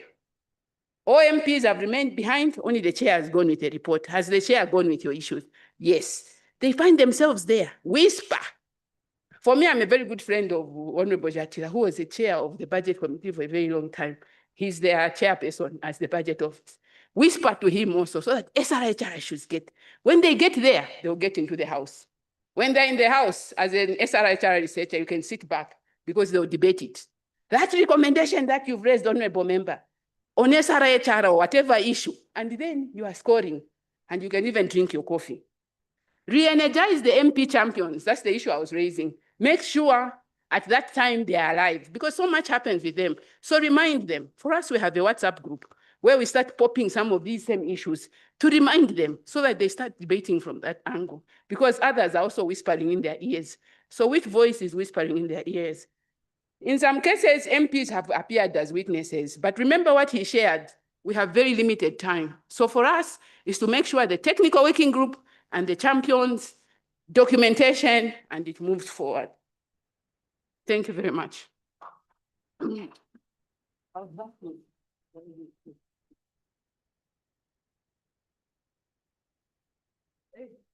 They do deserve a big round of applause.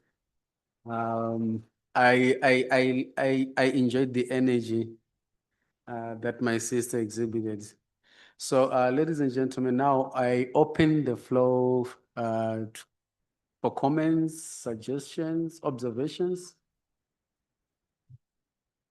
I'll go once, twice. I think it was very clear, very elaborate. The SG, I'll also give you 2 minutes to respond. Then my fellow colleague Simon will also come after SG.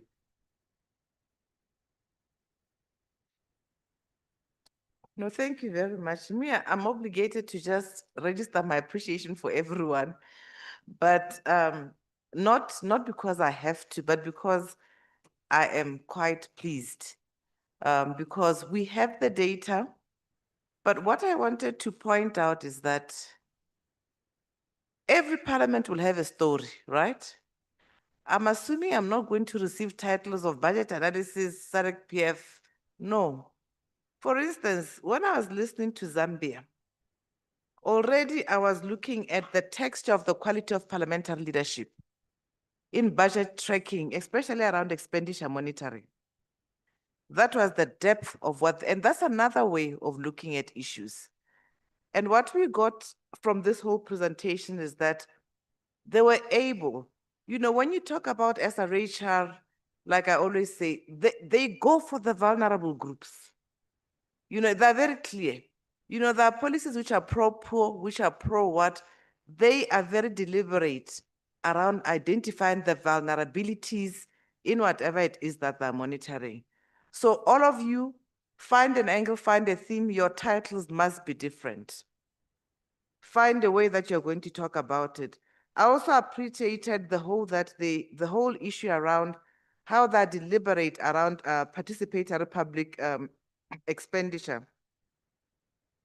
I also liked at the beginning when he talked about the fiscal context, because that is important. Why do we even begin to monitor budget and if you don't have that context, it also doesn't really place you in a situation where we can read you in terms of why this is quite important. I also really appreciated the tracing of flow of resources from origin to destination, because that is where you are now going to find the flow. You know, you talked about it and said you're looking at leakages. How do you fix the leakages? Isn't that the role of Parliament? And I liked it because it was not just about identifying the leakages and the problems, but they were saying this is where now we analyze for parliaments to chase. So the theme was quite consistent in terms of how they are rallying their members of parliament to engage with the budget office. So the story doesn't have to be the same. The inefficiencies, because when you look at the role of parliament, read them, but also look at the corresponding tracks that you can give them to be able to be efficient in whatever it is that they do. You also talked about the limitations, which are important, because often we think that parliaments can do everything. It's politics. Let us not paint a picture. I also appreciated the capacity needs.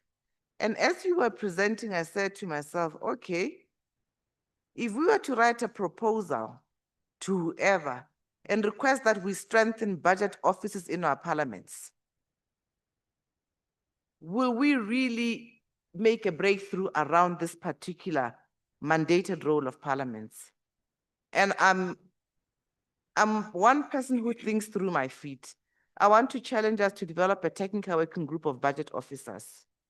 Let us explore, put our heads together, and see which areas we are going to penetrate in order to show issues around the spectrum of issues that parliaments can track and follow the money on. We must also be able to look at what are the inefficiencies, where are the delays, where are the limitations, because funding only comes to unblock these structural issues. If everything is good, then, you know, why are we even? And there's a reason why some of you will remember that there used to be a huge push around financing election observation. You remember? But nowadays, the donors then said, no, everything is free and fair. Let's move on to another issue. Because why are we putting money in this thing? I also appreciate the spectrum of tools that you expose to us, both the less structured tools and the structured tools. Your technical working group, which is CSO also, one area, your focus group, your key informants, IFORMA, as you came to contextualize it. These are important, and that is the architecture of the project. The more structured tools, I liked the independent audits that you referred to, the past analysis and all those things. In addition, I liked the fact that you are clear about which policies are being monitored and followed. Because if that context is not given, and I always say domestication is lost somewhere, but I don't need a paragraph on domestication. Domestication is entirely your analysis. Which policies are we following for implementation, either through law or the money bill? And I think this really assisted us to really go into the depth of appreciating the context within which all of us can monitor and come up with a story of parliamentary success in this particular area. One last thing, we always hear not all parliaments are budget, approving, and the other one is called what? Is it consultation and approval, or what is the thing? And there's a, Mr. Simon, help me out. You are the one who taught me. Yes. Yes.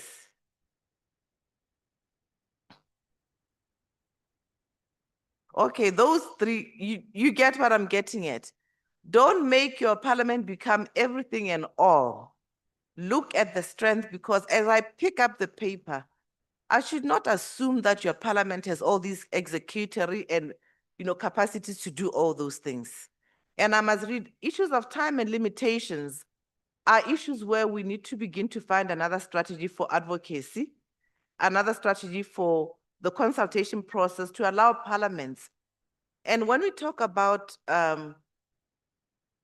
there's a study that was always done about the effectiveness of parliaments, and it was graded.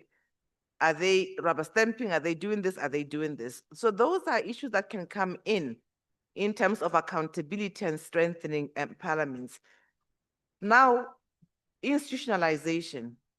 There's a deliberate effort why we said this should be a clerks 2.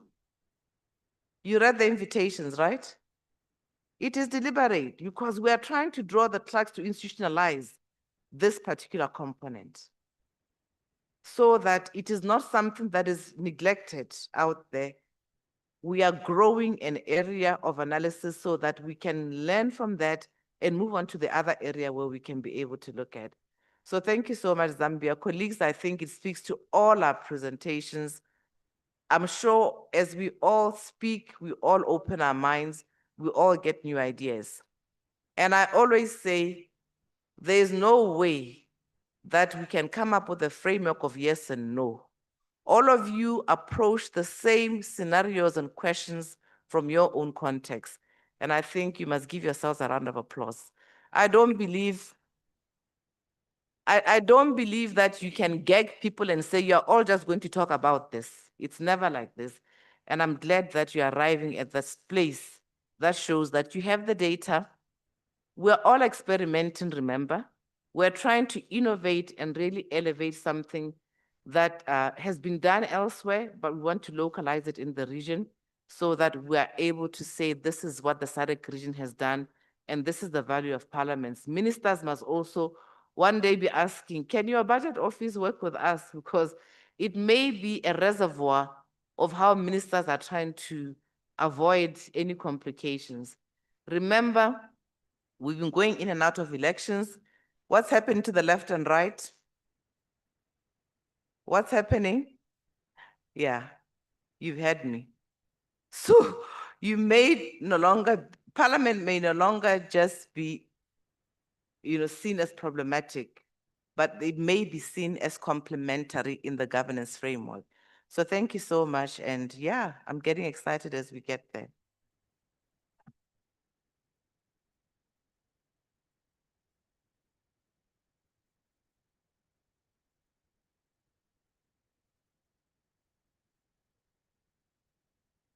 We proceed to the next presentation and it's from Zimbabwe.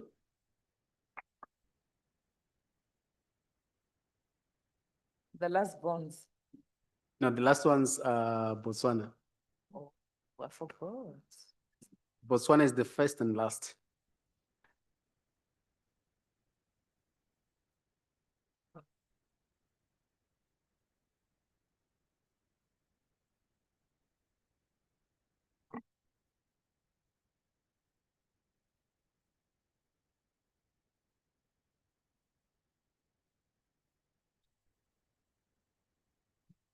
Okay. How do I operate?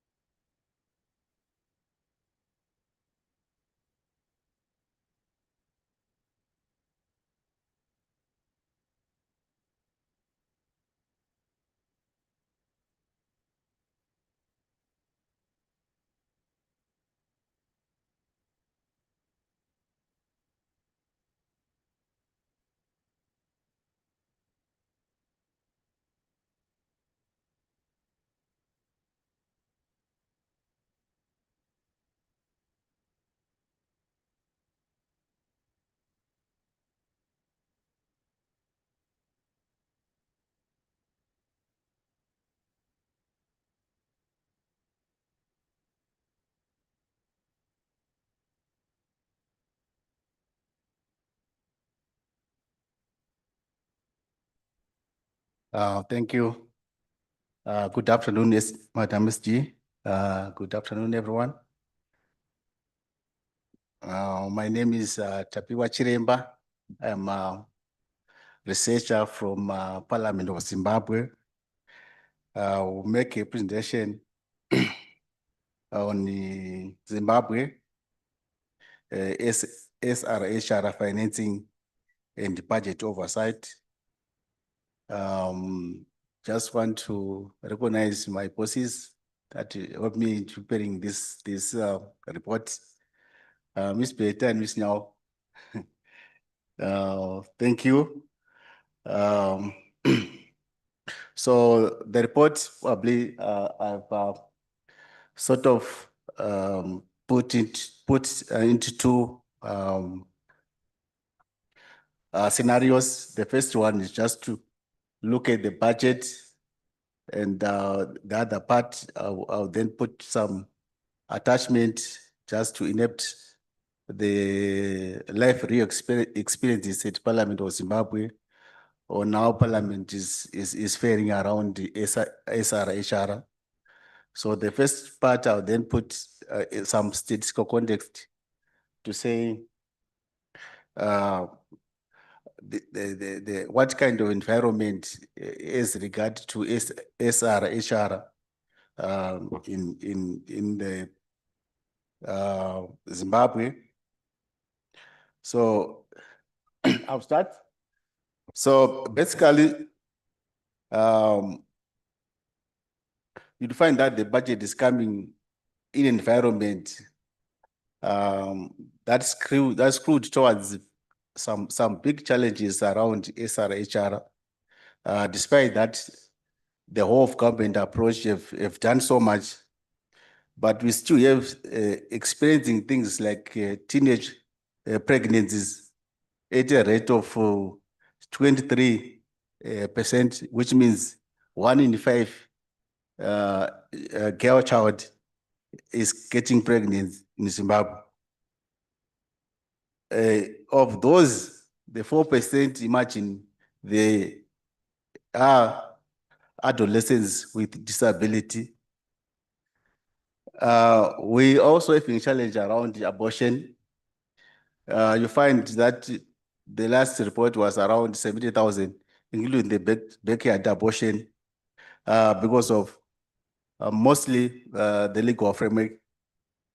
The maternal mortality is still very high, but on national scale, though it is decreasing currently at 202 per 100,000, which is very high.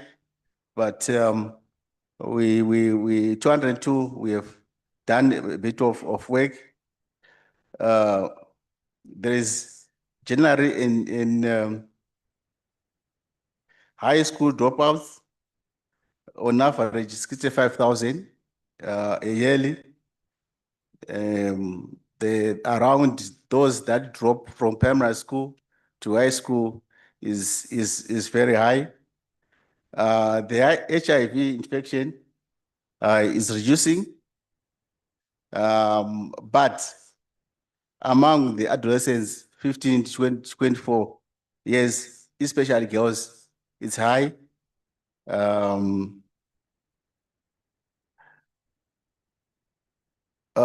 National Prosecuting Authority of Zimbabwe, in their last report, have indicated that 30 cases are reported of rape every year. Every month. So you must imagine that already the budget is coming in an environment that has such challenges. And also the government has done a lot of achievements around HIV. We have met the 95, and done exceedingly above the targets. The immunization programs are well funded and we've done very well. On the legal front, I will then talk about it. We have also enacted a number of laws that sought to advance and promote SRHR. And in all of this, the Parliament role, particularly on budget oversight, is been very critical in coming out with laws, borrowing from the SADC model laws, which I'll talk about it in the next presentation.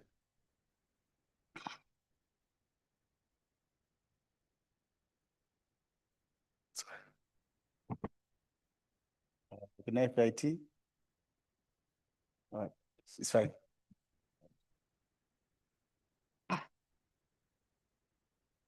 So these are some of the policy foundations we have.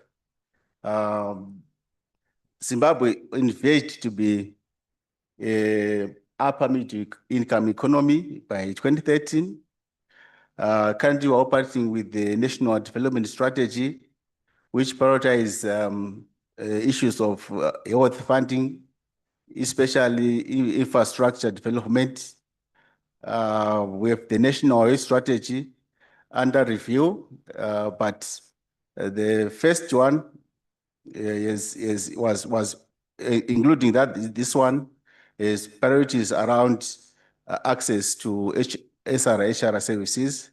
We have the Constitution, Constitution Section 17, putting emphasis around gender balance.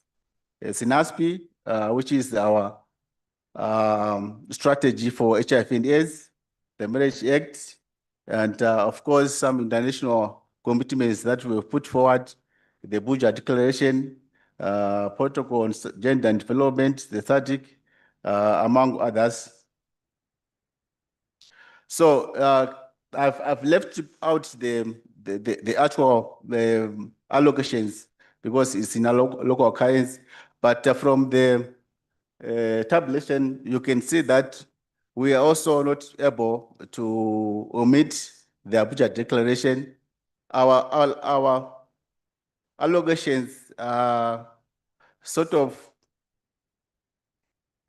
fragmented. In 2022, we're 9. To 2023, we're 14. We almost meet it. 24, 12, 25, 9 again. And this time we have a rise also. So basically, we've not been able to meet the Abuja Declaration with a peak in 2024. But this peak, it's also put reference to the hard work that the then members of parliament played around it. Recall that they then threatened not to approve the budget if the national budget was going to not to meet the Abuja Declaration. But the Treasury, the best that they could do is to 14, I mean, which was accepted. The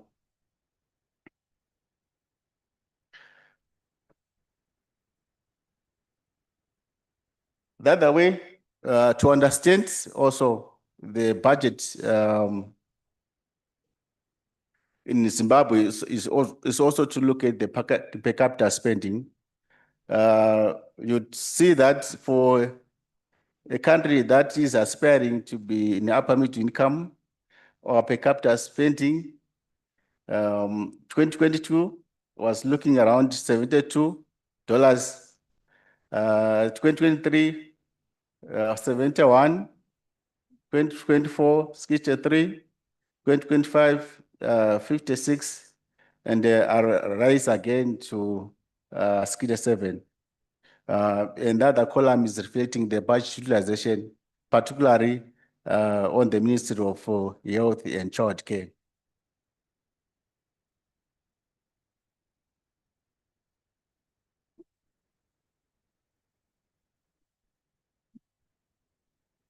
So another tabulation that's reflecting the budget.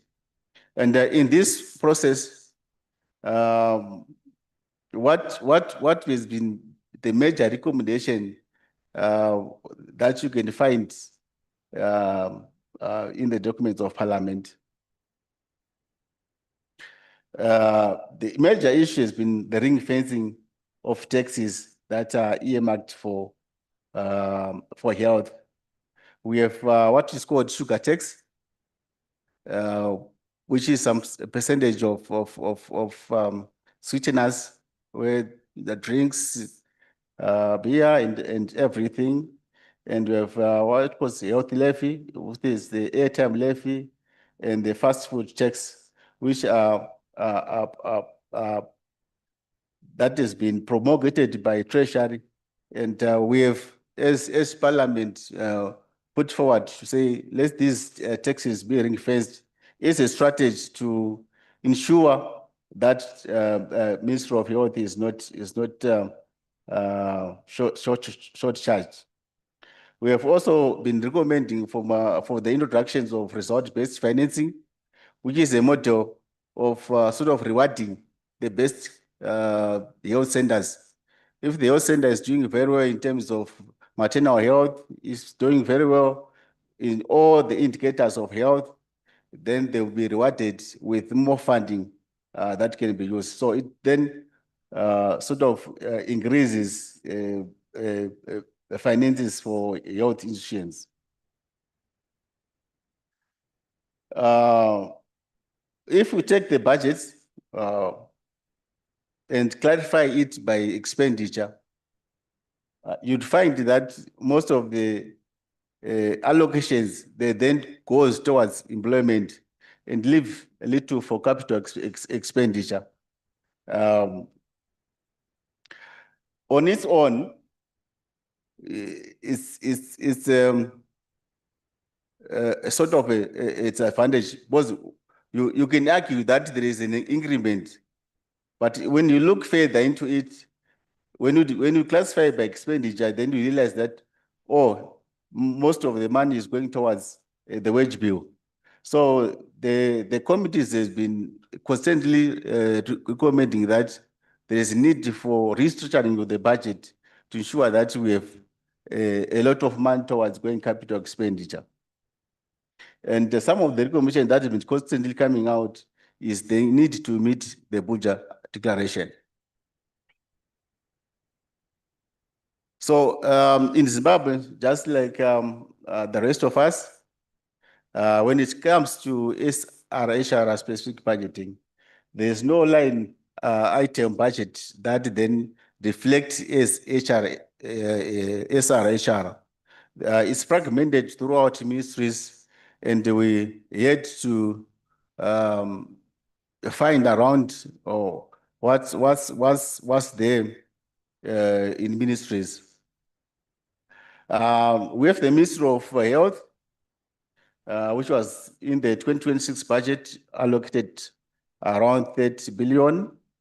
Medical supplies, health, family health sub-program, maternal child care, blood and blood products, medical gas, Ministry of Women Affairs, women empowerment, gender mainstreaming. We had Santa Well, which also received around 120. The school feeding program that received almost 130 ZIG. The BIM, which was allocated 5.5 billion. I think, Madam SG, I just want to speak about around the sanitary way. I think you could recall that PF played an important role during the Education Amendment Act, where we by the time of Honorable Mr. Rambui Chuma, where we're arguing for the inclusion of sanitary way, provision of sanitary way, as well as the what we call the school return policy for the pregnant girls. So eventually this was then adopted and passed. But if later on faced challenges around procurement, instead of procuring sanitary pads, the ministry then procured panty liners. So then the committee had to intervene and says there's confusion. People don't know what the sanitary weight is. So let's try a central buying mechanism. Unfortunately, by then the government also been reviewing the process of procurement. And the good part is the chairperson that came after Honorable Msai Ramwi is the current Minister for Primary and Secondary Education. So you find that when he came in, he made sure that this budget outline was flowing. It's one of budget that is outline that is on which was looked around by the Committee on Primary and Secondary Education, and I can show that there is now effective use of this budget outline, except that the money is insufficient, of course. We have a school feeding program, which was allocated 130, which is basically the idea of providing free 1 meal per day to learners is a strategy to keep them in school, to encourage, to avoid school dropout. And we have what is called BEAM, a basic education assistance model, which is within the Ministry of Public Service. The motto is meant to provide or to pay school fees for disadvantaged children. But this model faces challenges around disbursement, and it has two effect line. We have circumstances where we have more than 50% of learners at a particular school assisted by this basic education. So what it means is then it cripples the school, or the school administration are not able to pay. What the school administration have been trying to do was probably to send the learners home, and then with the ministry coming again and says we are not allowed to send, or no, people are not allowed you're not allowed to send people home. So it's a very difficult scenario around BIM. So also around the budget on health, we have a scenario that most of the monies, they are tweeted towards curative, and there is little money for public health. So it's a reflection that we have a burden of diseases, and it's unfortunately it's getting worse around issues of NCDs, the cancers, the blood pressure, sugar, and a lot of kind of those diseases. We have a similar arrangement on family health with Zambia, where we have a matching funding with the UNFPA. If we put something $1, UNFPA put $1. So this one is a very critical component of SRHR. And we have been doing very well. By the 31 January every year, the Minister of Finance makes sure that they've dispersed of this matching fund. So the most takeaway is just the fragmentation or the lack of in SRHR budget line. So we need to go to other ministries. We need to find which can we take and what we can leave. I'll go to financial challenges and some gaps. We have donor alliance, particularly around the HIV and AIDS, TB and malaria programming. And just like anyone, I think the Trump effect is also harming the health sector. But what we have recommended to the ministry as the portfolio committee on health is to adopt a scenario where we don't have a program that is run as a separate item. They have to come within this strategy of the national health strategy, which means a sort of rearranging these funding mechanisms to allow the government to put at least something to every program that is being run by the donor, to ensure that whenever they are pulling out, there is avoiding of uncertainties. There is also challenge around data and tracking gaps around SRHRM. We have challenges on disbursement. Too often disbursement are delayed. And sometimes the disbursement rate at the end of the year is also worrying. And it is the underpinning effect to cripple the drug supply and other programs. We have a challenge that the budget is tweeted towards creative, and you know the research says the best way to do with health is to fund public health. The whole research says that if you fund public health, you are most likely to increase the life expectancy by more than 7 years. So we need rather to go back to the fundamentals of funding more preventive, more than the curative. We're also facing challenges around the human resources, particularly because of staff attrition. You know, a number of our nurses and doctors, they've also left the country.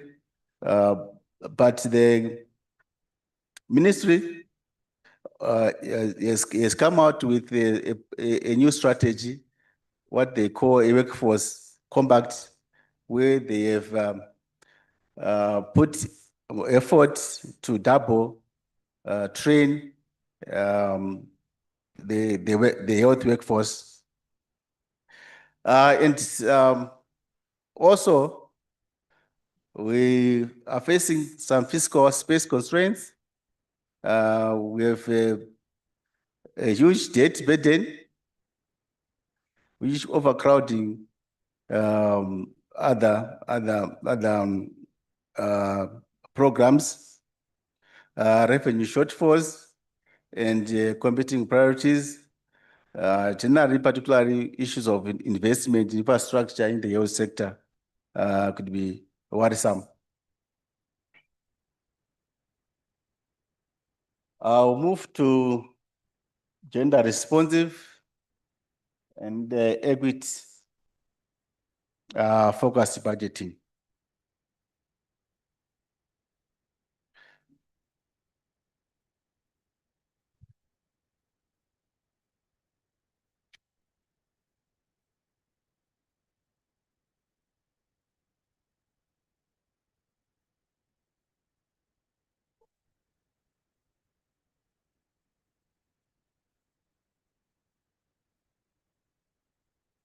So gender responsive is a critical component in budget processes in the Parliament of Zimbabwe.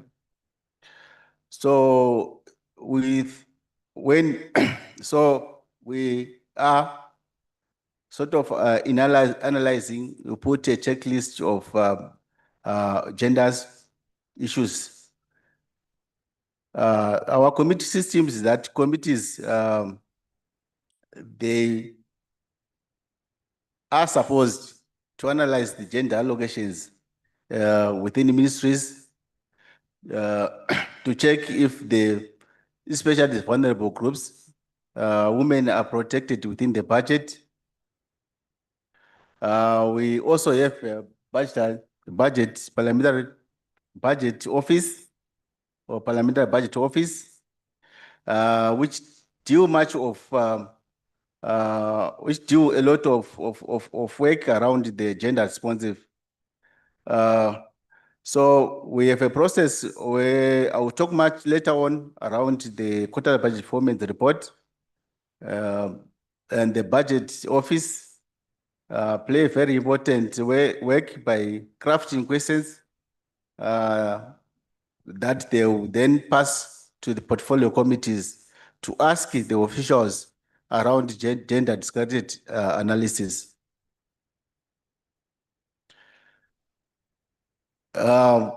In terms of, we also have post-budget assessment on whether funds enrich a beneficiary, intended beneficiaries. These are the things that they consider when they're analyzing the budget. We also put forward the amendment section, they put forward the Constitution, section 17, which has to do with gender balance, gender and equity. So what has been the impact of analyzing with a perspective of gender to the budget? We have seen that women has been prioritized, particularly the Empower Bank and the SMED score allocations, and by increasing the credit access for women entrepreneurs. And also, we have also, by having the gender responsive analysis, we have also pushed for a prioritization of BIM, that's a support to schools, the sanitary way that they speak of, and other projects that plays an important role to women, such as sanitation, water and sanitation, the small hold agriculture, and also around the youth, vocational training centers, entrepreneur support programs, and also addressing the gender labor market challenges.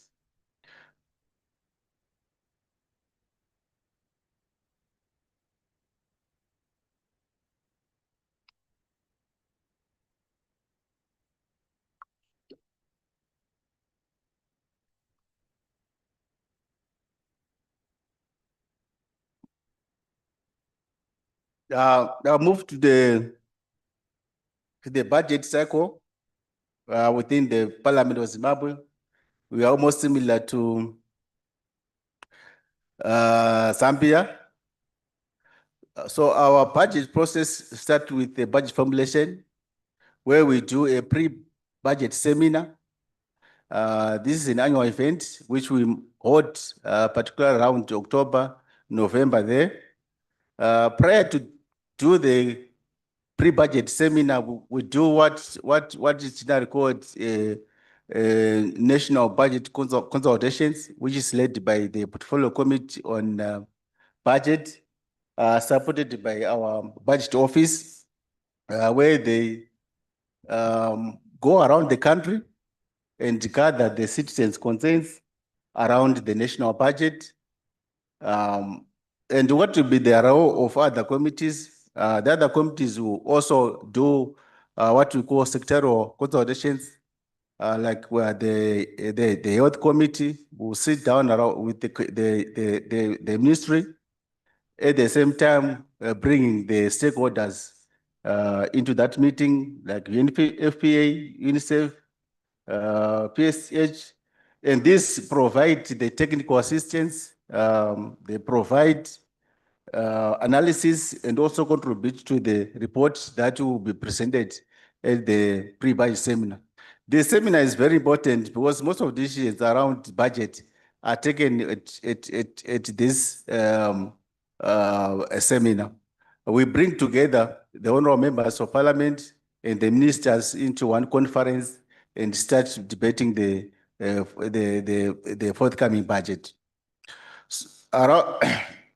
And after that, we you have the approval of the budget. And after the budget has been presented, we do what we call a post-budget seminar, which is basically to analyze the budget settlements and the allocations that have been made. And immediately after that, the portfolio committees then sit down in oral evidence sessions together with their stakeholders and analyze the budget. And this will be presented in the National Assembly. Then they form part and parcel of the debate around the Finance Act and the Appropriation Act that then will be adopted. During the execution of the budget, the portfolio committees, with the assistant of the budget office, will do what we call quarterly budget performance report, where ministries or government departments, they are mandated to provide quarterly financial reports.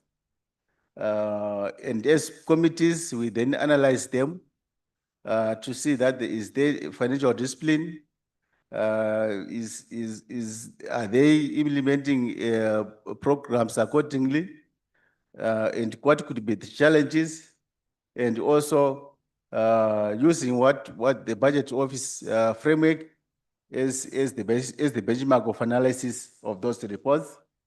After that, we then present those reports in the National Assembly.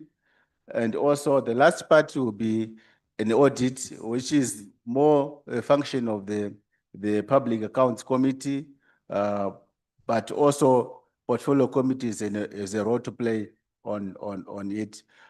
Throughout this whole process, the parliamentary oversight and advocacy will be at the center of it.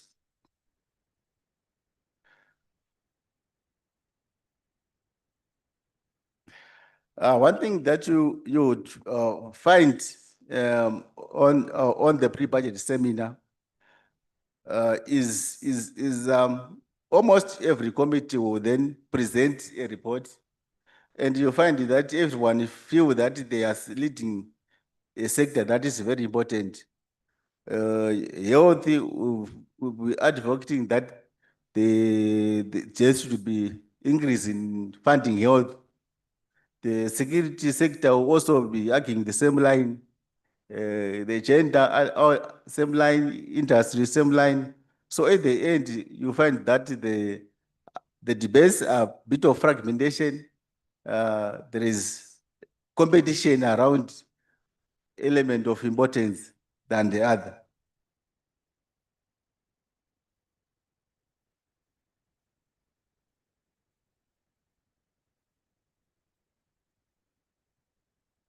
I'll move to a bit of parliamentary interventions. I'll talk around them, then I'll also provide some analysis later on around the what has been happening to Parliament with regard to the budget. The last year, because of the importance around the ring fencing of the taxes, Honorable Mushoriwa moved that they put an amendment within the Finance Act to secure the sugar and airtime and food taxes. We'll discuss around it later and reflect what the debate went through. We also have Honorable Mozeri that successfully moved for an increase for the Health Service Commission. The commission is the one that mandated with the responsibility of employing the health workers. Also have analysis around devaluations on the gender responsive budgeting. This can be found within the reference that is indicated above. And I'll also put the proposal that was then put forward to increase the budget for Women Affairs by 50 million, which was moved by Honorable Jikumbu and seconded by Honorable Joe. And also the quarterly budget performance report. This can be accessed on our website. And also the reports on the Public Accounts Committee.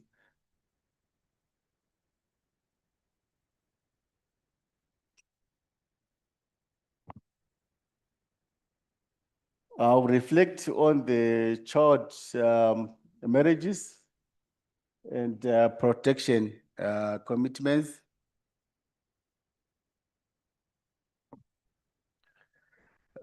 There was a rise around campaigns to, against child marriages, 350 to 446 million within the Ministry of Women Affairs.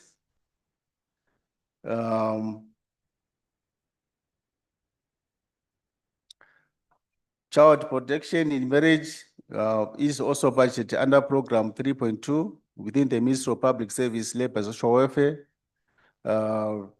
They play an important role, social work around.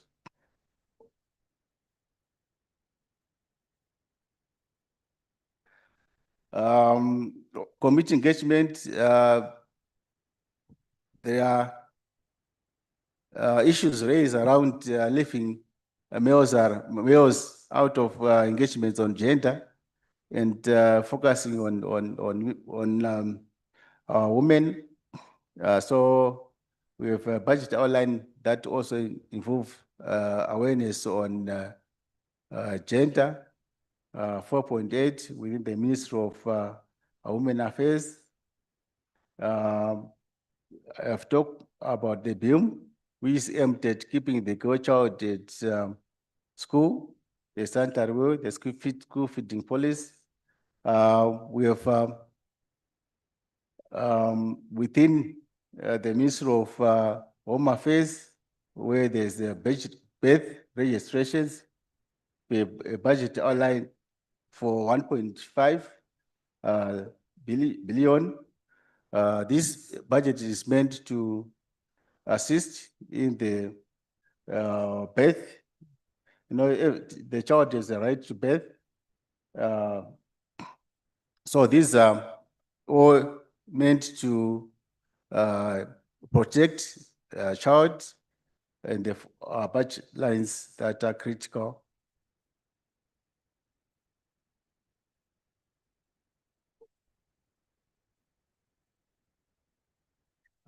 I'll talk about this later.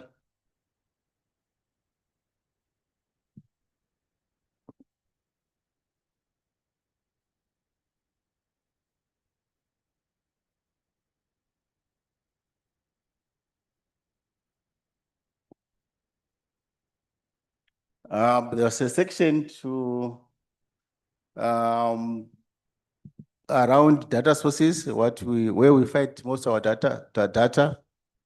The Zimbabwe rely mostly on the demographic health survey. The current one is the 23-24. We have a multiple indicator cluster survey by UNICEF, Zimstat. The census, the Zimbabwe census, the latest is for 2022. By the Zimstat, the Zimbabwe National Health Survey, SNASP, national budget. We also rely on publications by international organizations. They are also part of, they help us in bringing issues around HR.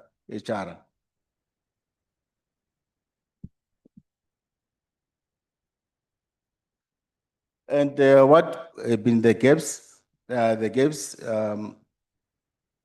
is the re-emphasizing around there's no integration of SR-HR budget line in the national budget.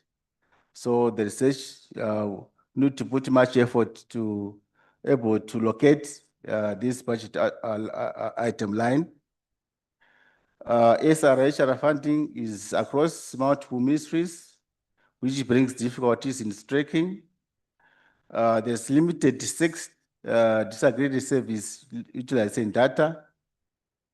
And also the data inaccessibility with the reports, delayed reporting cycles. What are the capacity needs? Is a software to analyze data. Is gender responsive budget training.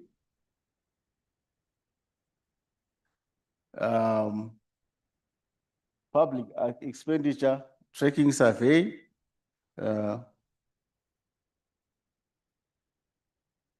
And public expenditure financial accountability, PEFA method, areas of that may need it, capacity, public debt and fiscal sustainability analysis. These are all matters and climate change.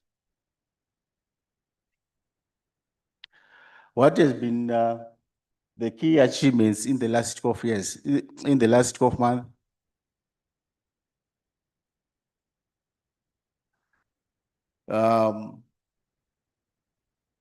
The Ministry of,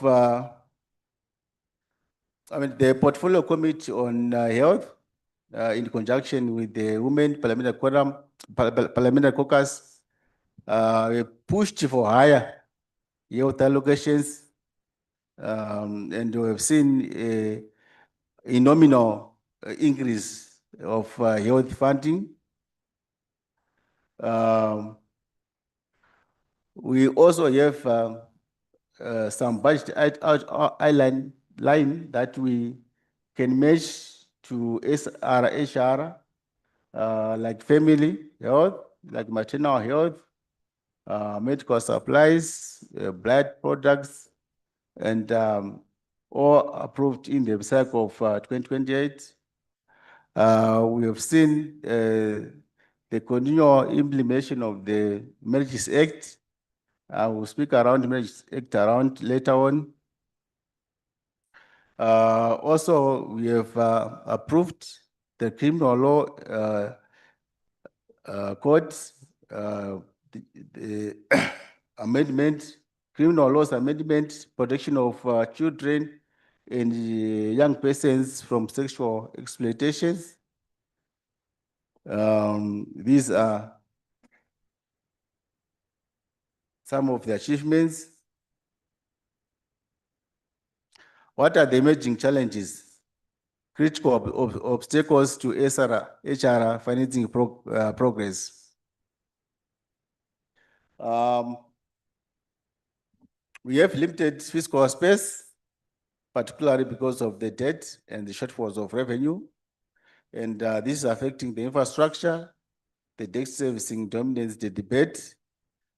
The donor dependence, particularly around contraceptives, HIV/AIDS, TB, and malaria, with the reliance on the external financing.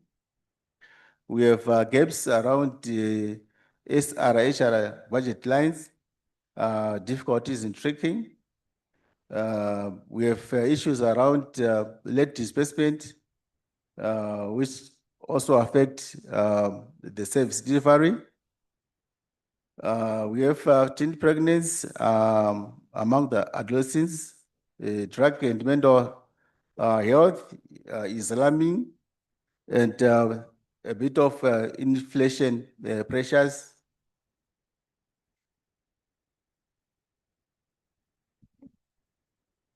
Priorities and recommendations to SADC PF.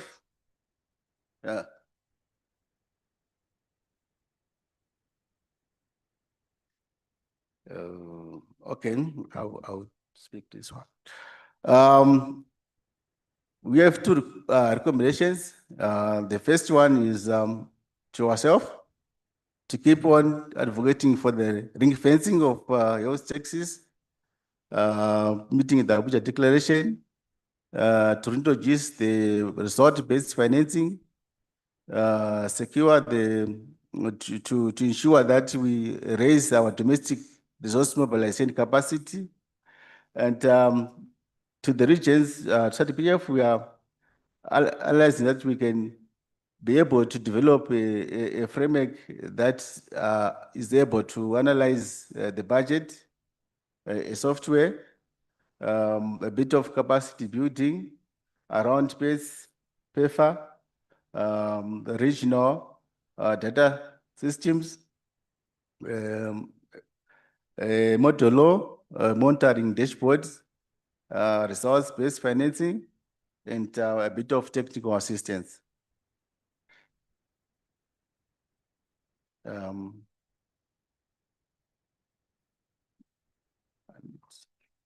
I'll jump to the other presentation.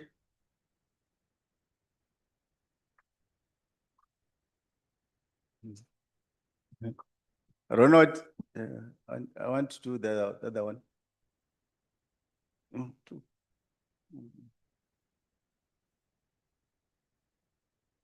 I know, I'll just run down my face. Colleagues, get Ronald. Can we get Ronald?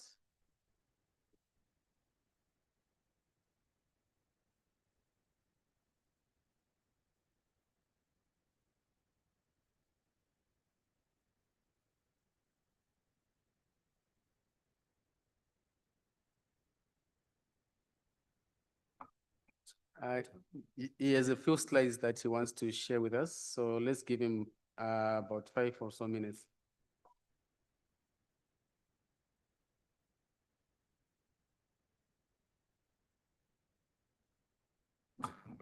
Maybe in the meantime, you are free to grab your cup of tea and you, okay. No, they can go out, grab one. You're free to grab your cup of tea and we continue.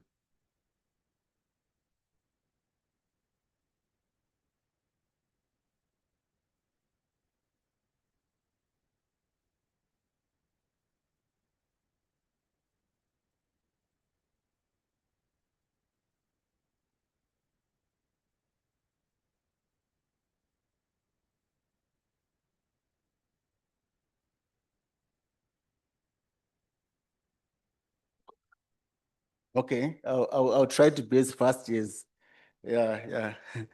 He's also my boss, so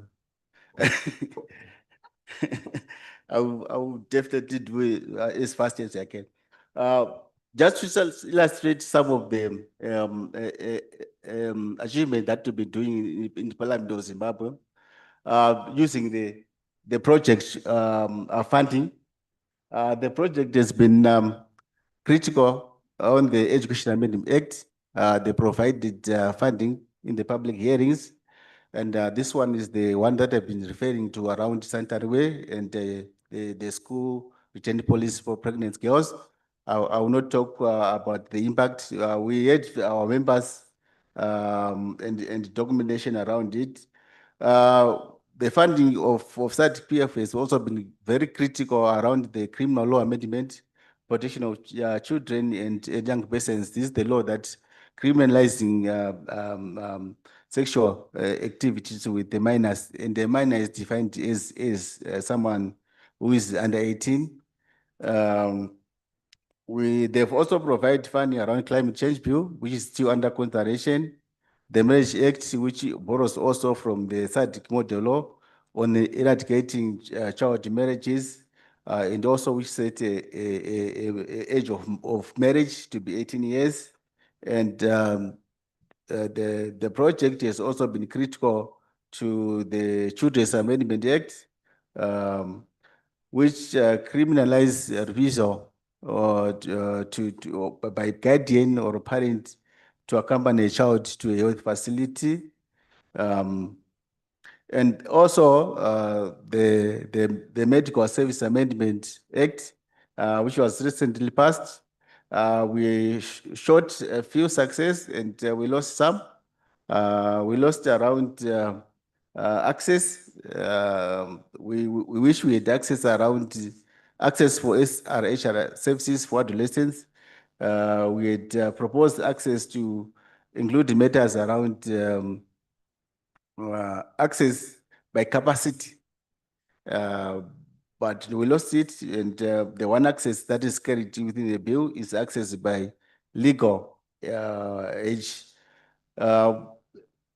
And these are some of the motions that you would see from Parliament because of the project around the SRHR. This is the kind of, I flagged out this motion simply because this is the kind of motion that's this particular, the first one, where it's linking the climate change, SRHR, and the budget. It's a motion that is being moved by one of our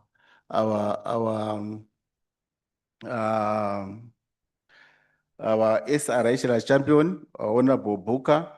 You would see that we are trying, I will not read the whole of it, worried that during afternoon force, the points, crossing points become impassable and lethal, resulting in schools closure, learners unable to write exams, high pregnancy tests, drug and substance abuse, increased dropouts, and document droning incidents. So it's a motion that is linking climate change to SRHR issues, and we are calling upon the Minister of Local Government to design and construct and maintain food bridges that are climate resistant. So we were just going to test the understanding of members around the linkages when they debate this motion. Another motion example is the one that is being moved on Honorable Shiri. She is the one of also our champion is on the school feeding program. We have a number of motions like this one on unpaid care, which is on gender balance. These are some of the motions that you can find within Parliament. Well, I'll speak briefly around the motion of termination of pregnancy. We had one, we've documented around it, which was introduced in Senate, and it was not an easy one. The debate around it, you can find it on our website, where the motion recommended for expansion of grounds for legal abortion. It was thrown out. The Senate is composed mostly of senators, and based on cultural practice, they then thrown out this motion, and it had a very critical impact when we during the amendments to the Medical Service Act. One of our champion, Honorable Mushorewa, then sought to amend it or incorporate an amendment to the Termination of Pregnancy Act by doing the same thing that this motion did. Unfortunately, we also failed to have it was a failed attempt, but a chance is still there. We want to do it through a private members bill, so we are just waiting for the environment to cool down, particularly because of the constitutional amendment bill. So immediately after that one, we will then introduce it as a private members bill. Some of the impacts of the projects, you can look around drug and substance motions. This one is very interesting. The link that I provided, you'd find that there was an honorable member of our youth caucus who is arguing that one of celebrities, I know celebrity, no, she had this thing of going to the media, social media, and taking drugs and boosting around. So he then made a motion in the debate around it. The next day she was arrested.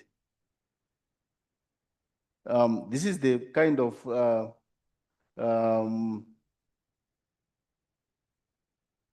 amendments we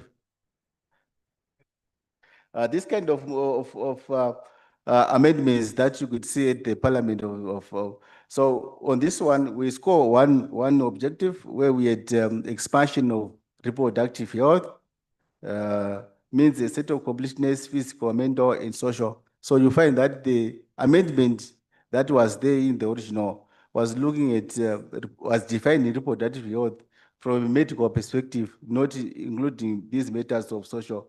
We then thought that if they accept that amendment, they were going to accept this amendment, which then they rejected, which sought to define what is a consent, especially around the access by the adolescents. My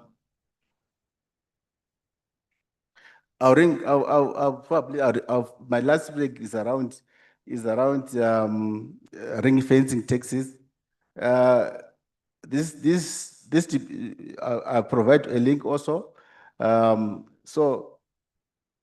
Our champion is arguing that the minister, we have to sort of ring fence all the taxes that are earmarked for health. And then the response by the minister is kind of like, trust me, I do a very good job. I'll definitely make sure that everything that comes is earmarked for health. I then elicit it. So then you have a line of members that then interjected to say, of course, we trust you, but let's have it written down. So it's a very interesting debate that then happened. But unfortunately, at the last, the minister did his way, and we are still keeping.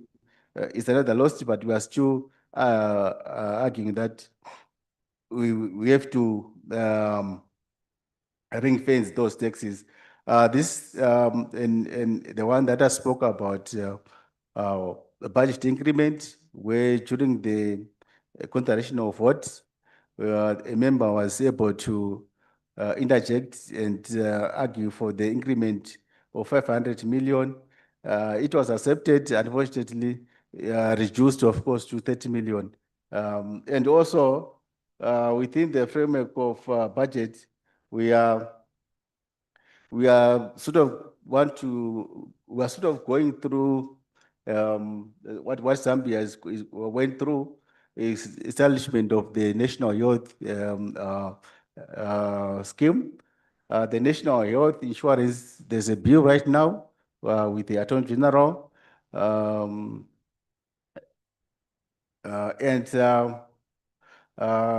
bill is a capacity, of course, to increase the health universal coverage. So this is one area that the committee is arguing and putting emphasis around recommendations of creating this national health insurance scheme. We intend to also to do some benchmarking. Unfortunately, with selected Zambia, and understand now there's a bit of challenge with that. And they were also selected Mauritius.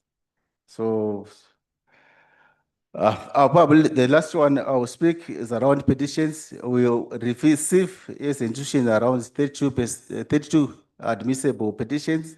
And on average, 4 petitions they talk specifically to SR, HR, and health in particular. And you'll find that most of citizens that submit these petitions, they are part of our technical working group. We do the way that Zambia was referring to, where you encourage your partners probably to put a petition, and then the parliament process take its course. These are the petitions, the one on village health workers, Santa Way, the transformation of the National Health Council. You can find the reports on the links that I've provided. We have also created the structures within the parliament just to create members that are so interested in areas. So we have champions on SRHR. We have champions of terminal pregnancy. We have champions on child rights caucus, and we also have champions within the youth caucus. We have some queries that we did on the inquiring on access to yes, Russia services by the sex workers. The major recommendation was that the Ministry of Health has to prioritize the sex workers, and we're finding ways of fighting stigma. And the major effect to this was the prioritization of sex workers when they launched the PENA, this new drug of yeah. So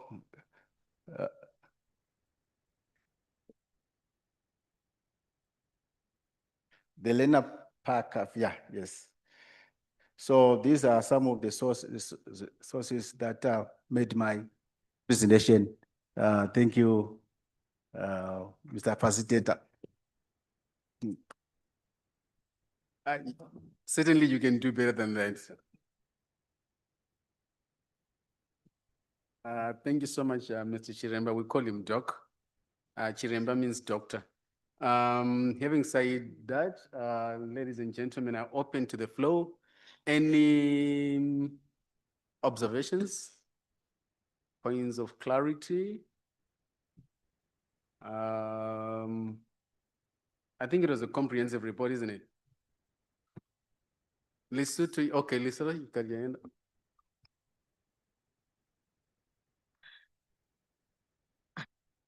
Thank you, Program Director. Many thanks from Zimbabwe for a wonderful presentation.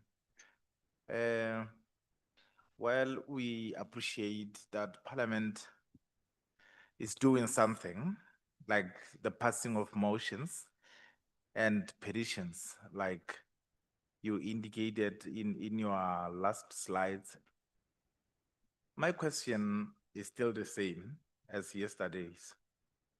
Are we picking the petitions as they come to committees? Or is there a mechanism at the Zimbabwe Parliament to follow up on such petitions? Because I'm afraid we may develop a culture of just reporting. There was petition motions, but not following them up to the final intended output or outcome. So my question, to be exact, is, do we have that mechanism in Zimbabwe to follow up whether the petitions were addressed and to the full satisfactory point from petitioners? Thank you.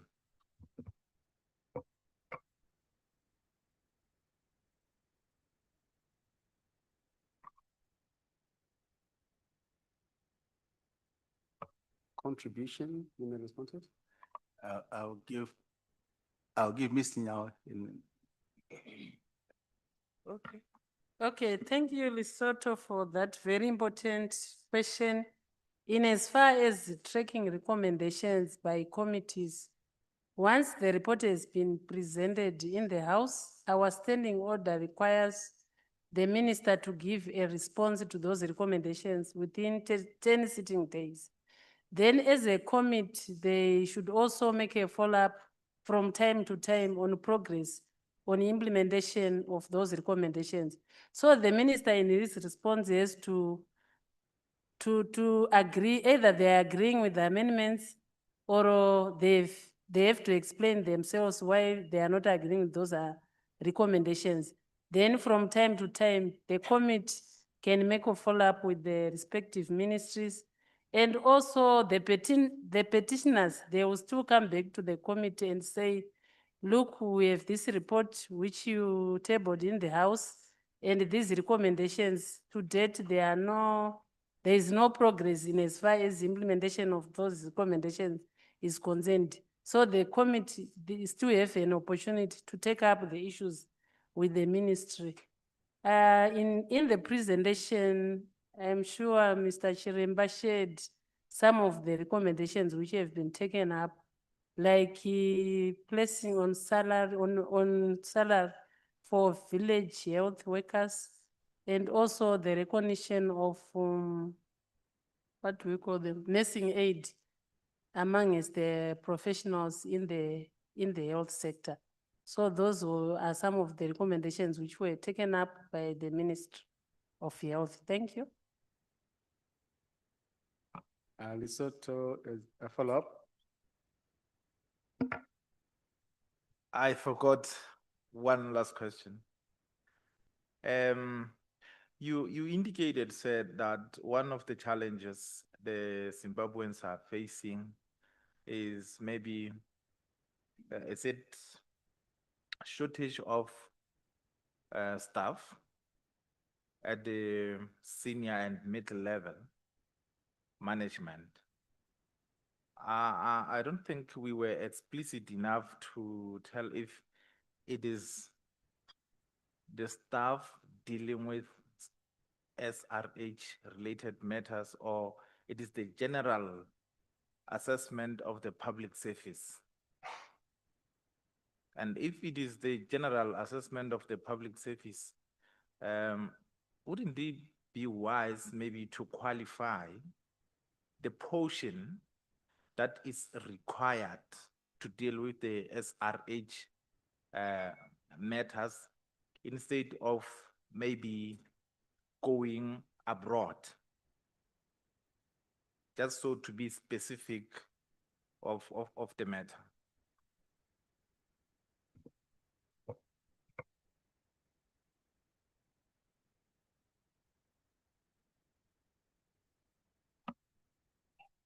Ms. Nyawo, could you please respond to that? Okay, I didn't quite get the question, but the shortage which he referred to in the presentation, he specifically refers to staffing within the health sector, the government. So the proposal to increase the budget for the Health Services Board was partly to address the staff shortage within the health sector.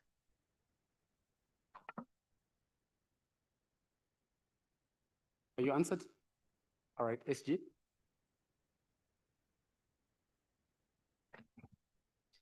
Thank you, Ms. Chin. I think Ms. Nyawo responded specifically to the issue of follow-up by committees. But part of the question was also about the petitions. But I also want to just to add to augment Ms. Nyawo by saying that Zimbabwe is a very comprehensive petition procedure, which outlines fixed deadlines for when, once a petition is received, the clerk should consider it within 2 days. After those 2 days, it goes to the speaker and it's referred to the relevant committee for consideration. The committee has 60 days in which to look at the petition, depending on the matter that has been petitioned. But once it has been referred to the committee, the clerk responds to the petitioner to inform them that the matter is now before this particular committee. And then the committee may deem it necessary to, to summon the petitioners to come and present their case. But they have 60 days within which to resolve that issue and make sure they've responded back to the commissioners with feedback and recommendations to the relevant ministry on the prayer within that petition. So there's a very comprehensive petition procedure with timelines on when Parliament should have responded both to the petitioners and finalized the review of the petition process. SG. I hope I'm the last one. I hope so too. As usual, for consistency, and I guess really genuinely so, we continue to do very well, and thank you, Zimbabwe. The comments that have come earlier also apply to yourselves. I think we all have a unique story that we can craft from our presentations. And I say so, taking into account what we've done before. For emphasis and for all of us to think through, I'm giving comments for all of us to look at how we play with our data and our context as we submit. You'll find that, let me start off this way. Let me start with your question. I would like to encourage all of us in this room to be intimate with the theory of change of the project. Because you realize that you will not be limited. For instance, the project may not have petitions, this and this, this and this, but they fall under the accountability mechanism of Parliament when you look at the theory of change. It also falls under, you know, when we do some of these projects, that is why the title of the project is broad. When you get to the project proposal, we also didn't want to shrink the space for citizen participation. We're very clear that we want to open up parliaments to the people, that parliaments should also be responsive. Some parliaments were closed. Some populations were not allowed to come into parliament. They could not have, you know, even influence or representation in the system of parliament, safe to say through the mechanisms that sometimes civil society don't even want to read about. Sometimes people prefer to picket, sometimes people prefer to do other things. So for me, it is something that we really applaud in the sense that even if it is important for them to say there was protest, there was petition, it basically says, let's now analyze and look into precisely what you're saying. Did they follow what Mr. Marimo and Madam are saying? And what was the success rate? I think that level of analysis brings comfort to everybody else in terms of effectiveness. And when you look at the theory of change, you will see we talk about increased representation. We talk about leadership in there. We also talk about civil society organization, among others. So when you go there, you begin to see Parliament exercise increased oversight. Parliaments exercise, civil society do, networks are coordinated. This and this happens. That you will not find us prescribing to each parliament that this is how it has to be. So they said they used the mechanism under the technical working group. Zambia also tried to illustrate, and I know all the countries do the same, to catalyze processes in order for parliaments to be alive. In this case, we have just taken SRH or HIV as an advocacy issue. But when you really think about it, it could easily be under any other theme. I'll now come in to say representation then becomes enhanced. Oversight becomes enhanced. Sometimes in this project, we find that because of the technical working group scenario, some CSOs didn't know how to interface with Parliament. Do you know that some of the technical working groups even support litigation? Where people can take matters where Parliament thinks this is too much, or there's a conflict, the constitution is not clear. Some of the members of the technical working group find themselves in court to get a clear interpretation of the status quo. So the mechanism is not rigid and it depends on how open a country is. And this project wants to do precisely that. And therefore, I like your questions because it is important for us to know why. Sometimes we say it is failure, it is not failure. What happened in the process? Democratic accountability, blah, blah, blah, all those interventions combined, test parliamentary procedures. All those interventions combined promote robustness in terms of how we engage. So let me stop there because I wanted to come back to that. But I want to say to Zimbabwe, I appreciated, like most countries, there's a lot of investment you can see in institutional interest around the normative frameworks of the forum. And I know all the countries have done that. So I like the fact that you are very clear because often we are asked, how do you know the model laws were taken into account at country level? And you'll see they're also tracking the level of effort by the project that influenced that particular process. So I like that. And I think the others are the same in terms of what other countries did. I think all of us will go back, crunch, put together and really tell our story. and perspective in terms of how our specific countries can be looked at. So thank you and congratulations for that.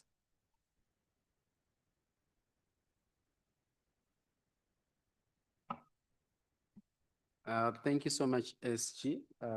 Another round of applause for Mr. Chiremba. All right, SG, with the indulgence, I will request that at least we grab a cup of tea and we come back. I want to allow the blood to circulate. They've been sitting for too long.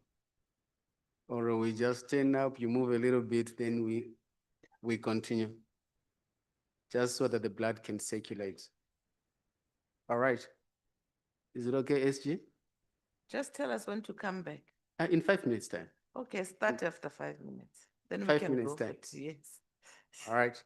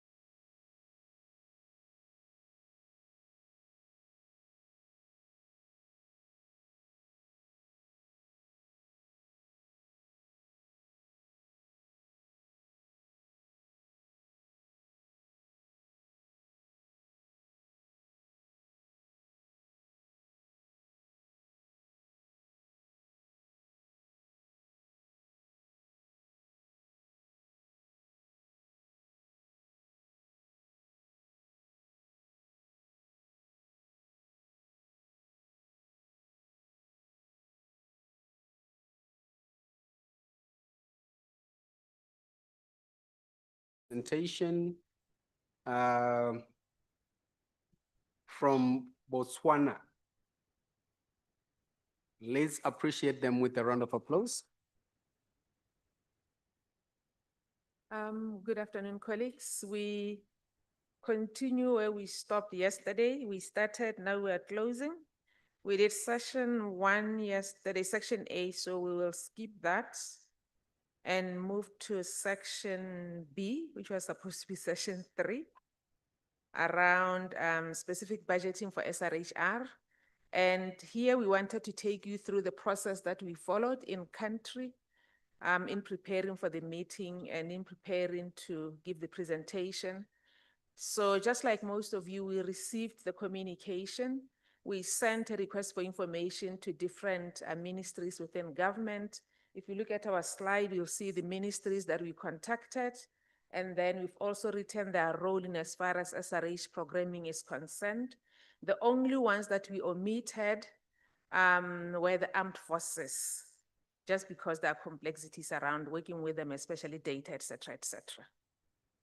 And then in this next slide, we are showing, we did follow up that with a meeting that we held on the 20th of May, and the different government ministries that actually came, as well as representation from our technical working group.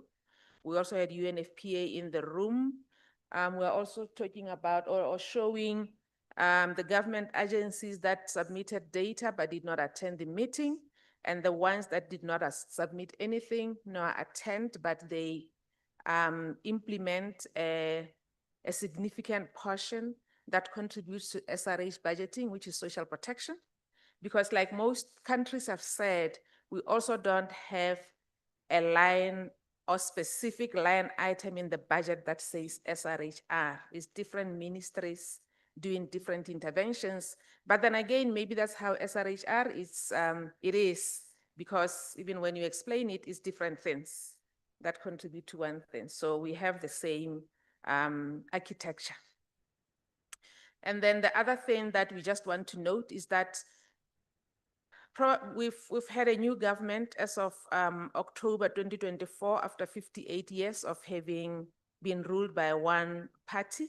So we are seeing some restructuring. And so even at government level, ministry level, there has been some restructuring, and that we are not 100% sure, but may or may not affect how we track budgets, because systems are now just being aligned because of the restructuring. For example, at Ministry of Health, the primary healthcare division, which is like a really big part in terms of SRH implementation, has been moved from Ministry of Health now to Ministry of Local Government and Traditional Affairs, which is where it used to be over 10 years ago. And then it was moved to health, now it's being moved back home.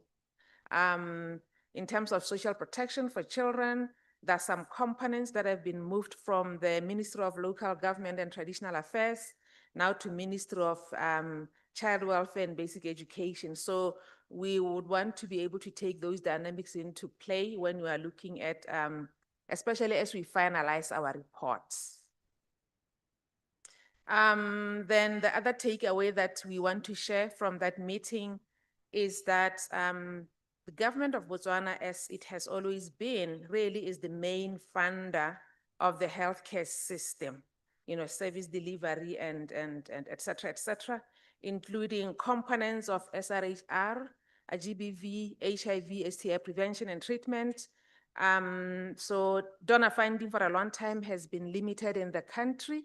We have seen it only, especially in the HIV space, through Global Fund and through PEPFAR. So those would be the main donors really complementing government. And even then, I don't have the percentages with me here, but we can produce those when needed. The percent coming from government has always been higher than the percentage coming from donors in terms of healthcare. But we saw a different scenario when it came to CSC, for example, funding for comprehensive sexuality education, where the Ministry of Child Welfare basically said, we are charged with responsibility of implementing CSE, but the budget is zero. And so government funds different departments within education.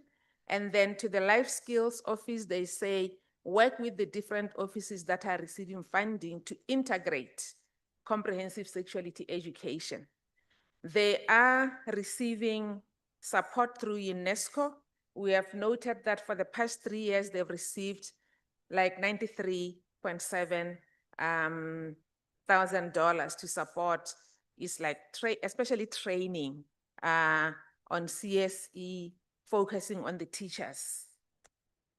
And then the other thing that we are noting there is, and we'll talk about it also when you talk about policies to protect against children marriage, is the funding that government has, is a program that government started last year to provide sanitary pads to girls in schools. And based on other presentations, that is, it seems like that a strategy that is cutting across all the different countries. So close to $5 million is being spent currently on that program.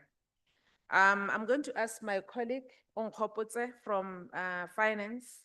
We don't have a budget office, so she's from the finance office. We can speak about that later to then speak to this table here. Okay, good afternoon. I'm Onkgopotse Metlaleng. In terms of the components of SRHR that we've only managed to analyze 3 components, being family planning and contraception, contraceptives, HIV and STI prevention services, GBV prevention. And we've realized that out of the 3, 6% of the budget goes towards HIV and STI prevention. And that is where we find antiretroviral drugs and laboratory supplies. We have prevention of mother-to-child program there. We have male circumcision and counseling services. We've also realized that over the period, the reporting period, family planning was only allocated 0.1% of the health sector budget, while GBV was only given 0.2% of the health sector budget. Like my colleague has already highlighted, we did not get data for other budget items, and that is all that we managed to analyze over the reporting period. Thank you. But we haven't finished. So this is a contribution that was made by a member of parliament. He was basically asking a question to the Minister of Health, to ask him to appraise the House in terms of how drugs, especially ARVs, have been affected by the state of emergency that I talked about on the health sector. So that's what he asked about. So we wanted to, in our presentation, we tried to integrate all these different discussions and motions and Hansard within the presentation. So that's the one that we found relevant for this area, that MPs were listening, they're looking, and they're asking the relevant questions, especially about life-saving treatments or life-saving drugs such as ARVs. When we get to the gender responsive and equity focused budgeting, I will say the country is probably still in its infancy stage in as far as really being intentional about this section. And the reason we are saying that is in February 2025, our current Vice President, who is also the Minister of Finance, in his maiden budget speech, he said that this administration intends to intensify efforts for gender mainstreaming across all sectors and institutionalize gender responsive budgeting to ensure that priority areas such as GBV are addressed through adequate resourcing. And then the blue that we have on the other side was a submission that was made by the Minister of Youth and Gender Affairs, the Deputy Permanent Secretary, who said that Botswana has commenced steps towards adopting GRB as a foundational phase for tracking, analyzing, and improving the responsiveness of the national budget. And then on the green box there, this is a statement that was made by this year in March by Honorable Deputy Speaker, who's also chair of the Parliamentary Caucus on Women. She was addressing the Canadian branch of the Commonwealth Parliamentary Association, but basically saying gender responsive budgeting is key to address gender disparities, promote inclusive economic growth, and uphold commitments to gender equality. So this is still a baby that's being nursed, and we just have to wait and see how it gets to crawling and walking and being independent.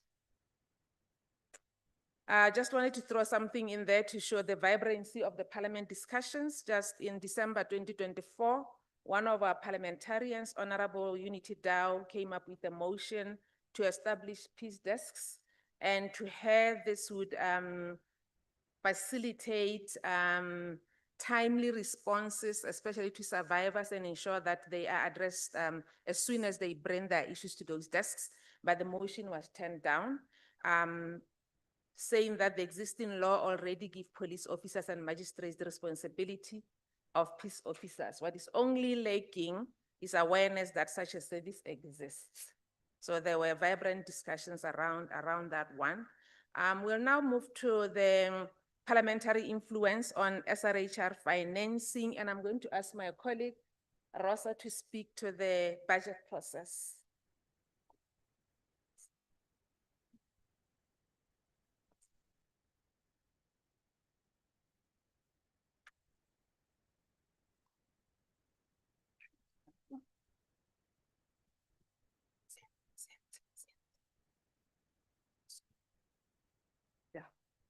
Good morning, Secretary. Good afternoon, sorry.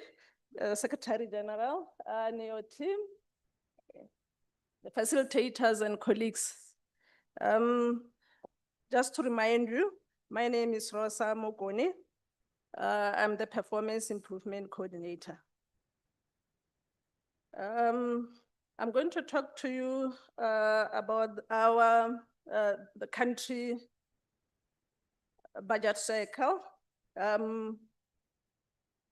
have it here.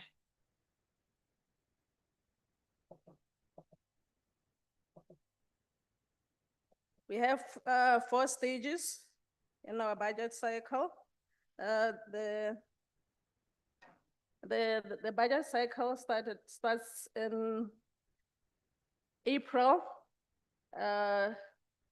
During that time is the planning process, and the planning process, you don't find any engagement or any participation of Parliament around that time.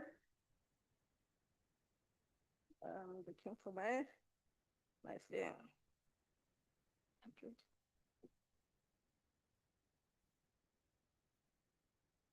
Okay. Got it.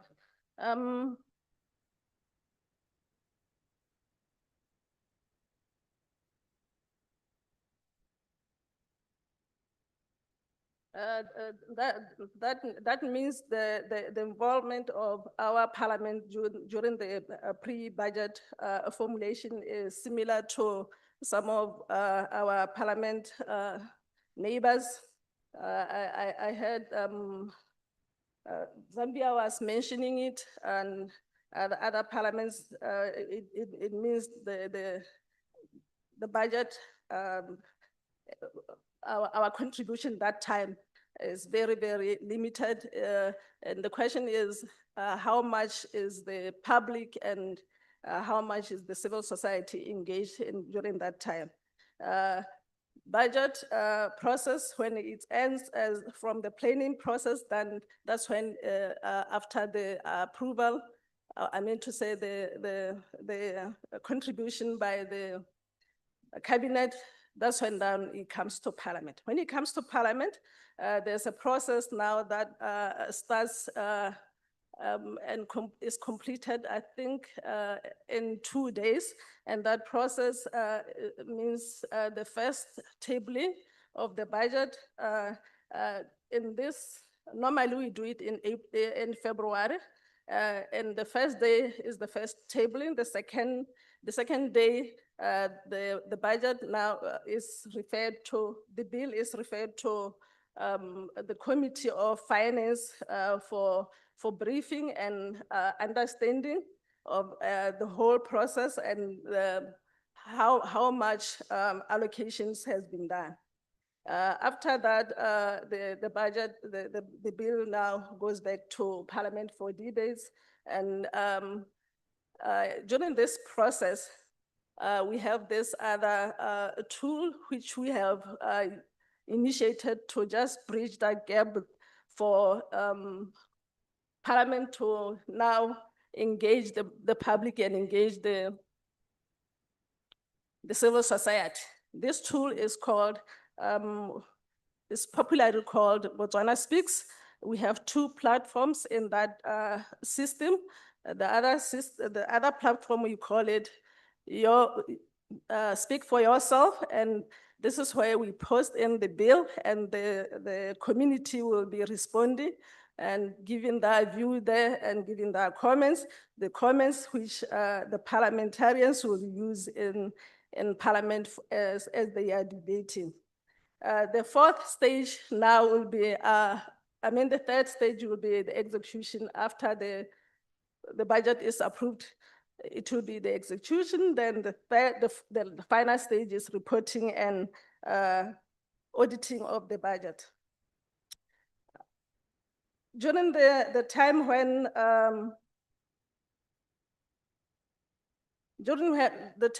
the committees are being briefed, one would expect now that the committees should contribute towards maybe that debate, but we have realized that because of the standing orders does not specify how it should be done, and even the recommendations from the committee, they're not tabled in Parliament. All that they do is to understand it and to appreciate the process and the allocations.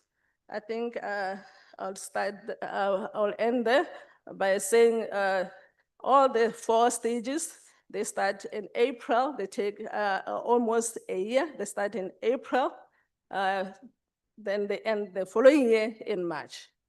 Thank you. But then we also have wanted to show how Parliament actually gets involved, especially when the appropriation bill is being, discussed or following the budget speech once it has been shared and there are discussions going on. You will see it was this year in February. There's an MP who advocated for the formation of a GBV fund, and he was very vocal about it and gave all sorts of reasons why that must be considered.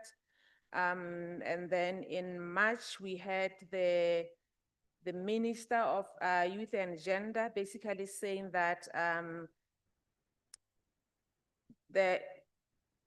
she wants to commend the budget as it was because it recognizes the attention that the gender portfolio requires, as well as affirming that gender-based violence is a phenomenon against which we must all commit.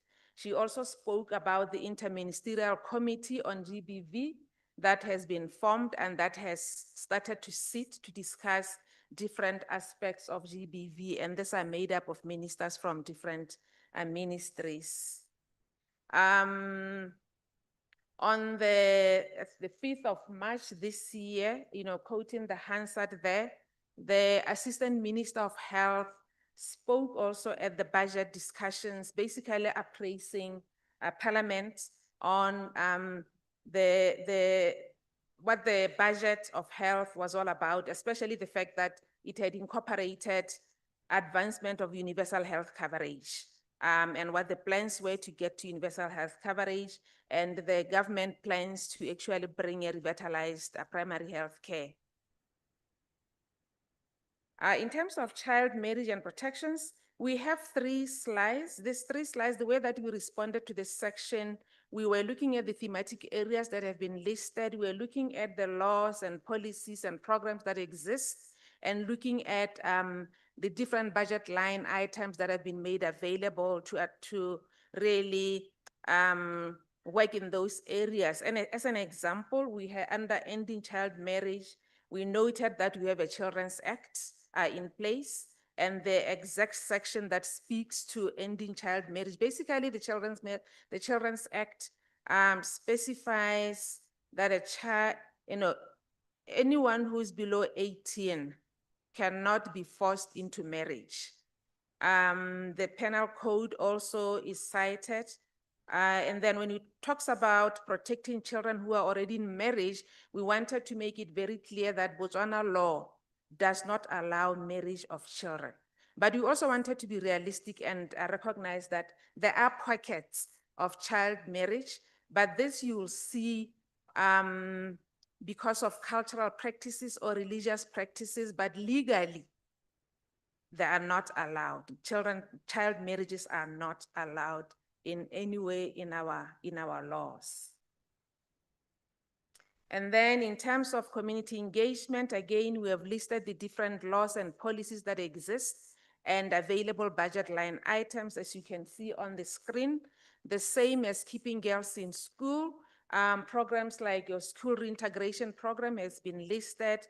Your CSE, including the rollout of HPV that started in 2015. The provision of sanitary towels that most of us have spoken about, and the funding associated with the program, as well as issues of birth registration. We have noted the Birth and Registration Act that is there. We have noted that statistics there by 2023, Botswana Vital Statistics noted that 99.8% of births take place in healthcare facilities, and birth registration stands at 92.3%. We have noted a program about kiosks that have been set up in government healthcare facilities, even private healthcare facilities, to facilitate the process of birth registration. And this was in response to a gap in the past where some parents would not register their children within 6 months of birth. And so earlier this year in March in Parliament, one of our members of Parliament asked a question relevant to the registration of births. He was asking the minister responsible about these hospital kiosks that I've just talked about, and wanting to know, like for each site, how many of these kiosks are still operating? How many of those that are operational are fully staffed? So he was asking a series of questions.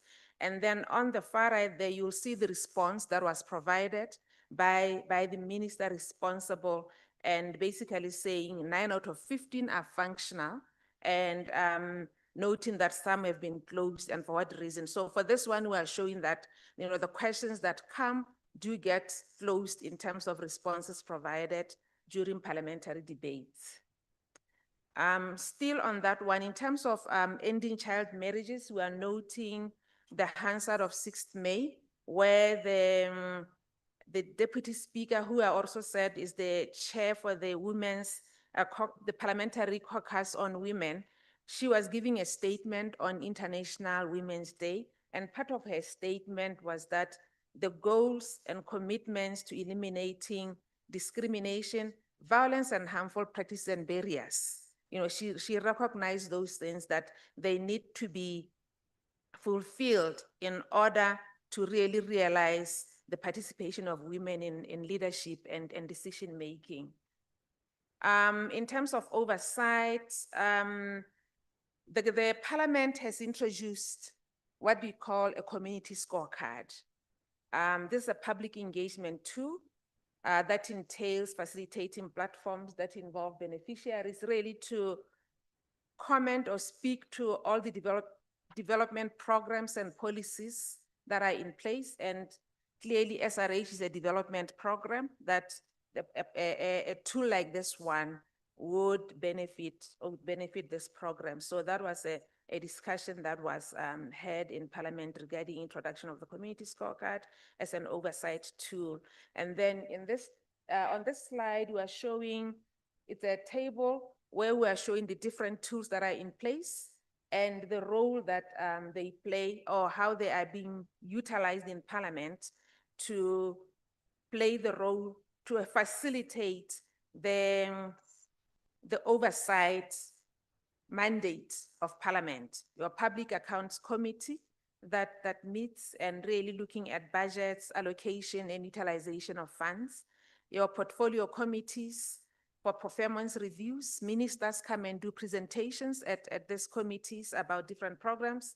The Botswana Speaks that my colleague just spoke about, where if there's a bill, for example, it gets posted there, constituents, they access the platform, they put their comments, their member of parliament on the other side is able to see what they're saying, and then he or she can even use what they're saying to table motions in Parliament. We had gone back to them to say, are there any discussions in the platform on SRHR? I will say by the time I came here, we had not received that response. We wanted to show, but it's not there, but we will follow up and see if there are any of those, but it's a tool that is in place.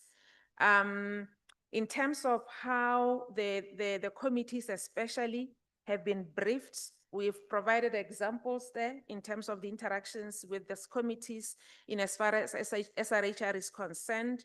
In August last year, all of this have to do with the Health and HIV/AIDS Portfolio Committee, how it has engaged with the different issues around health. In August, there was a briefing from the Ministry of Health around the ministry's budget and its functions. In October, there was a briefing around the possible shortage of ARVs, even though that did not happen, but the committee demanded that they be briefed so that they understand what the issues are. And then in April this year, the committee was briefed on the national health insurance. I guess we should send them to Zambia to go and learn about national health insurance and it's how it's working out, and if there are any lessons that we can bring home. So that's how the committee has interacted with the different, has been briefed on different issues of health. And here we are showing the questions again that are being asked in Parliament through the Hansard. I just took it as it is, copied and pasted, but at the bottom I put English because he was using Setswana. But his issue was around maternity was in terms of staffing. And he was basically saying in his constituency that there's a shortage of nurses at maternity wards, and wanted to understand what the issue is and what the plan is to ensure that the facility gets fully staffed so that the service providers are able to respond when there's a need. In this case, when a pregnant woman comes and needs maternity services. And then the next one also on the Hansard, it's another member of parliament from a different constituency who was also talking about, it was still around maternity and upgrading clinics to ensure that those that do not have maternity wings can have maternity wings. He was talking about the fact that where he comes from, maternity wings are situated far from each other, and in some cases people have to travel long distance and the roads are not always good. So advocating that some of the clinics in existence should be upgraded to be clinics to address the challenges that exist. In terms of evidence, we did use a lot of, consult a lot of data sources. We have listed some here, but the list here is not exhaustive. As we revise our report, we will ensure that this section is exhaustive and we include all the data sources that we referenced in compiling the reports and how that helps the work of Parliament to advance SRH. In terms of country reflections and really looking forward, again, I spoke about the new government. That will be 2 years, I guess, this year. This is a government that came and said, we are all for human rights. and especially for our vulnerable populations. And we want to make sure that they are protected. Everybody feels safe in their country. Everybody feels heard, and everybody feels like their issues can be addressed to the best that the government can. And so there's, I put an excerpt that's from actually our president's Facebook page when following the launch of the sanitary pairs program. It was a big program. It basically said our government is human rights based. The dignity of a girl child must be understood as such as well. Today we officially launched Botswana's National Sanitary Pads Distribution Program for adolescent girls at this school. The government has committed this much money, 5.2 million, I said, targeting 491,576 young girls, including 10% with disabilities. So we will say, you know, we have that. And at the same time, we spoke about how our government just signed this, the agreement with SADC-PF and bringing this project on board. We are seeing an openness, especially to work with civil society organizations. A few weeks ago, we saw our parliament launching a project with the EU, with the support of the EU, called Bridging the Gap, which is basically promoting work between parliament and civil society, and really opening doors for civil society to also know that parliament is their own institution that they can interact with and interface with without feeling like they cannot be there. Tomorrow there's a meeting, and there's a meeting. It's organized by it's an organization for lesbians, gays, and bisexuals of Botswana. And in that meeting, they had told us about it right from the word go. And they've invited our TWG co-chair, our SRH TWG chair, who is a member of parliament. He will be attending, and several other members of parliament will be attending, something that maybe in the past we would not have seen. You know, we've come from where issues of gays, and LGBTQI would not be maybe discussed in formal setups, but it's different. So reflecting on our environment right now, we are saying we have come from a long way. So here it's a story that was featured in UNAIDS, on the UNAIDS website, where this is after Botswana upheld the ruling in favor of registration of an LGBTQI organization. This is the Lekhabibo that I was talking about earlier on. It was such big news, such international big news, and this was in 2016. So, because in the past, LGBTQI were really operating in the closet. But, we got to a moment where government said, through the course of course, you can go ahead and register this organization. And so that really brought a lot of transformation in terms of bringing our vulnerable populations in the open, and for them to start questioning how they are accessing healthcare services, especially or not, and how they need to also be considered when policies are made, when budgets are made. And then following that, just about a month or two ago, we also saw, another big news also still around LGBTQI, where Botswana formally removed a same-sex ban from the law and really revised, especially the penal code, to then recognize the same sex, the same sex intimacy, as they call it, as I'm saying there. But however, even with that, we still have a challenge though, because like right now, we have two women that wish to get married, but the current law says you are not legally recognized to marry in Botswana, even though you can have your relationship as lesbians, as gays, but in terms of marriage, the law is not there yet. So there's a case in the courts to challenge that. So we'll wait and see how that goes.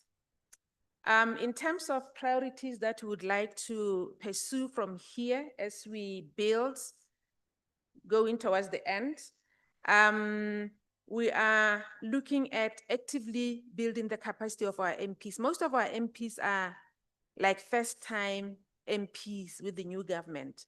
And it's really our speaker's dream and wish to see them become advocates of SRHR, the same way that he is, because we do have a speaker that is a real advocate for SRH issues. So he wants us to really work hard to bring MPs to that level as well. And he has said, you have all my support. We have an anti-GBV bill that we would want to support and push and ensure that, you know, it gets to completion. And so we are also looking at that as one of the big things that we want to work at. We are also working with our TWG and really making them empowered to understand that one of the roles that they have is to be the connector between community and parliament. So we have these different interventions, but more importantly, and she will kill me if I don't say it, there is because our parliament doesn't have a budget office, but there's a plan to establish a budget office, or there is a desire to establish a budget office. Just last week, there was a meeting between, in our parliament, co-funded or co-hosted between our parliament and CPA and IPU. It's a whole change management discussion that is going on. And as part of that change management strategy that is being hashed out, the budget office sits at the center. The proposal to have a budget office sits at the center, and it's one that we are supportive of, and that we probably will look at, most of you, for benchmarking at a later stage if we succeed to have it. And then in terms of technical assistance from SADC PF,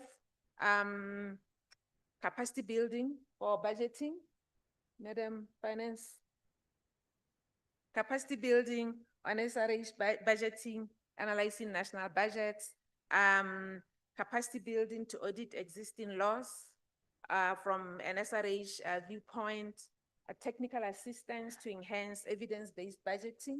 So most of our technical assistance is really around budgeting, especially when we look at SRHR. Anything? Okay, so that brings us to our statement.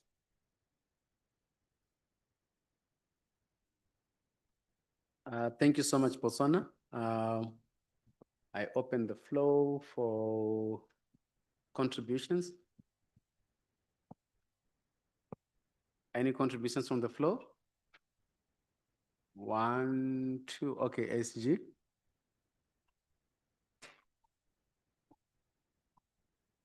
For the avoidance of doubt, I'm from Botswana, but I'm not conflicted.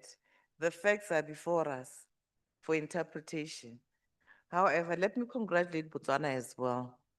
I'd also like to congratulate Mozambique, because, you know, South Africa as well. These are the parliaments who have not come with us from the 3 years we've been talking about. Most of them are less than a year in office. But they did their best to respond, find themselves, and not embarrass the emperor. So I'd like us to give them a round of applause.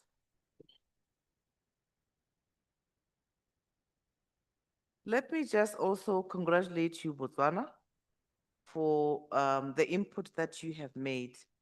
And I'd like to also, you know, speak to the investment case of SADC PF broadly. To say, Botswana spoke about political will from the highest level. I believe all of us know that for anything to happen, political will is also very important. Kindly analyze that influence in your own parliaments, so that it also assists you in terms of identifying what capacities are required or what influence is required. I say this because in some countries, and I'll just speak about 2 of the countries, you'll find that when you look at Zambia, the Minister of Finance was a member of the SADC Parliamentary Forum. And one can extrapolate Mr. Simon, you confirm or deny that it helps a great deal if the normative frameworks and the appreciation of what it is that some of these requests mean for the advancement of parliamentary accountability, you find that those type of countries lend easily in going further with this. So I'm encouraging you to invest as well in members of parliament. You look at Botswana, the current president of Botswana, the current speaker of Botswana, the leader of the opposition, were all members of the SADC Parliamentary Forum. And even currently even the leader of the opposition, when you look at his motions, he speaks to some of those difficult issues that SADC PF deals with. The president of the country, he's very clear about being a human rights lawyer first, before anything else.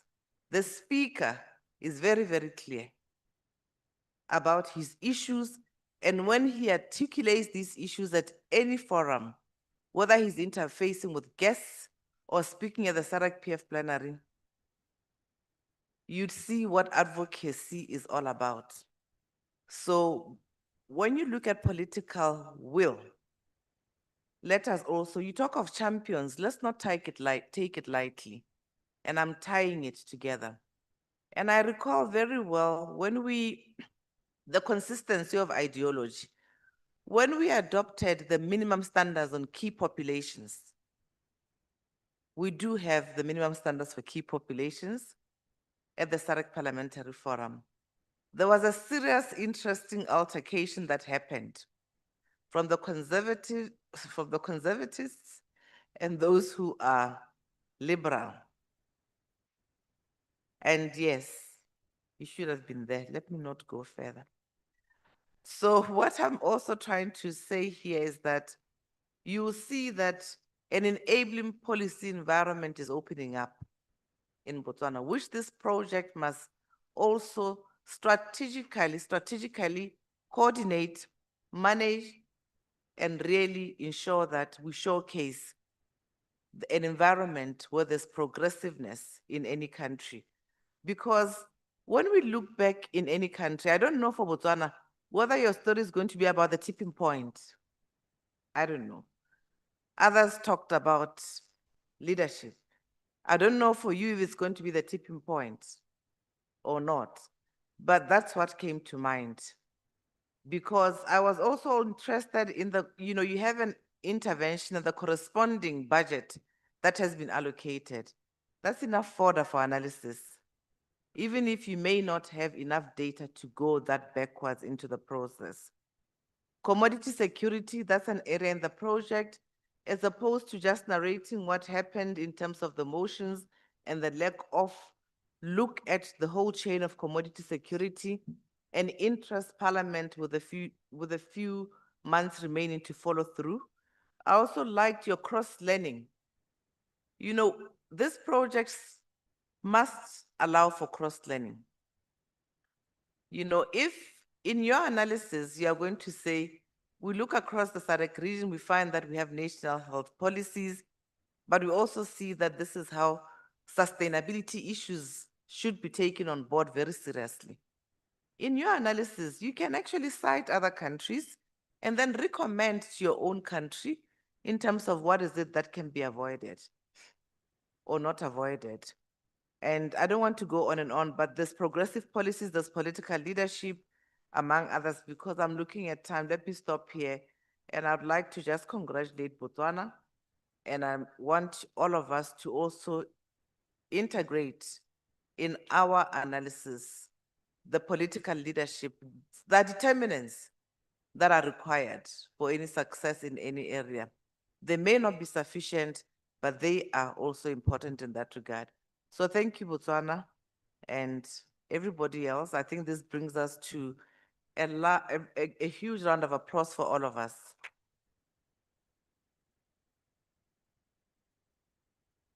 Thank you so much, Mosama.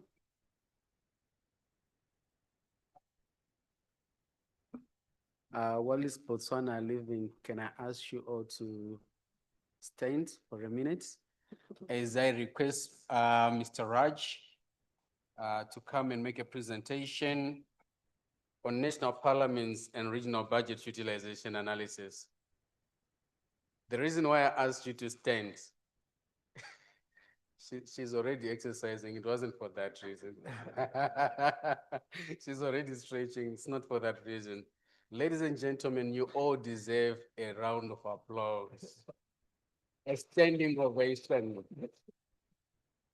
It's actually a standing ovation, isn't it? You deserve a standing ovation again. All right. Mr. Archer, can people just scream for themselves? That's another way of exercising. Exactly. Can we?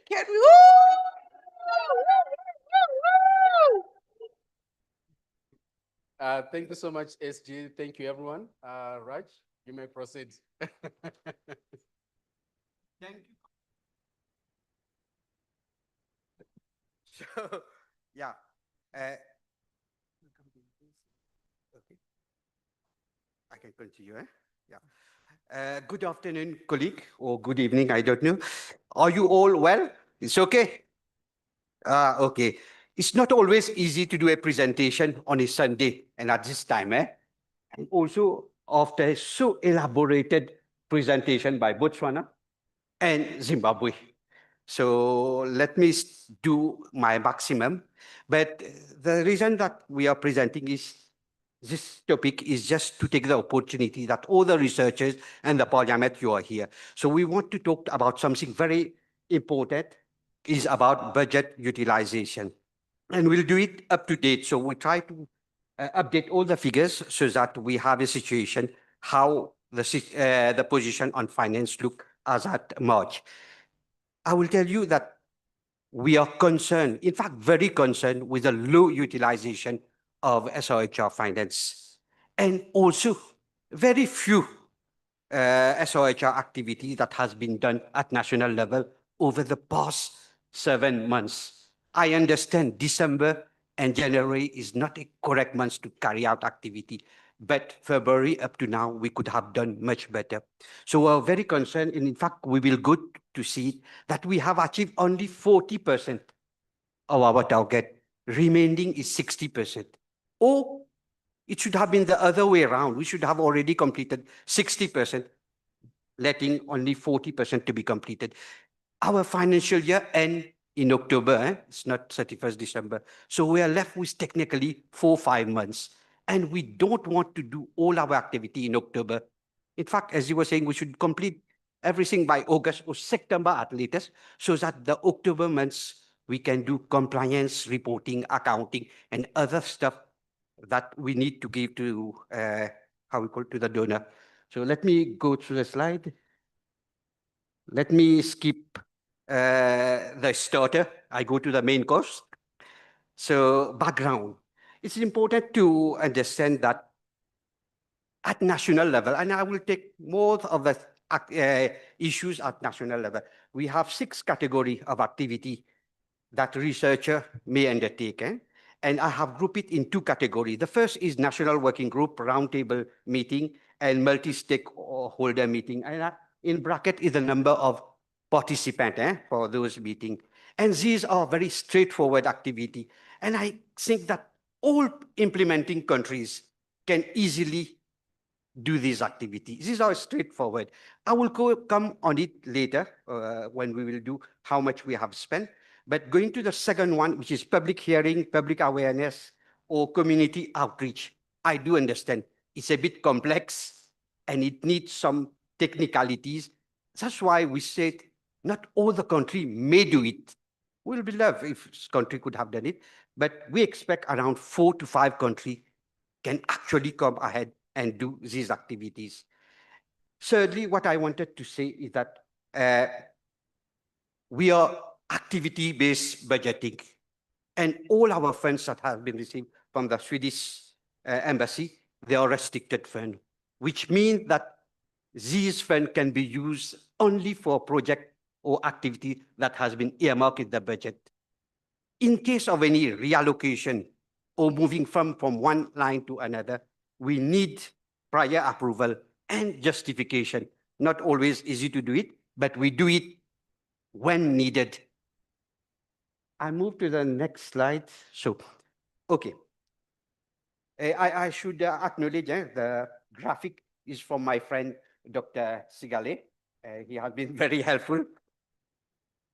In fact, we even say that we'll do it on a weekly basis so that we know how things are moving and what action should be taken promptly instead of waiting for October. So as you can see that how much we have spent at the national level. Raj, speak. Sorry? Sorry. Yeah, thanks, Aziz. Now, I was saying, as you can see, how much we have spent over the total budget allocation. And you will find that we are nearly the 40% I spoke earlier. So we are 40% of what we should have achieved. So that's the situation. And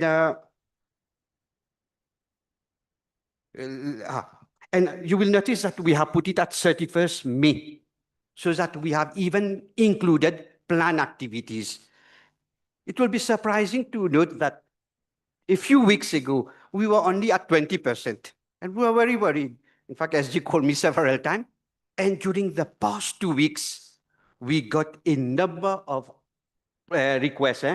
In fact, total requests that we received and we approved was $60,000 of activity we did approve within 2 weeks. We have 1 or 2 activity that we will speak about it later, that's still pending because of technicalities. We need more information. Otherwise, it could have been much better. So why I thanks those countries that are continuously doing your activities, I should also at the same time urge other countries to do an extra effort so that we achieve what we have planned. And then at this point, I need to put that question to all of you. Do you all agree that we can put that extra effort and achieve our objective? Yes or no? Oh, I can't hear well. Yeah. Just show me the commitment. It will encourage me. Yeah. Okay. So we can move to the next slide, which is budget line spending. Graphic again, Dr. Sigale. So I was saying we have a lot of activities. I spoke about the 6 activities, but a few activities I need to talk so that we do understand how things will move. National Working Group. This is your core team at the Parliament, comprising of MPs, Parliament staff, civil society, line ministry.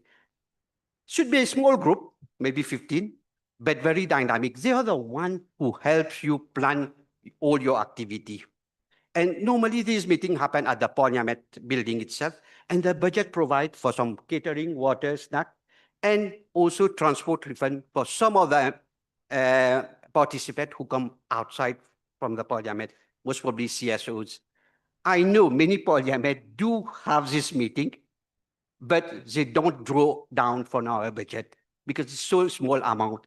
But I think, to be very honest, we need to use money that has been earmarked because it was not easy for us to go and negotiate with donor, get this money and you don't use it. So I wanted everyone to see when you do your National Working Group, try to draw down from the SOHR budget. It will help us to achieve our objective.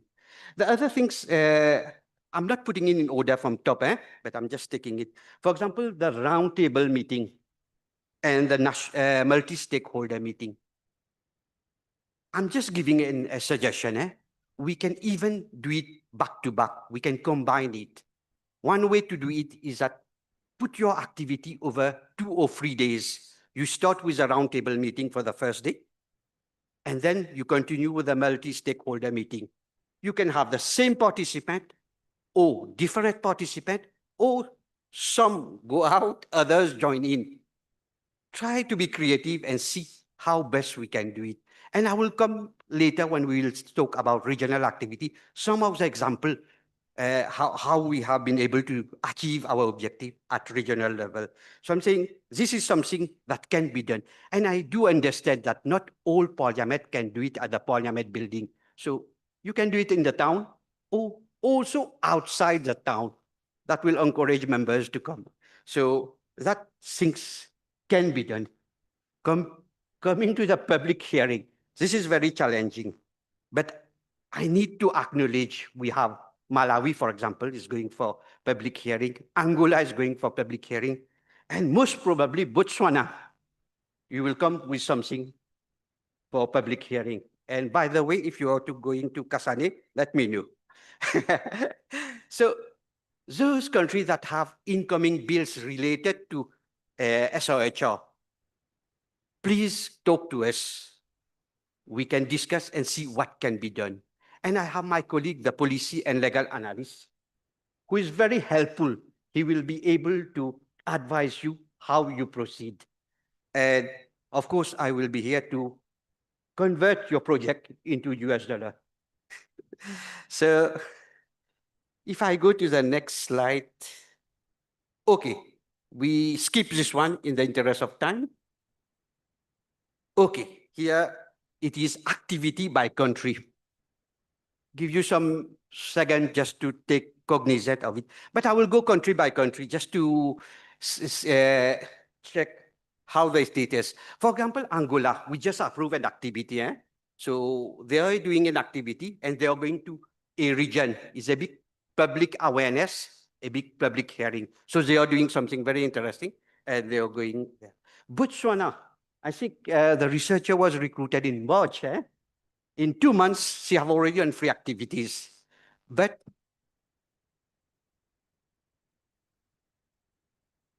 she had a lot of activity to catch up. And we are here to help her. Even other researcher, please do collaborate, help her where needed. She's doing very well. So that's very good. Lesotho, she has been doing a lot of activities, very good, on top of the activities. We should clap hand for her. I think she could have done even better if the parliament had a special account for Lesotho. Sometimes the difficulties that we get with some of the parliament where they don't have a dedicated account for SOHR, we have to pay individually to participate, transport repair. It delays the process and the activity get affected. So congratulations, Lesotho. Madagascar, they have been doing activity. The only problem, I see, not that problem, but they have been working with collaborating partner, and sometimes part of the cost is covered by the collaborating partner. While we encourage countries to collaborate with other partners to achieve the objective, as far as possible, try to draw from money that is already available. So Madagascar, thanks. Malawi, I think Malawi have been doing the highest number of activity. We can learn from them, I think. Raj, is there a mistake in your board? Sorry? It appears that Lesotho has the highest activities, not Malawi. I was just going to say, maybe explain so that the spending and activities are different, because some of it is because of currency. Yeah. Okay. No, some need to be updated. In fact, Malawi, what we have not updated is the number of activity that we just approved. So we can learn something from them. What they did, February, March, they did free activity back to back. This is how they went. So they were free main activity. And right now, they gave us for public hearing in 4 different regions in Malawi. They're going for 4 different regions, May and in June. And that's really good. If you add it, I need to add the activity. So it will be 7, I think, that you have already done. So I think we can learn from Malawi that issue of back-to-back I spoke earlier. Mauritius, they have been doing quite a number of activity, but they still need to catch up on another activity, but also look at impactful activity. Because if you see the usage is still on the lower side, maybe June is not a correct month, you are in the budget session, but eventually July, August, try to do, talk to Krishna. He will help you to see what impactful activity we can do in Mauritius and make maximum use of money that is available. Mozambique did an activity, but there's a long way to go for Mozambique. So I hope you're coming with some activity. Namibia has been doing a lot of activity. Only a few instances where sometimes the requests come a bit late and we are not able to process it in that short period. That's the difficulty, but if you bring the request in time, I'm sure we will be able to do a lot of activity. By the way, our office headquarters is in Windhoek, so we are able to help them even in the activity we do participate, and we will be able to help them. South Africa, okay.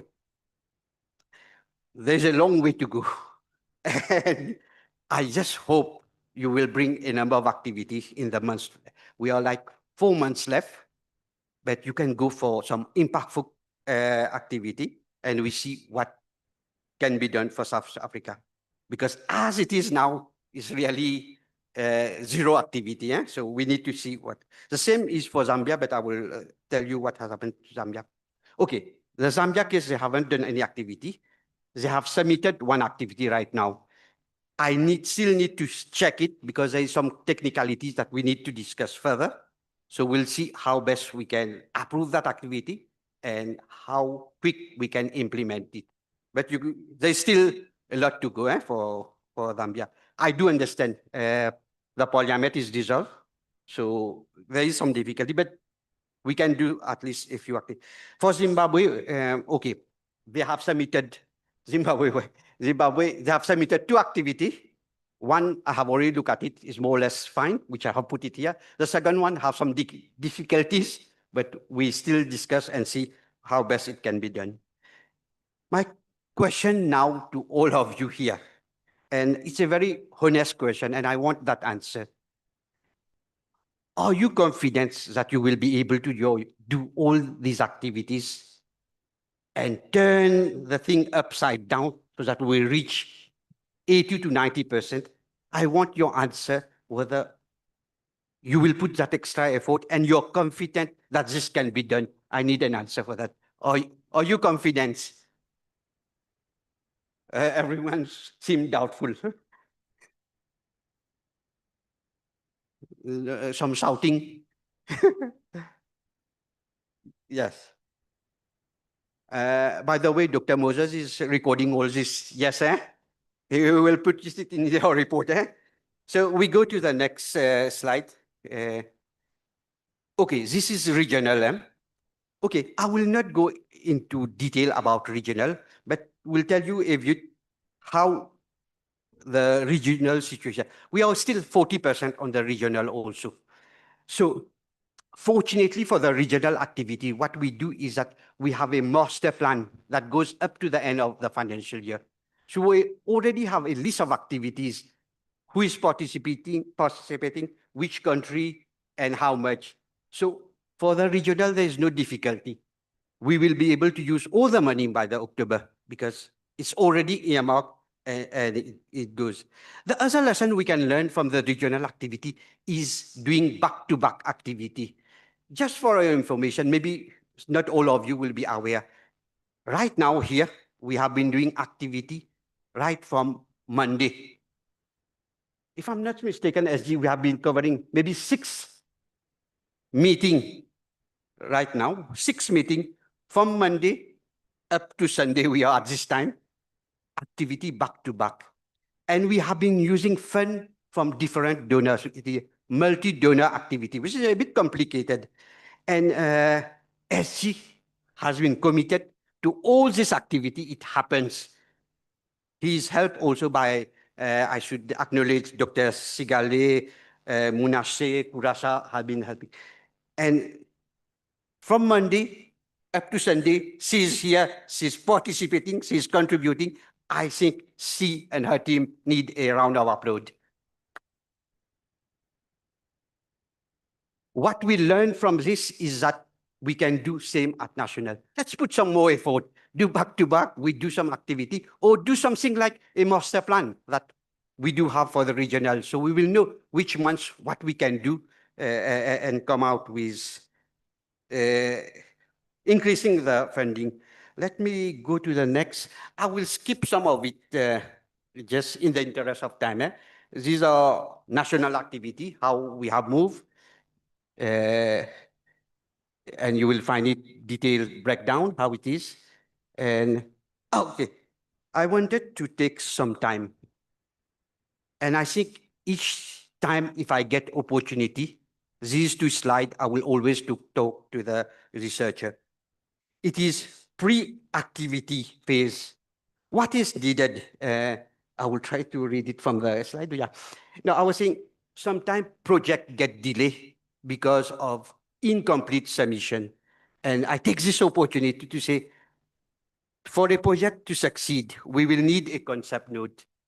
And the legal and policy analyst is there to help you with concept note. He will tell you what can be done, what cannot be done, where you can take the money, which budget line, how you can improve. You will see your concept note will really improve after he has gone through it. He also helped me to see how the funding can be allocated. Not always easy, eh? Sometimes we take 2 or 3 budget lines to combine it to achieve that objective. Concept note is very important. Sometimes they do send me requests, but they haven't sent it to Krishna.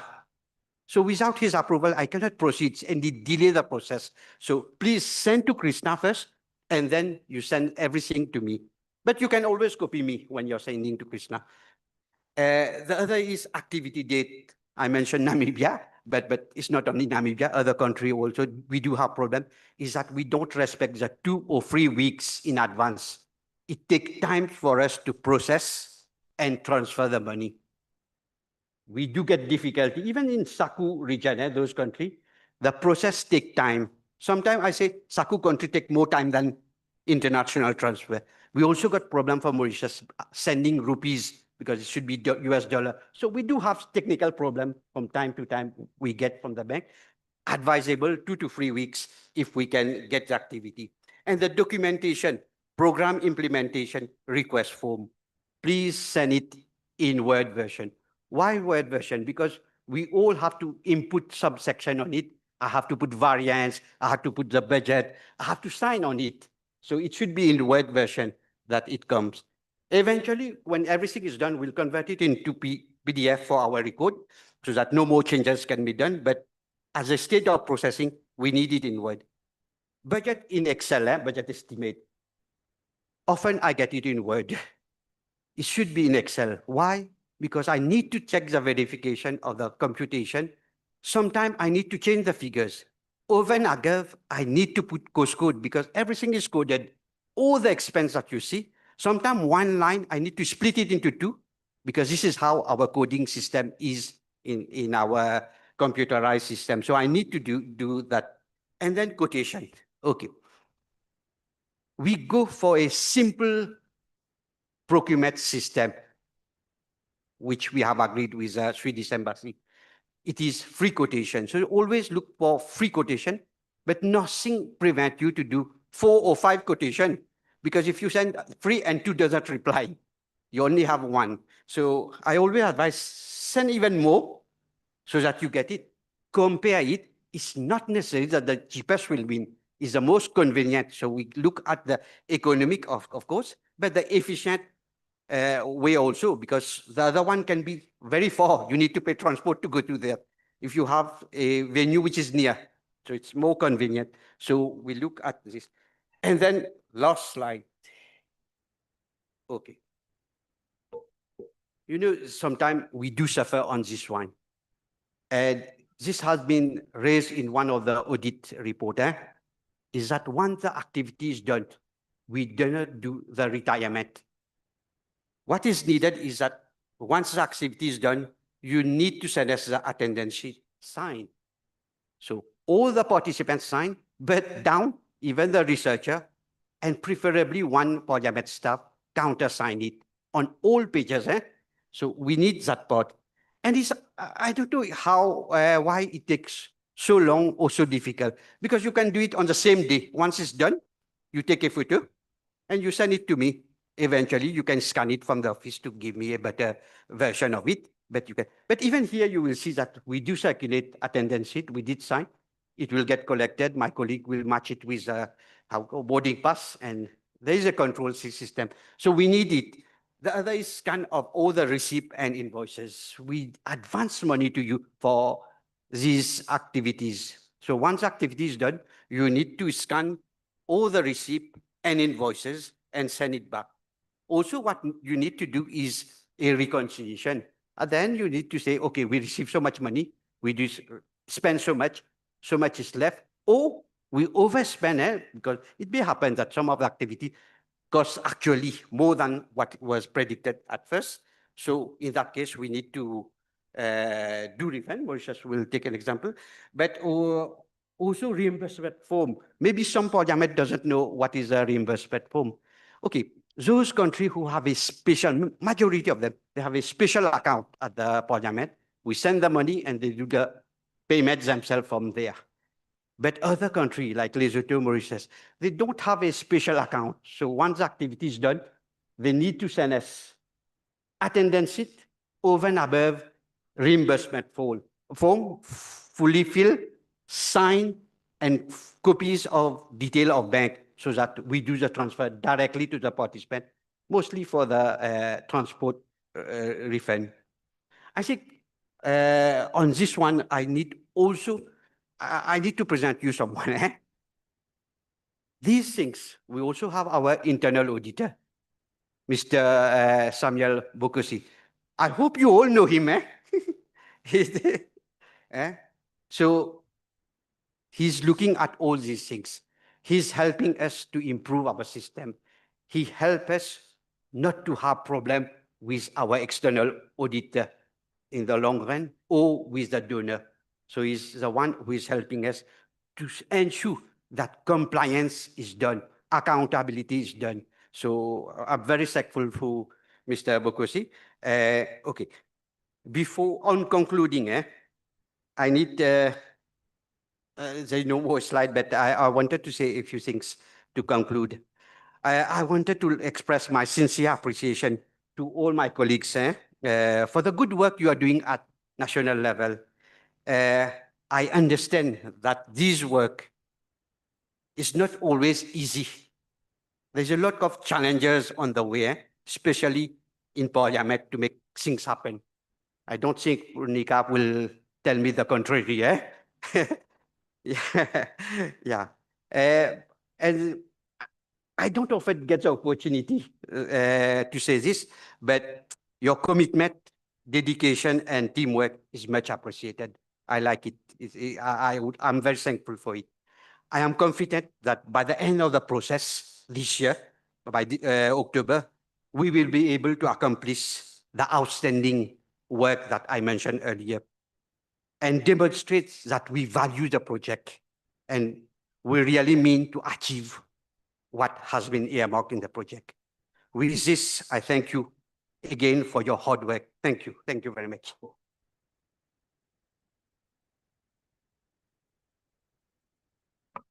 Thank you so much, Mr. Raj, for the presentation. Should I open the floor for questions? I thought he was very clear. Doc? Doc, yes. Doc, please, you can continue. Okay, just a point of clarity on the slide where you have where there are countries spent national activities. Currently, Lesotho is actually the leading country in terms of achievements because they have the highest activities. So we measure based on performance. The money is just showing how much each country is drawing on the overall activities. So, Chair, if I will say it in Sesotho, mewa Lesotho sebetsa ka thata. Yeah, let me just, yeah. Yeah. And then in terms of finances, remember some countries you find that their currency is a bit lower and the cost you find that they are also lower.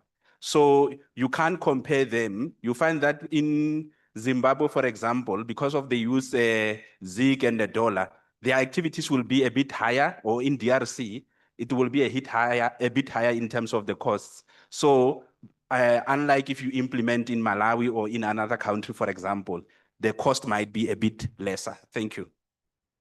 I just wanted to add other countries, so we still have 4 months to go. Catch up. Thank you. All right, thank you so much for the clarification, Doug. And I think we move to the next session. Thank you, Raj. Thank you.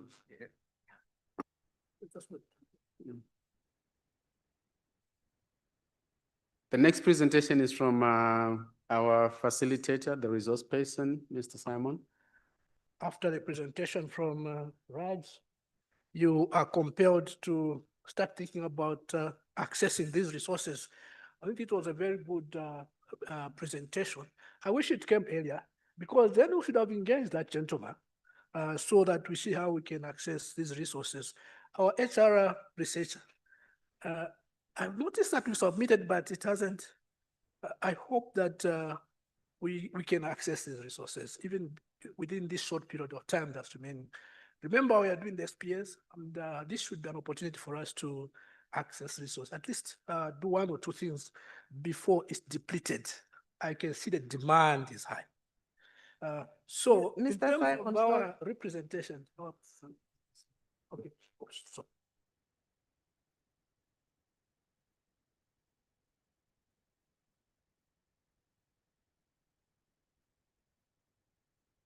Thank you, SG. I was actually trying to say that we need to access these resources. I wish I had information about it much earlier, but I think that the information that Raj has given gives us a good picture about what we can do with these resources. And I'm just talking to my SR researcher that we should find ways within this period of time to access. We'll be looking at the budgets not too long from now. We have to find something to fit into this process. In terms of my standing here, colleagues, I'm basically trying to talk about what is it that we've discussed. And one of the things that we've discussed around SRHR are the challenges, in these countries. Number one, we've talking about droughts. Our colleague from Mozambique was talking about wars. We're also talking about floods in certain other countries. But much more, there are also issues of donor support getting dry. I think generally these are the issues that have come out from these discussions. So you find that most of our countries have challenges with external debt. Others, South Africa, I think when you hear so much debt, South Africa is more of domestic debt, but there are countries whose challenge is external debt. And that becomes a bigger challenge and impacts issues of SR, because if you have 40% of your budget, 15% of your budget going to pay debt, then you restrict the amount of resources or you limit the amount of resources that goes to SRHR. And I think this is a challenge that is coming across most of these parameters. However, I think that Mauritius presented a slightly different perspective. They have reduction in population, which I don't think any other country talked about, the reduction in population. And because of that, they also have their own challenges, no specific budget line, for instance. There's no youth-friendly services, SR needs for elders. So you begin to see that their challenges are slightly more different from the other parliaments. And I think that that was one of the observations that I picked up from the discussion.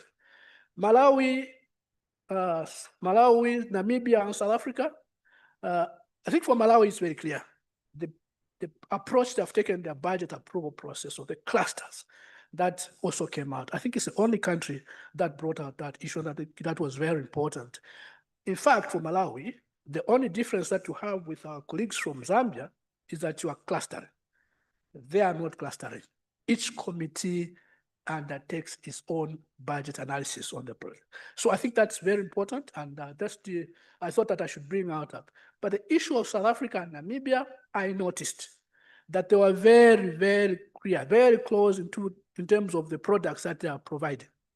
SRHR products, accessibility, that came out very clearly. And I think that that's one of the similarities that I noticed between South Africa and Namibia, quite clear in terms of how they are providing their services. Number three, I thought that we should talk about the general tools of the National Assembly. And I think that most of our parliaments have talked about the oversight role of our parliaments, but also the tools that they have used in terms of the role of committees in participating in the approval process. And this is coming out very clearly in most of the parliaments, that committees are more and more involved in the approval process. And if they are not, I think that should be taken seriously in terms of how should we go forward, because that is coming out very clearly, and I think it is important that we address it. For Zambia, for instance, each committee participates in the approval process, at the approval process. Our friends from Malawi, they cluster them together and they participate in the approval process. I also wanted to talk about the issues of participation. Most parliaments, at least all, I don't think there's any that didn't talk about issues of participation. I think most of us were very clear in terms of they've demonstrated that the parliaments are participating, are able to encourage people or civil society to participate in the budget process. But also what is critical, and I thought that we should come out, that the issue of legislation. Some parliaments were using the practice to attract or to invite people to participate in the process. However, others it's provided for in the law. And the importance of providing this participation of civil society, the members of the public in the law, is that you are compelled. One or two parliaments talk about the constitutional requirement that when the budget is presented, members of the public or National Assembly is compelled to ensure that the members of public participate in the budget process. Civil society, because when you compel them, then it becomes a requirement for them to participate. And I think this is very important. Lastly, I also want to talk about the Abuja Declaration. None amongst our parliaments have been able to achieve the Abuja Declaration. At least I couldn't get one that is able to achieve 15%. However, that's not trouble us, because the Abuja Declaration is a broader, it's what you do with the allocation as it relates to SRHR. Because you can have, for instance, 14%, 12% allocation, but when we delve into the details of what's happening in the actual allocation, we'll find that your SRHR is going down. So for us is, what is it that you are doing within the allocation in terms of the SR issues? Challenges, limited resources, I think has come out very clearly amongst ourselves. The outputs versus budget releases. I noticed that a lot of people are talking about impact. I think that we have to be very careful when we talk about impact on the budget, because impact takes a bit of time, 3 years, and it's a little bit more difficult to assess. I thought that most of our colleagues were talking about outputs as they relate to the impact. Impact assessment required certain tools for you to assess, and it should come afterwards. But in terms of the outputs, we are able to see that most parliaments are having challenges in terms of getting them. Some parliaments are not undertaking program budgeting, which is another issue. Our friends, I think in Malawi, talked about the issues of program budgeting. Friends from Zambia are also doing that. That's very critical. You are able to see the products, HIV interventions, and so it's very easy for you to relate the subject of SRHR when you go into the program. There's no budget line for SRHR. Most of the parliaments talked about that. I didn't have a problem with that myself because of the nature of SRHR. These issues are cross-cutting. When you go in the budget for instance, for Zambia, you can tease out from different ministries, HR, and be able to sum them up and be able to, communicate how much SRHR resources there are. And I'm hoping that as long as I'm heading this department, I should be able to demonstrate going forward in terms of this is how HR issues or resources are being spent, and I hope that can work. There is also some limited legislation most of us have talked about. and the limited participation of the members of the public. I must end here, and thank you so very much, colleagues, for listening.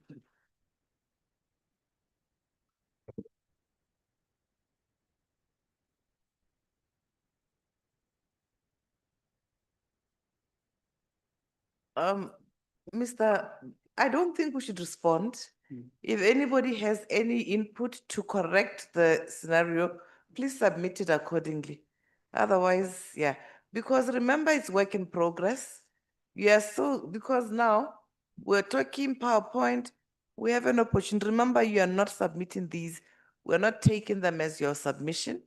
We assume that you are going to perfect following that roadmap until we have something peer-reviewed, ready to publish, where you are happy with everything. Thank you. Thank you so much, SG. We move, in the interest of time, we move to the next segment, which I believe is the second from last. All right. One of the key deliverables of any workshop is the takeaway. What is it that we're taking away from this meeting? What are the action items that are emanating from this meeting? So I know as Secretariat, we had captured one or two takeaways, but I'll allow country by country just to propose a takeaway that we'll then incorporate in our report. So I'll start, I'm not gonna give you time to caucus on the takeaways because you all have been in this meeting. So you can do it now while we ask Botswana to, or let me do it this way. Whoever is ready with the takeaway, can you please show by a raise of hand? Zambia, please. Can I have your takeaway, your action item from this workshop? Thank you very much. First of all, what we're able to notice is that SRHR matters are cross-cutting. Therefore, for national budgets, there is need to disaggregate them so that they become visible for possible oversight functions. Then two, national parliament should also be able to influence government policies, and national budgets. In this regard, parliaments should be able to shape SRHR policies and also advocate for increased budget allocations towards the activities, that is SRHR. Then thirdly, That's enough. Lest you complete all of them. And the action items also they zero in on what we should do. What we should do as researchers, as budget offices, and as support staff to parliaments. Are we good with that? All right, the next one. Mauritius. Thank you so much. Firstly, I would like to present my appreciation and thanks to Madam SG and our SADC PF Secretariat team for this wonderful workshop, because there was a lot to learn, a lot to share with our peer countries. So the discussion highlighted that SRHR budgeting is ultimately about translation of human rights, gender equality, and development commitment into tangible investment that improves people's life as a whole. And the biggest takeaway is about how we're gonna translate whatever we have learned here and make our voices heard in the House. Thank you. Thank you, Mauritius. The next one. Going once, going twice, Madagascar.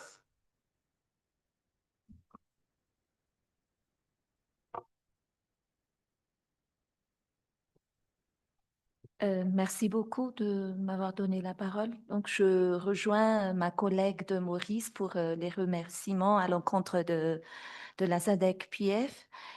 Et la grande leçon apprise pour Madagascar, avec les partages que les autres pays ont fait, c'est il est vraiment primordial de renforcer le rôle des parlementaires, que ce soit pour le rôle de contrôle et de suivi des activités de l'exécutif.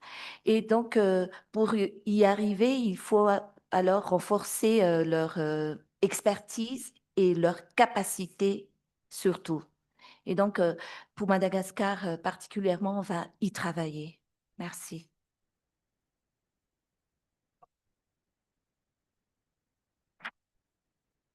Thank you so much, Madagascar. Any burning takeaway? Going once, going twice, that's Lesotho. Thank you very much, Program Director.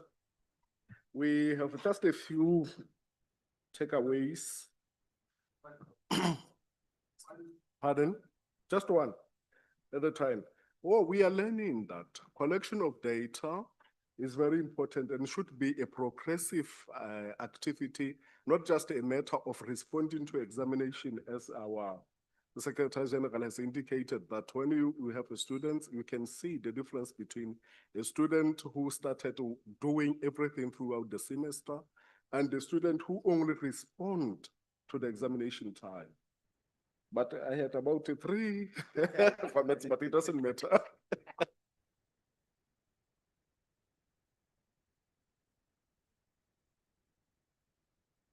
Okay, thank you. A round of applause. All right, I take it there is none. Okay, South Africa is the last one. Thank you so much. So I think for us, we realized that when we tried to do this analysis, that the challenge is that obviously data availability and quality and the way in which departments report are different. The standards are different. And also the format in which they report are different.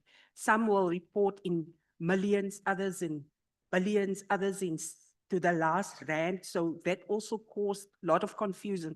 But for us, I think the lesson is that we think what is needed is to come up with a way in which this kind of data is made available to Parliament in a more systematic and coherent way with set standards up front. And I think that for me is one of the core lessons maybe that we learned is to develop minimum standards even across the country so that we understand what are some of the key indicators that we need to submit annually and, in what format it must be. And if you set it up proactively, it actually makes it so much easier and you set timelines. So I think for us, that's a big takeaway. Thanks. Thank you, South Africa. Botswana, you will brief.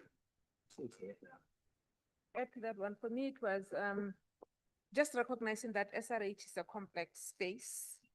And it's a complex space, and being able to produce a report like this one and really do it well requires time because it requires a lot of coordination with different players. So it required time to get people and bring them to consensus. And noted Botswana. The last one now is we move over to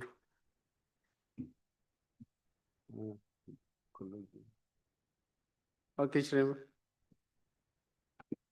I'll probably taking it from Botswana point.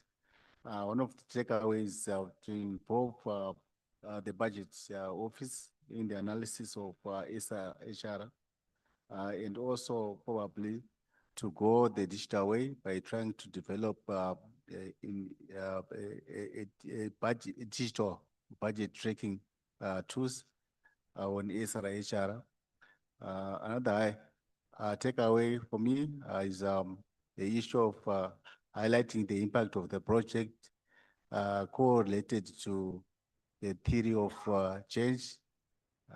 Thank you. Thank you, colleagues. The next presenter now, in terms of our takeaway, is Mr. Marimo.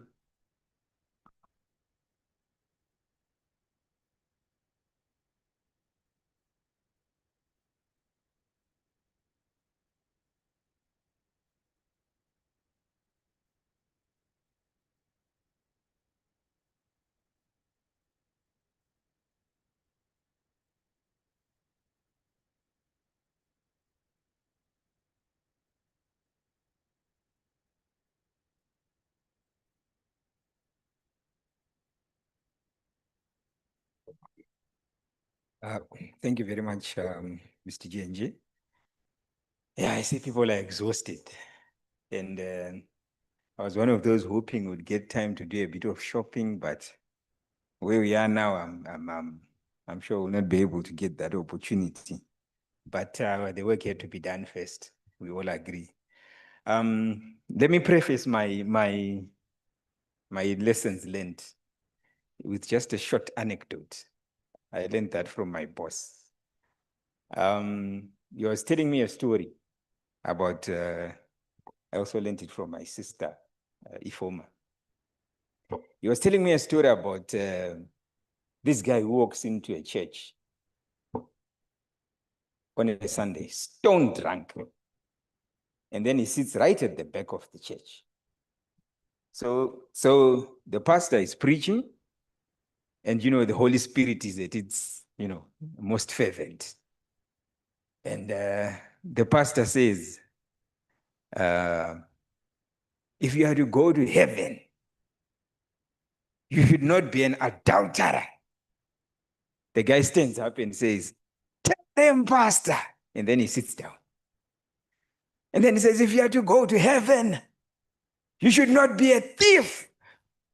And the guy stands up and says, right on, pastor. And then he sits down. And then he says, if you are to go to heaven, you should not be a drunkard. There was a moment of silence. And then he stands up and says, what do you know? You've never been to heaven. And he leaves the church. So why am I saying this? The lessons learned that I'm going to say may touch on some of us. So if it does touch on, please don't tell me I've never been to heaven and I should get out. But the very first thing is when we started off, it was very, sort of hesitant. We seemed unsure of where we were going and what we wanted to do. And one of the responses that came was that the guidance was not very clear. So I took time to go through the concept note, and I could not find justification for that answer. Because the concept note, especially if you go to the questions, they focus on the role of Parliament. And they place Parliament at the center of what we're supposed to do. I'll just give you one example. Even on the issue of the Abuja Declaration. It says, comment on progress towards the 15% Abuja target. What parliamentary resolutions, motions, recommendations, or amendments supported progress towards the 15% Abuja Declaration commitments? So really, where is Parliament missing in these questions? Go to the question on gender responsive and equity focused budgeting. It says provide evidence from committee reports or Hansard where GRB considerations were raised. So I didn't understand it.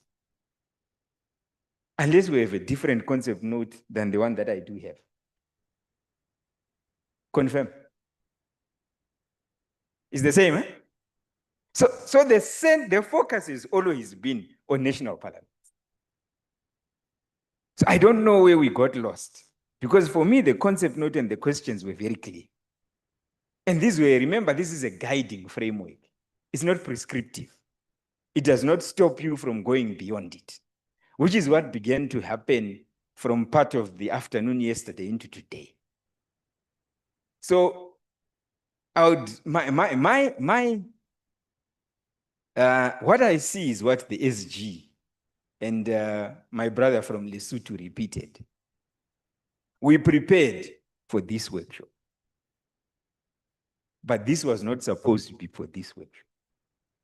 These were indicators we were supposed to be tracking for the past 3 years. Not indicators we prepare to bring to this workshop. Which is why the SG says you can tell where somebody is prepared for an exam today. Somebody started preparing for an exam 2 years ago. And somebody started preparing for an exam a week ago. So we came prepared for an exam. But if we had been tracking our indicators from 2023, these reports would have been very easy to present because you have the data in your hands. What happened with the budget in 2023? What happened with SR, HR indicators in 2023? But we prepared for today. So for me, this is a lesson that my brother from Lesotho has said, that tracking of indicators should be consistent. It's not a process to answer an exam. It's not a process to respond to a workshop. It's a lived reality that we should be doing every day. Which is why very few of you even made reference to mid-term reviews. Because the question said 2023, 2024, 2025. So nobody, I had Namibia talking about a mid-term review in October. But there was very little focus on that because we have not been tracking from 2020. Otherwise, you should have been telling us that at the beginning of the year, Parliament made this intervention. When the mid-term review was reported, there was this change. But because we were preparing for the workshop, we focused on the annual. But if we had been tracking consistently, that data would have been there. So as my brother from Lesotho says, I quoted you, Vogati. He said collection of data should be a progressive activity, not an activity to come and respond in a workshop. So for me, that was one of the lessons. Do I get an amen? Thank you. The second lesson that I learned is the imperative of institutionalization. I think the Botswana case for us, institutionally, they were a bit unfair on the team from Botswana. You see, if the project is institutionalized, regardless of who leaves, the project continues. Regardless of a change in government, someone in the system is aware of the project and will assist you to integrate and to run with the project. I can only speak on what I know. I want to speak about Zimbabwe. They will attest to you that they were in the clerk's office about 3 or 4 weeks ago, being taken to task on why we have not moved. That's why you see that one activity in progress. Am I lying, Doc? They were in the clerk's office. Why have we not moved in this project? So leadership commitment can only happen if the project is institutional. Ms. Nyao, can you stand up? I want to say something about this lady. How can you start clapping? Do you know what I want to say? We're encouraging her to stand. I've asked Mrs. Nyao to stand up. Do you know who she is in the Parliament of Zimbabwe? She's a deputy clerk. But she's here. She has been sitting here throughout, working with the HR research in the budget. That is a sign of leadership commitment to the project. And if you institutionalize it, then leadership, it starts from the very top. John Maxwell says everything rises and falls on leadership. So if we do not have the support of both our political and administrative leadership, if it's considered a project for the researcher, then you will not move.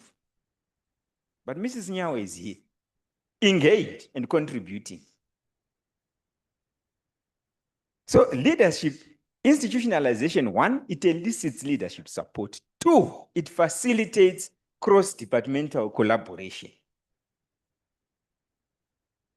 The SG was very deliberate to say, bring budget office, bring a researcher, and another staff. They did not even specify who the other staff would be. Because it was intentional to see whether there's cross-departmental collaboration in the implementation of this project. And I'm happy to see that the majority of you, as my sister said, these are your allies. For this project to succeed, you need to work with and through the allies. And one of the things you should do, even as you are convening the technical working groups, as you are convening, make sure those departments which are supposed to have an input in the project are part of those meetings as much as possible. It will then solve the problem that Madam from South Africa was talking about. The difficulties in getting even standardized information. It can start within if those in the parliament have no buy-in of what you want to do. So institutionalize the project and make sure all the relevant departments are included. If you're going to have if you're going to host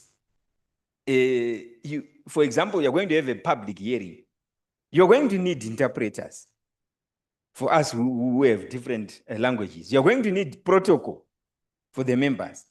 So from the very beginning, make sure there's a buy-in from all the relevant units. So that can only happen if the project works with and through the structures of parliament. Our speaker is a he for she champion in Zimbabwe. And anything to do with SRHR, they will approve because they have a buy-in into the project. So once it's institutionalized, even approval will not be difficult for the activities that you want to do. But as long as it's perceived as a project for the researcher, then you have a problem. Some of them will tell you are the one getting paid, so, so deal with it. Am I lying? But if the cascading comes from the highest office downwards, then nobody can come and say that to you because institutionalization breeds accountability. If it doesn't work, then somebody will get accountable. And that accountability will start from the highest office. So let's make sure this project is institutionalized. Otherwise, it will fail. And then the other lesson, the third lesson that I got is the primacy of appreciating the national context. I was impressed by the submission from, is it Miss Sibeko, the lady from South Africa who left, when she gave a submission after the presentation by Mozambique. You see, the project can only be relevant if it responds to your national context. If it doesn't respond to the needs of Zimbabweans, then it's not relevant to Zimbabwe. If it doesn't respond to the needs of those from Mauritius, then it's not relevant. So the national context helps you to make tailor-made interventions that are relevant to the people. Which is why that intervention of saying there's insurgents in Cabo Delgado, how does this impact on the project was very important. Because it must make you realize that an appreciation of the national context will make the project relevant. And once the people appreciate the relevance of the project to their lived realities, then we can sell it off. So ultimately, what these reports are supposed to do, we are selling the narrative of the value of parliament. That's what we're saying. So as you do your reports, what the message you are sending to SIDA is the value of parliament in SRHR. So remember that you are marketing brand parliament to the donors. You are marketing brand parliament to the people. You are marketing brand Parliament to all the stakeholders involved in this process when you are preparing your report. So your report should underscore the value and usefulness of the institution of Parliament in the SRHR project. If it does that, we've succeeded. And then finally, what I want to raise is we should know our circle of influence and our circle of control. There are things we have no control over. So we should know what is our circle of influence and what is our circle of control. You know, I was listening, almost every report was decrying the fact that there is no consolidated budget for SRHR. How can there be? That's impossible. SRHR has a cross-cutting issue. Says that there can never be a consolidated budget for SRHR. That's not possible. Education cannot be under health. No. So that should not worry you that there's no consolidated budget. What should worry you, and what I understand, if you can't find the data. Now that's a problem. But the non-availability of a consolidated budget is not a problem. SRHR is not meant to be under one umbrella anyway. So follow the money where it is. Go where it is. If it's in the Ministry of Education, go and look for it there. If it's in the Ministry of Gender, go and look for it there. Wherever it is, follow the money. Where it is. Don't expect it to find it in one place. That's not going to happen. Because SRHR issues are never meant to be found in one place. So that should not worry you at all. But what Parliament should focus on is, how do we find the data? That is a problem. And I'm going to give you an example. I said I can only talk about what I know of Zimbabwe to address the question that she raised. Zimbabwe, in his presentation, he was talking about quarterly budget performance reviews that are done with ministries. That quarterly budget performance review, Asha was one of those. When they were in the budget office, they created a template which ministries used to respond to the questions from Parliament. So because of that, the information is standardized and it can be comparable. So you may not actually even need the forum to do it for you. As a Parliament, you can create your own template, which assists you in reporting. It doesn't need to be the forum, which you can do it on your own. Zimbabwe has done it. So the information that comes from ministries is uniform because they have created a template as a budget office, which the ministries use to respond on budget issues. So you have room to be innovative, to make this work easier for you. Ladies and gentlemen, do I get an amen? Thank you.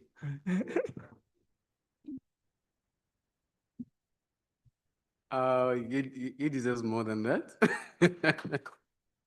Quite insightful and pointed. Ladies and gentlemen, colleagues, allow me to now call onto the podium the SG to present your closing remarks.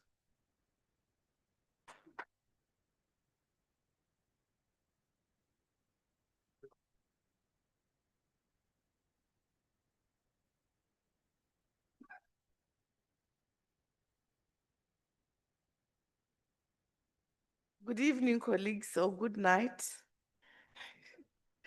We apologize for being slave drivers, but you also appreciate that we needed a whole month together where we spin, innovate, agree on themes, give each other this, and be able to come out refreshed. But just to assure you that we have until August to shape ourselves. We are available for feedback. We're going to set up a peer review group.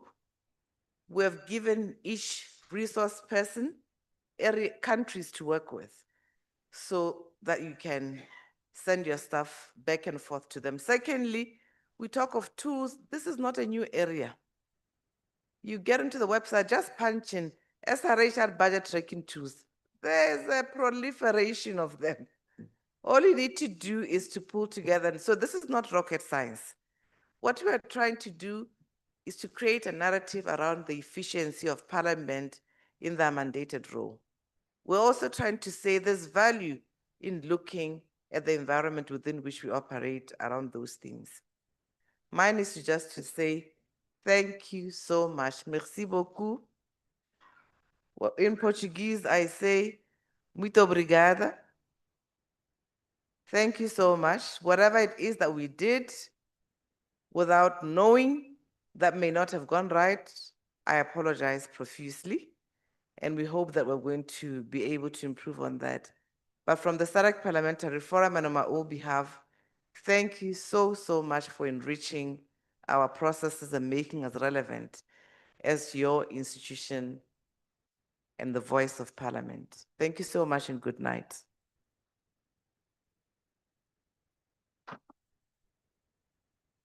She deserves a better one.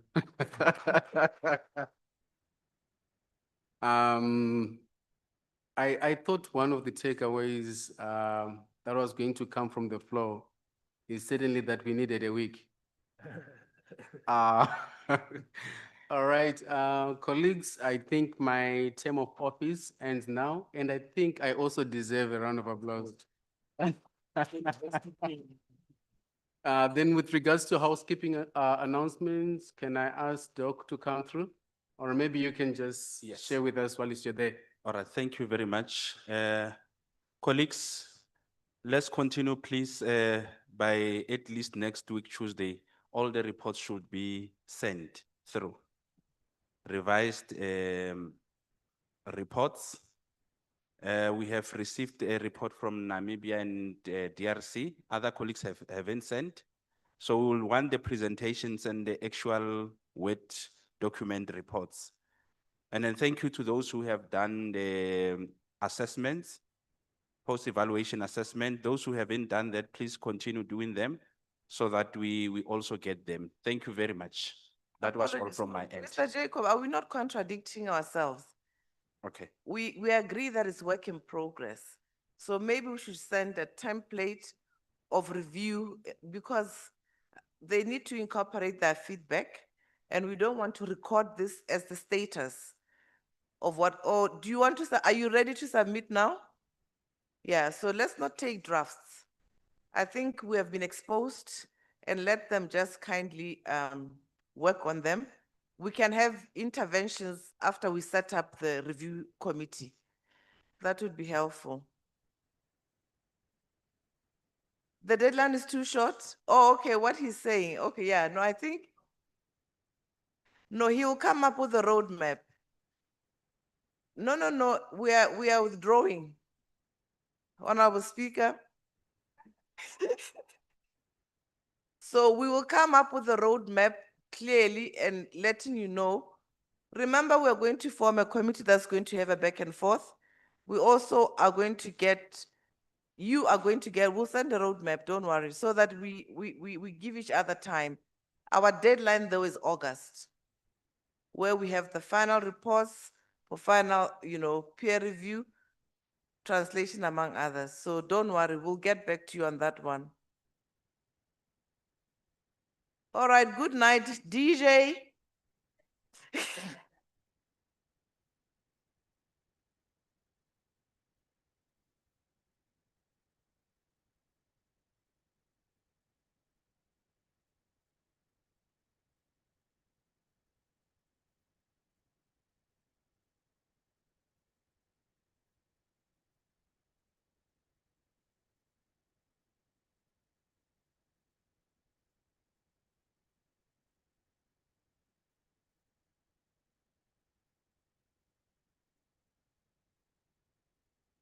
Researchers, where are you? Come, let's talk 1 minute. Researchers.